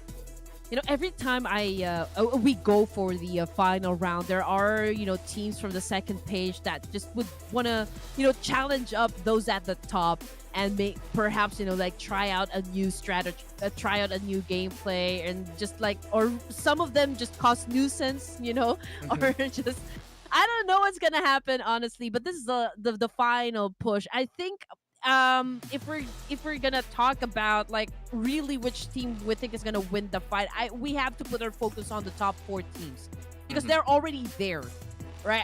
I mean, like they've played with all greatness during day number 1 down to day number 3, and it had been a lot, you know, like grueling matches, so to speak. So I feel like I would want to focus on to the top 4, even the top 5, because there could be a shuffle that can happen. There was HARAME Bros also putting a sizable effort throughout the course of the tournament. So I'm definitely with you on this, and not really forgetting teams like FALCONS Force that has been doing an excellent job throughout day 1, day 2. Day 3, sure, a little shaky, but we've definitely seen some brilliance as well coming from the Mongolian side. And tell you what, we are going to be moving into our final battle in Miramar in less than a minute, ladies and gents. So put in your predictions for one last time. You know, now that I mentioned about Mongolian squads, they are also very proficient in this map of Miramar. I think that they are definitely going to play Kingmakers, and not forgetting DRS. Today they've got the big wins, and they could still puncture through some of these teams for an upset. So with that, we shall now move directly into our final round of the Ruthless Invitational Showdown. You know what? We can say what we want to say, but at the end of this match, of course, which team will just go berserk inside of Battlefield, that would definitely win the fight. But here we go. Final chance to make things happen. We are starting our final match in Miramar. Match number 18, ladies and gents. Please cast in your votes, or let us know which of the teams you guys are rooting for. This time for the final showdown, this flight path is going to be skewered slightly off of the central tangent, but it allows a lot of space for our teams to still be able to reach even to the furthest north of Campo Militar. So options are aplenty. TIANBA usually drops first and foremost in order to sweep from the edges, but they might be stacked up against K1. Remember this, K1, they are really efficient when it comes down to playing in Miramar, as they've always churned out great results. But I'm not too sure if that's going to matter all too much for these two, because they don't really have high stakes. So it's going to be a PEL warfare between the two of them. You know what? I'm also looking for Shoyu, by the way, coming from the side of YOODO Alliance. If you do remember that, Shoyu actually put up a wonderful gameplay during day number 2, eliminating, I guess that was BTR, if I'm not mistaken, right? So I don't think he is part of the roster for today's match. It's Urza, we've got Mosmeri, Flax, and Chorito playing for YOODO Alliance, and they're headed towards Los Leones. I don't think any of the teams here would want to challenge them yet, but K1, okay, so this is K1, right? We do hear some gut shots coming from this team, and it's a little bit of a, if they're going up against TIANBA, this is a civil war. Yeah, and they're already winning it so far, with 2 points being acquired by K1 Esports. Emily seizing a vehicle, and that's a really rare sight to actually see battles around that sector of the hillside of Valdemar. And I spoke about DRS, and they're having a blast, a party here in Hacienda del Patron against the Indonesian side of Team PANDUM. This is probably the first time that I've seen DRS and Team PANDUM actually go, you know, head to head right off the bat. But let's see. This is one of the, like hot drops, right?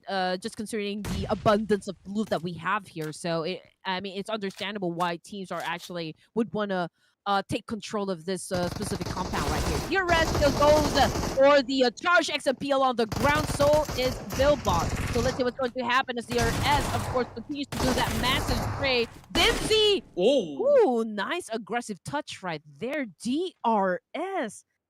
What? Okay, first team to go out. And this is all about the final game hurdle for those that don't really have big stakes on the block, like Team Pandum. Like, let's go. Hot drop. Hacienda del Patron. Classic Miramar hot drop spot. And somehow they managed to best DRS in their home ground territory, which, was very, very surprising. But that was still a really good fight that we've just witnessed coming in from the South Asia side.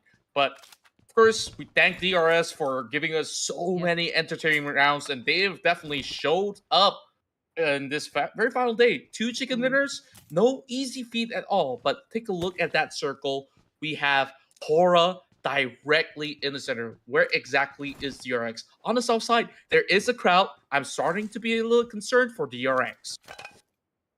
And also coming from the east side, we've got Alter Ego Eras, D Savior, Harame Bros, BTR, as well as TALON Esports. So we'll have to wait for the next circle if these teams will decide to actually go head to head with one another. But so far, it's still peaceful in the kingdom of Miramar. So yeah, we don't hear any gunshots, coming from the teams. Probably focusing on the, getting some more resources before they engage in any fight. But yeah, coming from the south side, there's DRX, potential gatekeeping right there. Same thing goes for FAZE and TJB, because YOODO Alliance will be coming in from Los Leones, while for MERICAL Vibes is just right directly at, up against the DRX there.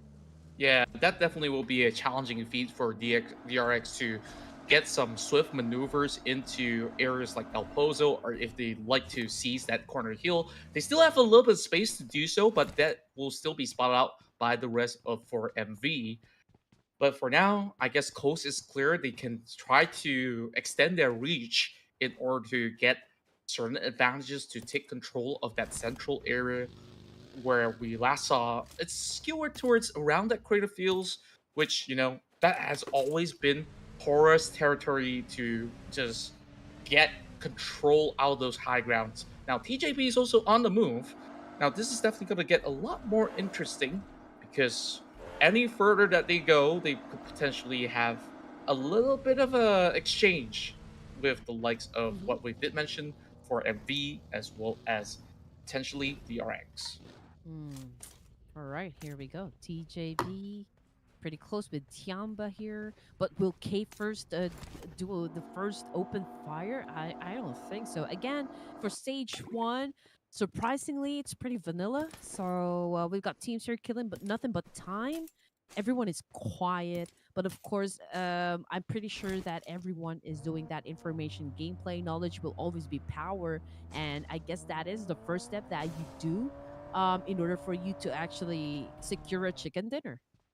Indeed, and speaking of that, it seems like there's great discipline coming from HORAA Esports. They do hear the engines roaring coming out of TJB that moves very deep into El Pozo. DRX, however, claims one territory of their own, perfect vantage point up against only S, as they are currently tracking the likes of TJB.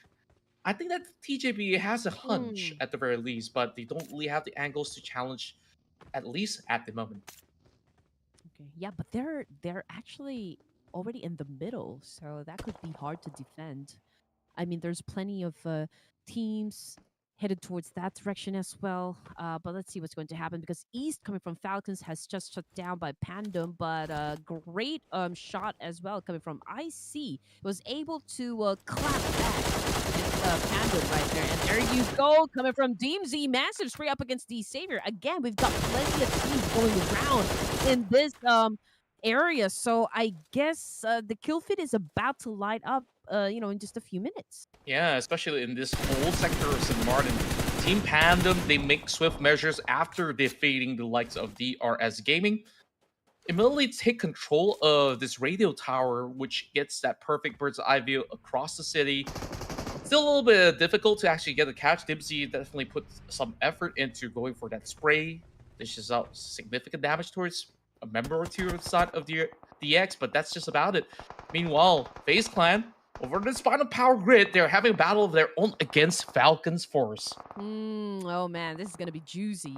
Mhm. Action half in HP, but East. Oh man, one shot and you could already put him down. But it's a good thing that he was able to take cover and was able to heal up. So Falcons Force remains to be a 4-man team, while FaZe, I'm just checking out that they are still okay. So this is a fair fight. It's a 4v4, and we are seeing a trade of shots. But considering the distance that we have between these two teams, one of them needs to do a knockdown first before they go for the push. Yeah, they find it really tough to even find the angles against the side of FaZe Clan, but they are moving deeper within the territory with ease charging in. That's a very bold move. Nate's now popped towards the side of Onsens as well. FaZe Clan, they opt to give the position away, but they still have Onsens lurking around. This is going to be a tough one. I'm not too sure how much damage can Onsens actually pull through, but he's definitely on the lookout. He immediately gets depleted. That's going to be shots coming from both IC as well as Ease to just suppress any form of movement. Ventoris answers back as well.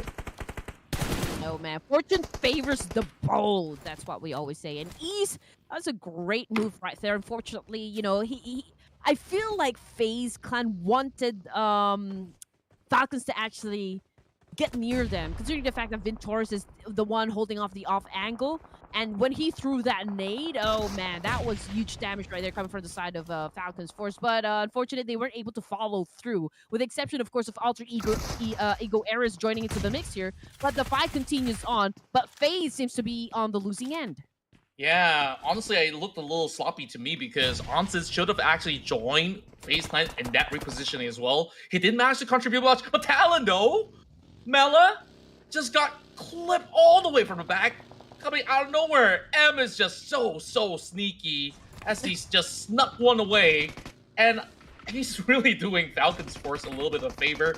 But then again, that was a convincing fight coming from Falcons Force, but there is Alter Ego Ares going for blood, and you know what the drill is for the side of the Indonesian side.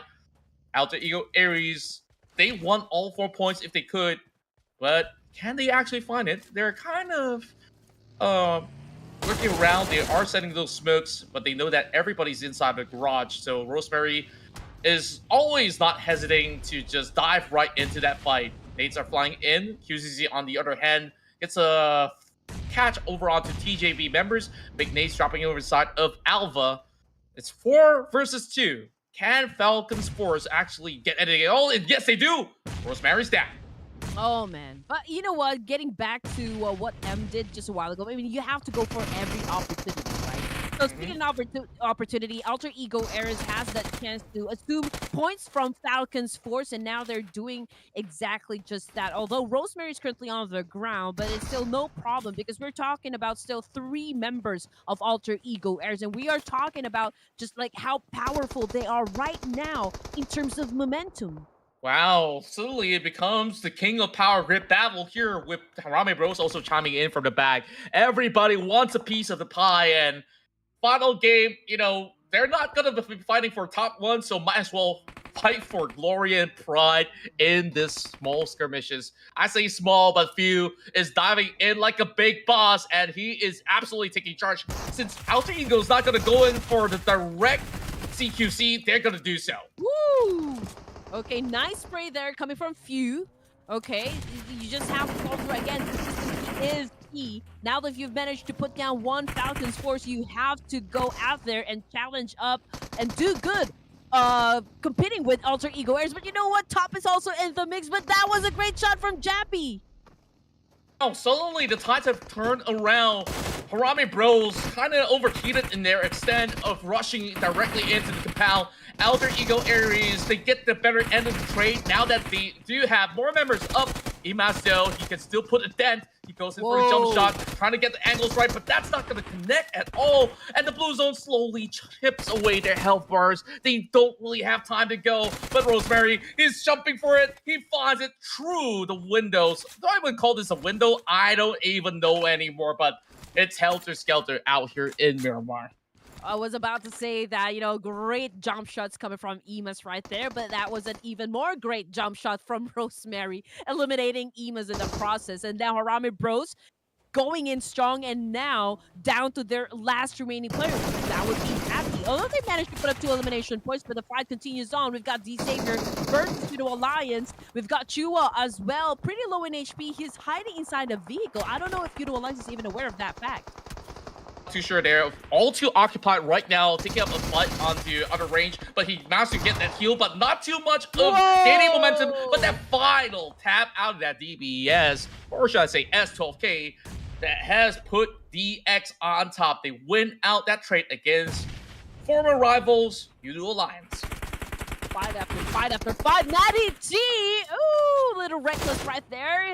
He got caught sleeping by K1. Tianyu, 4 elimination points for this China team right here. And now they're coming after Chua. Chua pretty low in HP. And he's about to get out of the game. And now we've got 5 elimination points for K1.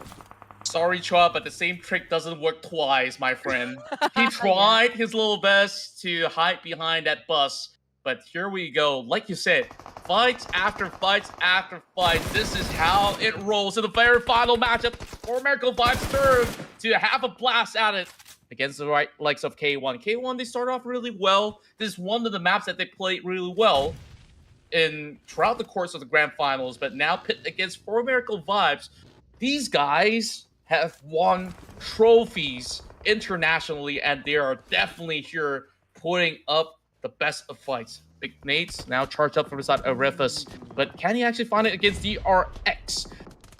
Does detonate, but does not really clip. But DRX definitely have all the attention onto for MV. What's really interesting about all these altercation is between those teams that are not really hunting out for the top of the table. We still have the likes of HORAA Esports and DRX here, still within the corners of this El Pozo field. And things are about to get so much more interesting. Yeah, I do wish this circle really goes down in the middle, because then everyone will have to give up their high ground position, right? But you know what?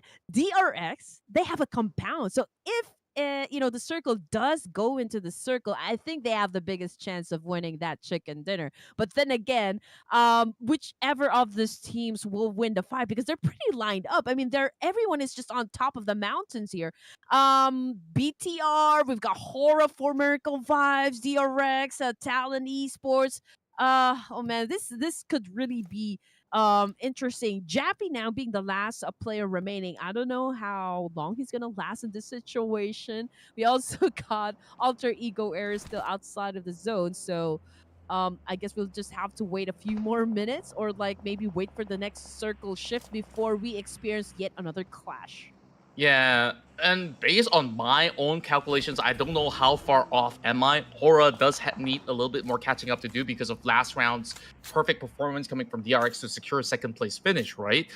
So the longer they wait for other teams to finish each other off, then they will have lesser points to gain in the form of eliminations. But if they do make it into the top 2, you know, the most ideal situation is top 2, HORAA versus DRX to get that chicken dinner. And that will be the perfect outcome.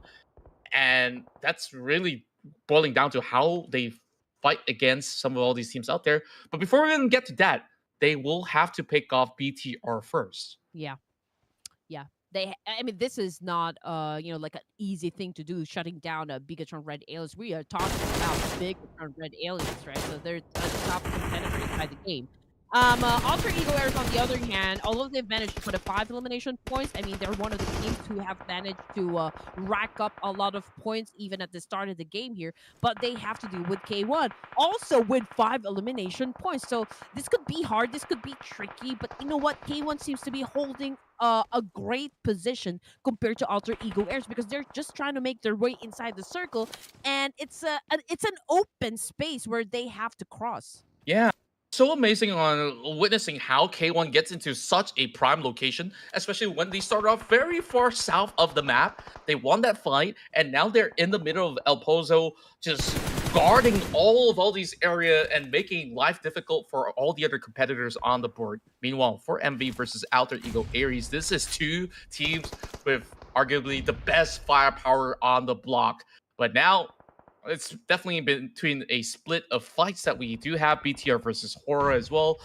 A little bit of a long range exchange. We don't expect these grenades to actually clip coming from the side of BTR. They're just hoping that they do not go in for a full rush. So just zone control, very disciplined out of the side of BTR. But for MERICAL Vibes, they want to take the fight against Rosemary. I mean, this, like what you said a while ago, Contra. I mean, K1 is in such prime location because teams are battling just around them. BTR busy dealing with HORAA, while for MERICAL Vibes just a while ago dealing with another team. So they could actually get lucky with the shots here, just just doing the third party thing. But then again, for MERICAL Vibes was able to survive that last clash. However, for HORAA Esports, they already have one casualty. One of them is currently knocked down. So basically, they're playing with just two players here, and BTR seems to have their rhythm down, so they could be probably dominating this, since they are also in a good spot. Yeah, DRX, all they really have to do is wait, because the longer they wait, they still have to circle. Teams will just drive through the wheat fields, perhaps, and that's going to be 3 points whenever that happens, of course. And they honestly just have to be very patient. Meanwhile, pressure is definitely on the side of HORAA. They've already lost one member out for the count, with pressure being on the corners of the city side of El Pozo. TALON Esports navigating their way into the top corners of the office to get some peeks, but a little bit too curious of a kitty. QZZ that will eliminate YOODO. This is where the smart gameplay comes from, DRX. Just look at that. They're not joining into the fight. They're remaining silent. They're not making any movements whatsoever. So I mean, they're probably gonna let all of the teams battle it out first. But yes, from the kill feed, it's TIANBA versus TALON Esports, and Redface is also out of the game. TALON remains to have one more player. That would be M. So this is a 1v1, perhaps? Yes, this is a 1v1. But TIANBA managed to put up 7 elimination points, though. Oh! Yeah. What? Wait a minute! Ouch! How did he know? What on earth is that grenade? He just wiped out the entirety of TALON Esports by himself! QZZ! An absolute miracle worker, and HORAA. You don't want to do the same thing as TALON. I warn you, he's got that DBS. Oh boy. Oh man. And one thing about HORAA Esports, we've seen that CQC before. They've lost out in significant fights against TJB. You got to respect this individual player of TIANBA, but he might find it, and yes, they will. I mean, this is QZ we're talking about. TIANBA is actually the back-to-back champion of the PEL Spring, and QZ happens to also be the most valuable player of the overall tournament. So, man, bagging that many points is something that we do expect coming from QZ right there. And now, down to 5 teams remaining. Ladies and gents, we are nearing the end of this tournament, and you're looking at the final teams: DRX, BTR, for MERICAL Vibes, K1, and of course the crowd's favorite, HORAA Esports. Just waiting for the storm to kick right in, and true enough, we do have plenty of space through the wheat fields, which is technically unplayable for most part at the moment. K1 takes control over the south side alongside with 4 MERICAL Vibes.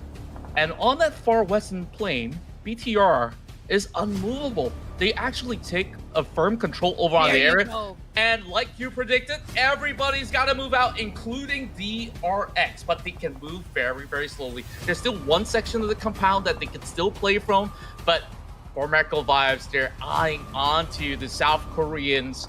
Maybe this could be the demise. We do not know. It's gonna be very daunting. Whatever step that they move from, I think so easy. He's pretty much stuck by the truck. I mean, there's still a portion of that compound included in the zone, so I think they are where they're headed, right? For Miracle Vibes as well as K1, BTR, they are at the top, but I think they're going to take their time, you know. They're really going to take their time before they descend because, again, it's an open space. And if HORAA Esports, okay, they're already down there. They're in the middle, right? They have the opportunity to assume the points because everyone that they need to take down is right in front of them. But Saisei already made a move, and he's pretty close with Mr. Borrow, so an exchange event will eventually happen.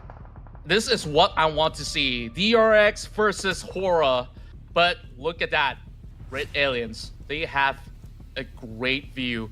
Perhaps with small little tiny pockets of angles that these players out in the field were unaware of. BTR, they can make their pick. Whoever's watching on that sideline through this crate on the western plane from the south side, they are basically aiming down the top 2 teams of the tournament. So these are the kingmakers. It's really boiling down to this. For Miracle Vibes, as well as K1, they lock horns, but it is going to be a dash that K1's trying to attempt. One outer wheel is going to be Tanyu, quickly being picked off by the side of Baron. Told you it's gonna be hard. Yeah, it's gonna be hard to descend from the top spot, right? Unless HORAA Esports as well as DRX has enough nades to throw at each other, then perhaps, you know, we can see some of their members getting knocked down. But if they don't have enough throwables inside their bags, yeah, I think they're safe for now. It's such a tough call. What do you do if you're going to move in lane? BTR yet to decide if they're going to book it directly into the center of the field. Apex still hunting out for members on the outskirts. Also getting retaliated as well with that sole member of BTR staying put over a spine of the hill. Now, this is going to be a battle that they will have to conclude as well because they don't really have much of a decision to make. A lot of the areas of the field has already been compromised, so this battle needs to be concluded right here, right now, between the Indonesians and the Mongolians. Yeah, I feel like everyone's looking at for Miracle Vibes as well as BTR, considering that the fight will happen up top.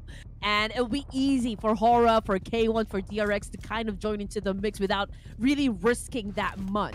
Right? They just have to point their guns and do a massive spray. But the moment that, you know, BTR or for Miracle Vibes gets eliminated, oh, that's when the domino will start to be down.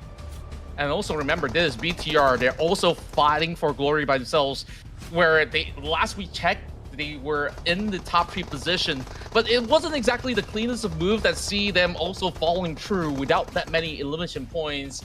But this is where they also get to stack. But fighting up against for Miracle Vibes has been so difficult. Big Nate still not connecting. So easy actually finds a crash against who? It's Mr. Borrow! Oh, they collapse. Oh, and man. QZX, he finds something in return. QXZ, excuse me. As we see a collateral damage between the 2 top teams. HORAA now depleted into only 2 members left.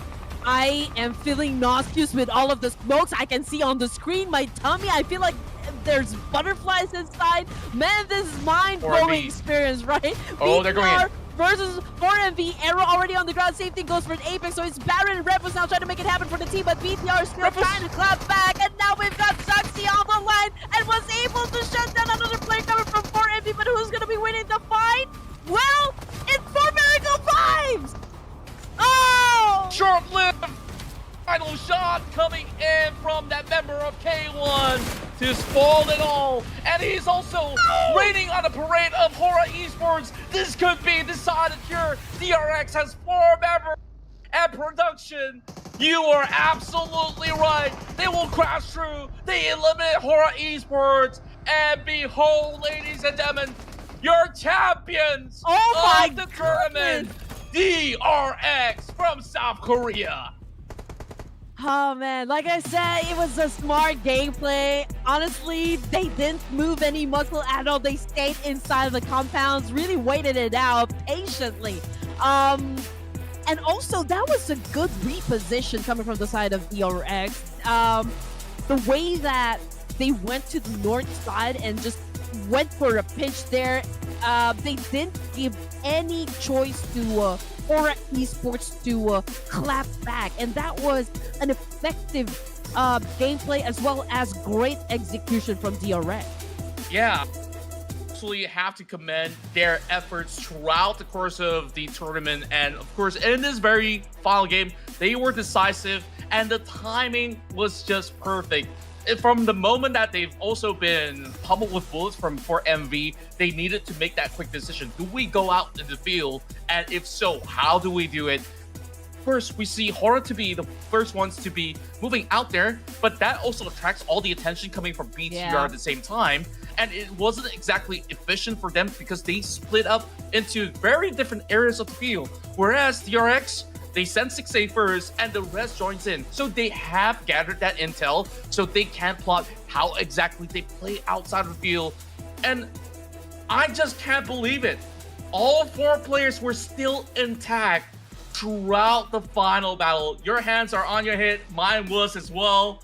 And they cannot be denied of getting the crown. I swear to God, this could not be more epic than what was delivered by this gentleman that has played to their hearts content. I mean, we have to give it to DRX, ladies and gents. I mean, they did their very best, right? It was a convincing win. Honestly, all the teams from Southeast Asia, South Asia, and even PEL played so aggressively. I mean, there was the intention of actually winning this whole competition. But again, DRX gameplay is so consistent. It's so effective. And they have dominated the grand finals from day number 1. Yeah. You know, things were looking so shaky back in day 2. Even earlier today, they weren't exactly showing up, but they finally saw some glimpse of glory when it comes down to the last 3 games. They managed to back those important points. HORAA was trying to climb, but now it's time for us to crown our champions. Great Queen Andy, are you ready? As your champions of Ruthless Invitational Showdown will be none other than DRX. Hey, DRX, formerly known as Dukan Esports, guys. And again, I would give props to their gameplay. You've seen it during the playoffs, during the grand finals. They've been doing their best, really, and there's really no denying it that they are the most consistent team that we have inside the Ruthless Invitational Showdown. And they deserve the crowns. They definitely do. And of course, we thank all of you for joining us, whether from the playoffs to the grand finals, where you guys have been showing your utmost support. DRX, they are the new kings on that throne, and I am already looking forward to what they can bring to the international stage. And of course, the first runner-up will be none other than HORAA Esports. It wasn't an easy climb. They weren't locking that second place from the get-go, but it was a steady race that was displayed coming in from HORAA that sees them really putting in every ounce of strength to claim this first runner-up. Yeah, there will be probably some of you that would say, oh, they're biased because they always choose HORAA Esports. But then again, you have to look at the stats. They have been performing great. They have been racking a lot of points. They're so on point again with the positioning. It just so happened that it was a little bit of a struggle to score some chicken dinners. But then again, you cannot deny the power that is HORAA Esports. And a second runner-up, it is, of course, the voice of Red Alien. Again, BTR, they've been a bit quiet during day number 1. I think they started really showing themselves up day 2 of the grand finals. They definitely did, and they've definitely had a lot of shifts in between roster changes throughout the course of all 3 days, and yet have been able to churn out a very good balance of results on the form of elimination, as well as mainly consistency in the department of placement points too. So this is definitely hard work paying off for the side of BTR. And we still have another award to go, and it is the MVP of the tournament. It will be no fear. That will be our top Terminator with 34 eliminations and 6,830 damage to be done across the span of the past 3 days. Are you kidding me? His name wasn't even popping up during you know, like we were presenting players on the left side of the screen every time we started the match. It was always like FAZE, QX Triple Z. We can see Sky, but you know, at the end of this all, it was No Fear that took that MVP title with 34 elimination points. An extra $500 for this guy right here. Yeah, he definitely was the hard carry out there, and you know, No Fear, he did pop up in the radars somewhere in between the middle of day 3, where we did see him really rack up quite a number of significant takedowns, and he have managed to best even the members of DRX in terms of all these scores. If you take a look at that, his dynamic duo Sky is also on 2nd place. DRX really haven't been the most aggressive. They were playing a lot more strategically for today. But the side of HORAA Esports, when they turn up for fights, you know that they are ferocious. And, you know, that final effort coming from QZZ with that 1v4 play has earned him a top 5 finish as well. So TIANBA definitely shows why they are one of the best out of PEM. Yeah, absolutely. And, of course, we've got No Fear rejoining HORAA Esports. I think he's been with the team for just like a couple of months, and I believe this is the first time, perhaps in the community, that No Fear is already playing with HORAA Esports roster without Mafia Ninja. And it only goes to show that the kind of impact is so great for the side of HORAA Esports, hence dominating this lobby. Although they weren't able to get the champion title, but still it was an overall great performance coming from HORAA Esports. Overall fraggers, there's also FAZE of TRX. I mean, who could deny this one? And players coming from TIANBA. We did mention this, that TIANBA is one of the most aggressive teams that we have so far in the Ruthless Invitational Showdown. But just to put an end with all of the chit-chats down there, it's a total of 172 for winner chicken dinners for DRX to claim the top spot. They finished top 2 back in Erangle, and now getting that chicken dinner to really be the icing on the cake has definitely shown why they are the creme de la creme of teams that's competed in this tournament. Whereas that significant gap is just so difficult for some of all these competitors to even catch up with. Even in the middle of the pack, we see a lot of shifts happen in between. K1 Esports going into the later stages of the day itself have definitely rise up to the occasion. And of course, DRX, they got a little bit early, which saw them slowly get into that 9th position. TIANBA with QZZ on the block, they at least brought TIANBA from, you know, closer from the bottom into an 11th spot respectively. So, but of course, all 16 teams have done amazing in entertaining all of us, so we give huge thanks and huge shout out to everybody that has been giving us awesome PUBG Mobile. We did also raise the fact that, okay, Alter Ego Eras is kind of popping off. They're showing up, they're stepping up, you know, for day number 3 of the grand finals.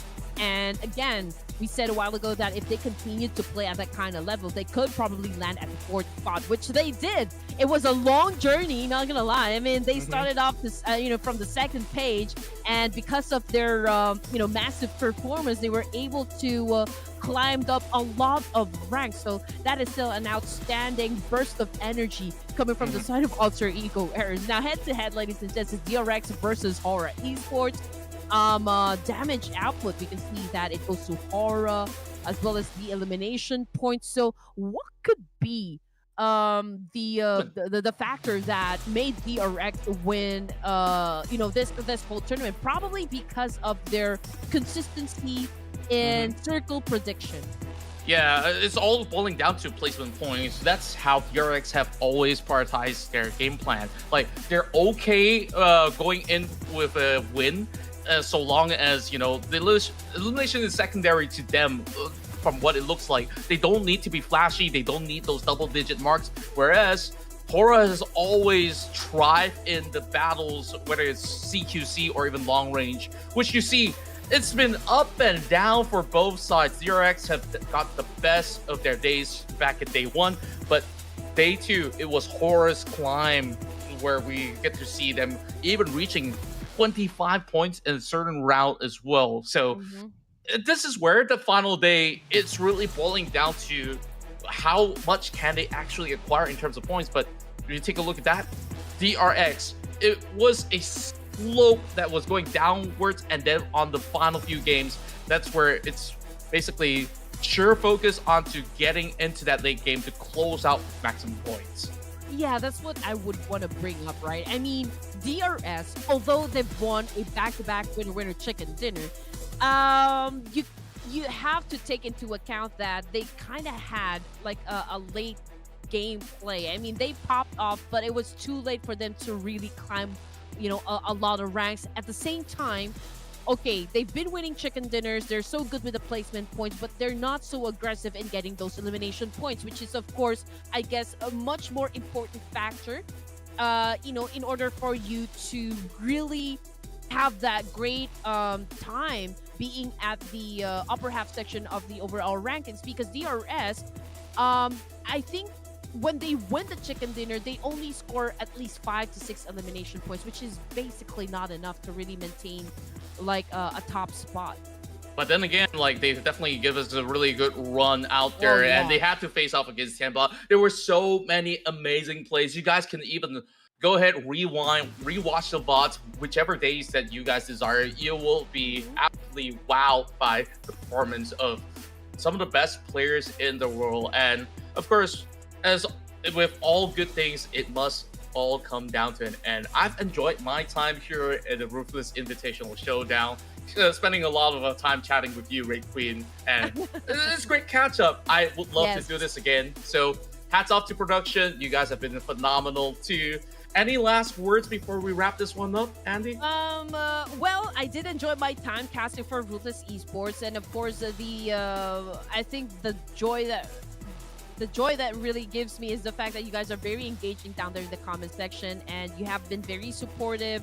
I would love to, converse with you about PUBG. So just do drop a message on my IG, and I would probably say hi back. No worries about there. Don't forget to support us. Don't forget to follow your casters as well. And again, thank you to production. I love you guys, and I think you should close the show, Contra.